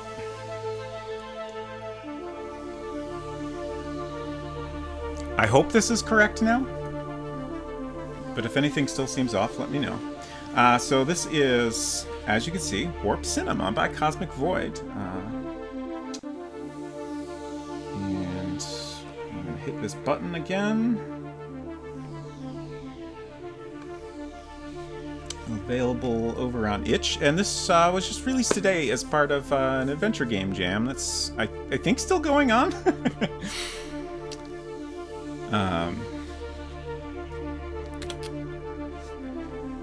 May 20th, 1997, 7:50 p.m. You headed out to watch a movie in the local cinema with your friend Lyle. The reviews were good, and you needed to clear your head for a long day at work. Walking down the eerily empty street, you wonder, where is everybody? Little did you know of the dusky threads you became entangled with as you stepped outside the door into a kaleidoscope of dreams.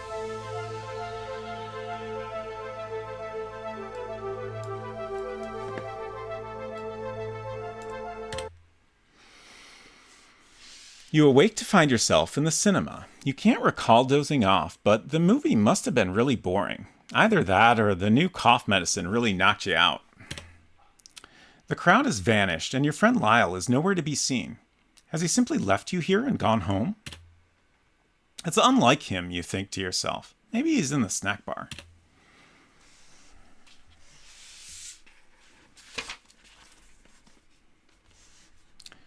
Okay. Oh, we got a point just for looking around. That's great. You're in the theater where you came with your friend Lyle to watch the movie Blood Tower. Wow. You seem to have drifted off during the show. As the movie has ended, the crowd has vanished, and your friend is nowhere to be found. You notice your credit card on the floor, having slipped from your wallet while you were asleep. You judiciously pick it up. Okay, so we got a point for finding our credit card, I think is more like it. Let's see, we have a inventory here. The ultimate tool for buying things you don't need with money you don't have. That's great. Escape. Can we look at anything else here? All the seats are empty. The movie has ended. Too bad you drifted off and missed it. Oh, You've stepped outside the theater into the snack bar. Lyle's not here. If you had a quarter, you could use the payphone to call his cell. American voice. I'll use my credit card. Hey, it's the 90s and you haven't purchased a cell phone yet. Noted. So I have a credit card, but I don't think I have a quarter. There was no quarter in my inventory. 1-800-COLLECT? You're in the snack bar. The attendant stares at you with a dead look in his eyes. Here, you can purchase your favorite snacks, from crisps and gum to the timeless staple of Erie Cinema Nights, popcorn. The solitary payphone hangs on the wall just above a stained drain, and there, on the right wall, a weathered poster of the movie you seemingly dozed through, The Blood Tower.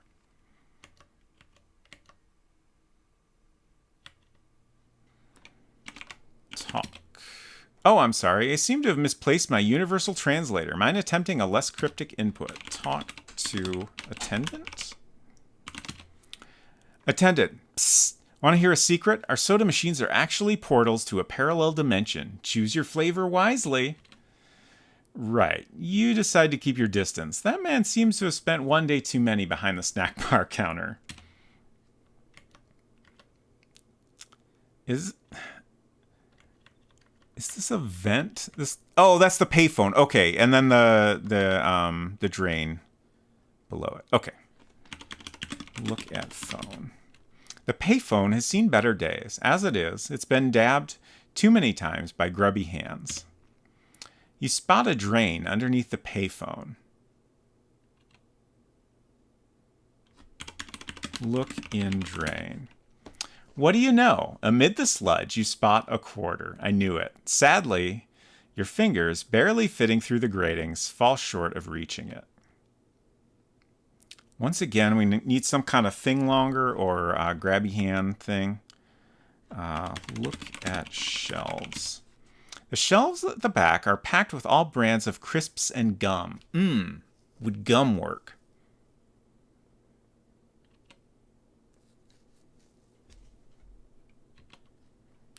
We have a credit card. I don't think that would be useful in fishing out a quarter at all. Buy gum. You purchase a pack of your favorite gum, apricot mint. Ah, the power of nostalgia. That flavor takes you back to the days when apricot mint gum was all the rage. So am I already chewing some? Better make sure. Don't want to chew a gun. You chew on the piece of gum, enjoying the delightful flavor of apricot mint. Apricot mint, that's such an interesting combination. I can't quite imagine what that's like. Memories of carefree summer days and rolling down hillside flood your mind. You're now the proud owner of a well-chewed piece of gum. Fantastic. That's exactly what I wanted. Masticated and sticky. Perfect. So the question is, do we need to attach that to something else?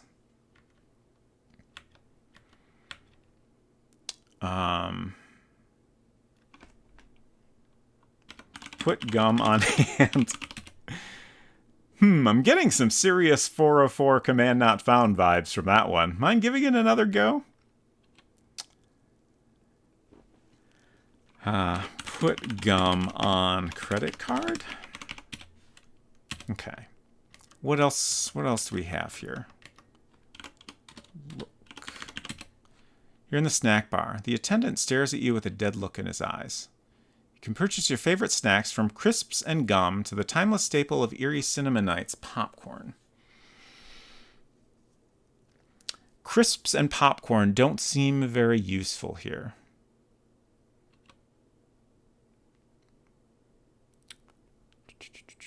We have poster for Blood Tower.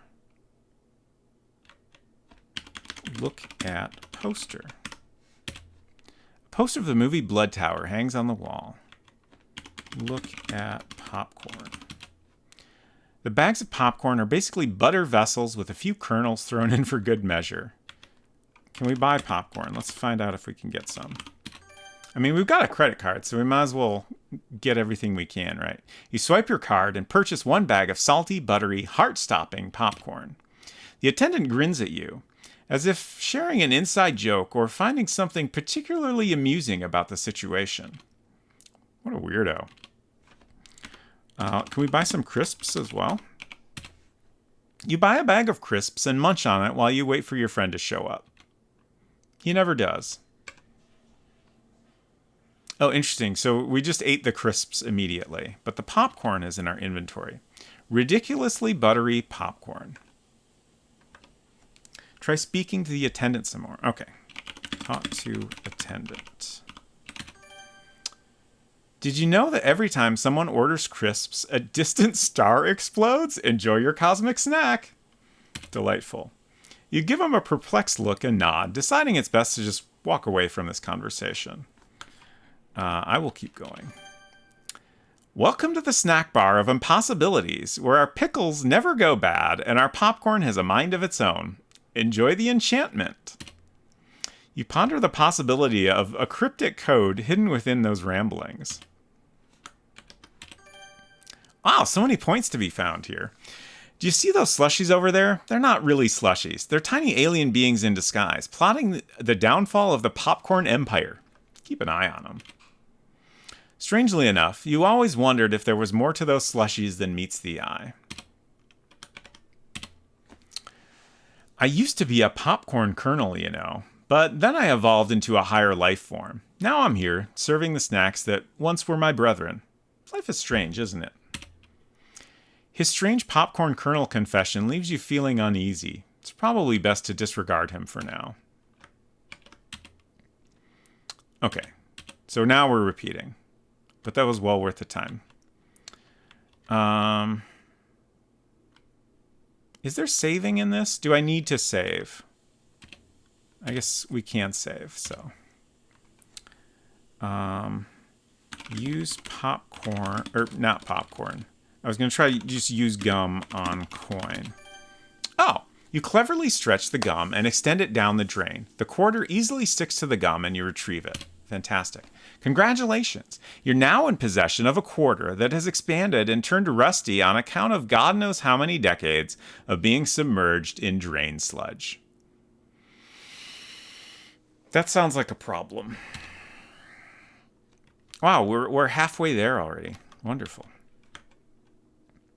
Let's save again.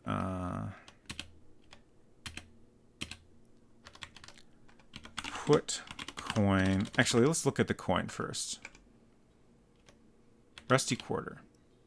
Bigger due to rust. Do we need to like sand it down or something? Put coin in phone. The coin, having accumulated a substantial layer of rust due to its extended stay in the murky depths of drain sludge, has sadly grown too large to fit into the slot. So, I don't know that this makes any real life sense, but I can't help but feel like butter is the solution here. Like it might help break off some of the rust on it is kind of what I'm thinking. It might also like, you know, give it a little lubrication to help it get in there better. Put quarter in popcorn. Nicely done. Thank you. You expertly coat the rusty coin in a thick layer of popcorn butter, turning it into a greasy treasure. What's your next move? Put coin in phone. Will this work now? Having employed your sharp wit to the fullest, the buttered coin effortlessly slides into the slot. You dial Lyle's phone number, and within moments, he answers the call. Lyle. Hey, Rick. You're at the cinema? Oh, no, I completely spaced out about our movie outing. Don't worry, I'll rush over right away. What did he mean by that, you wonder? He was here just a short while ago. Well, it seems all that's left for you to do now is to patiently await Lyle's arrival. You wait. And you wait some more. After waiting for close to an hour without any more quarters to make another call, you decide to stop waiting and head home. You hope nothing bad has happened to Lyle. Ooh, I've seen this scene. That was quite the evening. Too bad you slept through the movie. As you prepare to settle into bed with your favorite soda in hand, a faint, indiscernible sound starts to emanate from the boombox. What's going on? Oh, there we are. The lighting in here is very nice. Look at boombox. Your boombox has been with you since you dropped out of college. A faint sound emanates from the boombox. Listen to boombox. A voice emanates from the boombox. Sadly, it's too faint to make out. Excuse me. Look at TV. This is your state-of-the-art TV capable of showcasing crisp 320 by 200 images with up to 16 vibrant colors. Wonderful. Let's look around the room. This is your bedroom, housing your most prized earthly possessions, your TV, casually resting on the floor, and your beloved boombox, also on the floor. This is your bed. It's just a bed.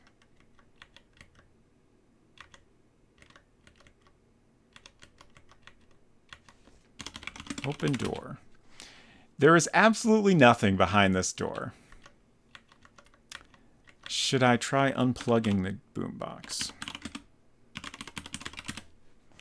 Error 404, word not found. Unplug. Keep it simple and we'll have a blast together. That's fair. Look out window. The window shall remain closed for the remainder of your adventure.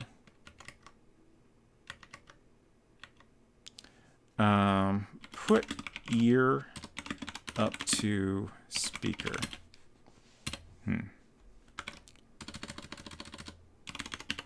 Oops. Boombox. Oh, I'm sorry. I seem to have misplaced my universal translator. Try opening the window. Okay. And let all the mosquitoes in? Can we simply go back to bed? With the noise coming from the boombox, sleeping is out of the question. Let's turn off the boombox. You notice that the boombox is switched on and decide to leave it that way. Why though? Turn volume down. You can't. The volume knob is missing. Remember that wild party from last Tuesday? It got pretty rowdy and the poor knob didn't survive the evening. That's rough.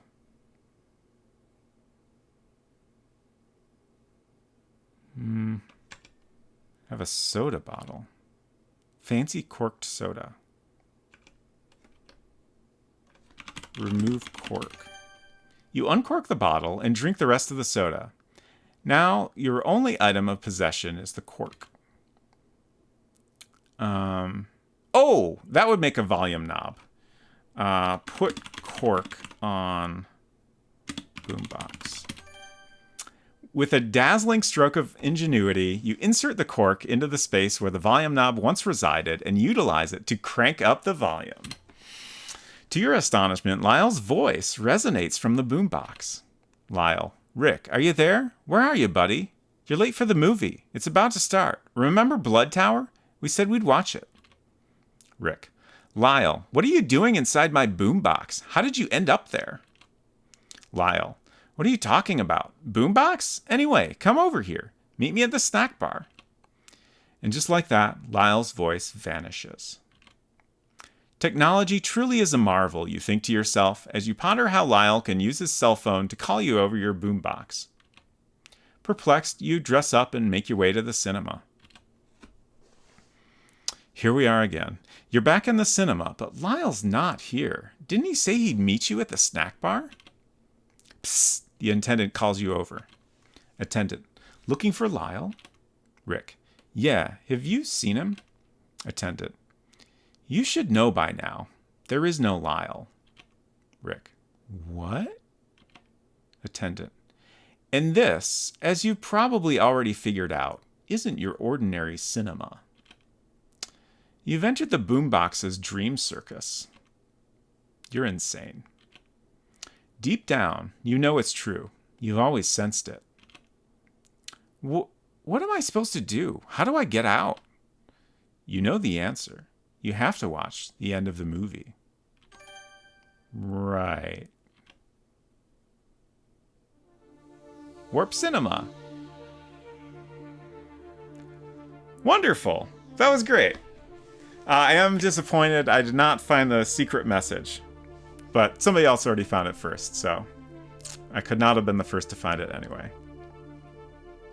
That was great. That was a fun little game. Delightful. 10 minutes, heck.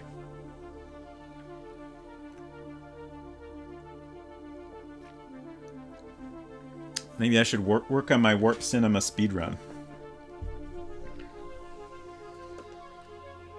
Let me do that link once again. It is Pay What You Want over on itch, along with a lot of other wonderful games, I might add. Tachyon Dreams series was a delight, as was Elsewhere in the Night. Let's see. The end. I almost pushed the wrong button. That's the one. Gosh, I go to make some lunch and you've already finished another game. Yes, this was a short one, to be fair. Okay, and as much as I would love to continue playing games all night long, I think that'll be it for tonight. So, those were both really great games. It's great to have so many talented developers in the community, and Cosmic Void and mausimus, I appreciate you both hanging out. So, upcoming streams. My next stream will be on Friday. We've been working on our little world builder game, and it's coming along really well. I think we'll work on some more art. I last week mentioned the idea of allowing you to look at all your inventory items, and I think we'll probably put that in the game. I still need to do a little experiment with coding to make sure we can make that work. Oh yeah, I also I finally wrote the emails that you can read on your little sweetie. So that content is all in there. I'll probably run it by y'all and get feedback in case we want to make any tweaks. But yeah, things are progressing very nicely. So a week from today, I've had a hard time deciding what to play next. But I think what we're going to do next is the original Silent Hill. And I want to say up front, if you're here for adventure games and you're thinking, oh, that's not really my thing, I have a very important presentation for you at the beginning of stream next week. It's a presentation on how Silent Hill is exactly the same as King's Quest. I made this presentation for a group of friends that we occasionally make PowerPoint presentations to share with each other, a totally normal activity. And I thought it'd be fun to share it with you all. I genuinely think that adventure games and at least the type of survival horror games that I enjoy most have quite a bit in common. I've never played the original Silent Hill all the way through, so I'm very excited to finally get a chance to do that. I will be playing it on a PS3. I have a digital copy of the game, which unfortunately, I have no way to play that on our PS2, but we can play that on the PS3. So I think that'll be a lot of fun. Also, I have an important announcement. I am going to do a birthday stream this month. My birthday is on June 19th, which, as you all know, is also Garfield's birthday. So Yeah, you won't forget what day it is, because you'll be thinking, oh, it's Garfield's birthday. Today's that stream that Robot Spacer is doing. I don't have any specific details to share yet, but my plan is to do a little bit longer stream, and I have some very special activities planned. I will just leave it at that for now. But I wanted to go ahead and announce it now, and I'll continue to bring it up just because it's not a usual stream night for me. I think probably Unsecret Crush and I are going to swap streams that week so I can get that in. Yeah, I figured it'd be more fun to do it on my actual birthday, especially since it is also Garfield's birthday.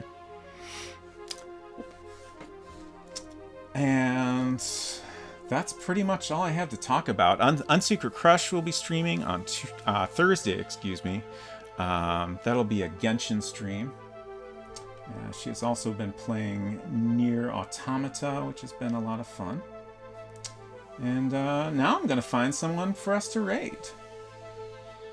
I appreciate all of you hanging out. This has been a lovely time. Oh, who do we have we could visit? We have... Oh, heck, there's a lot of people streaming. To be fair, I also keep following more and more people, so there's that. But there's lots of good folks streaming. We have Tuigia is playing King's Quest IV, which is very tempting. I do love a King's Quest, exactly like Silent Hill, so pretty much the same kind of content we have over here on Tuesdays. Neon Arcade is playing Metal Gear Solid Twin Snakes. Also a nice option. Clara Dragon is doing some pixel art. Bumpfluff Tornado is playing the J games. Been playing through all Game Boy Advance games in English, which is a wild activity. I think we'll say hello to Tuigia.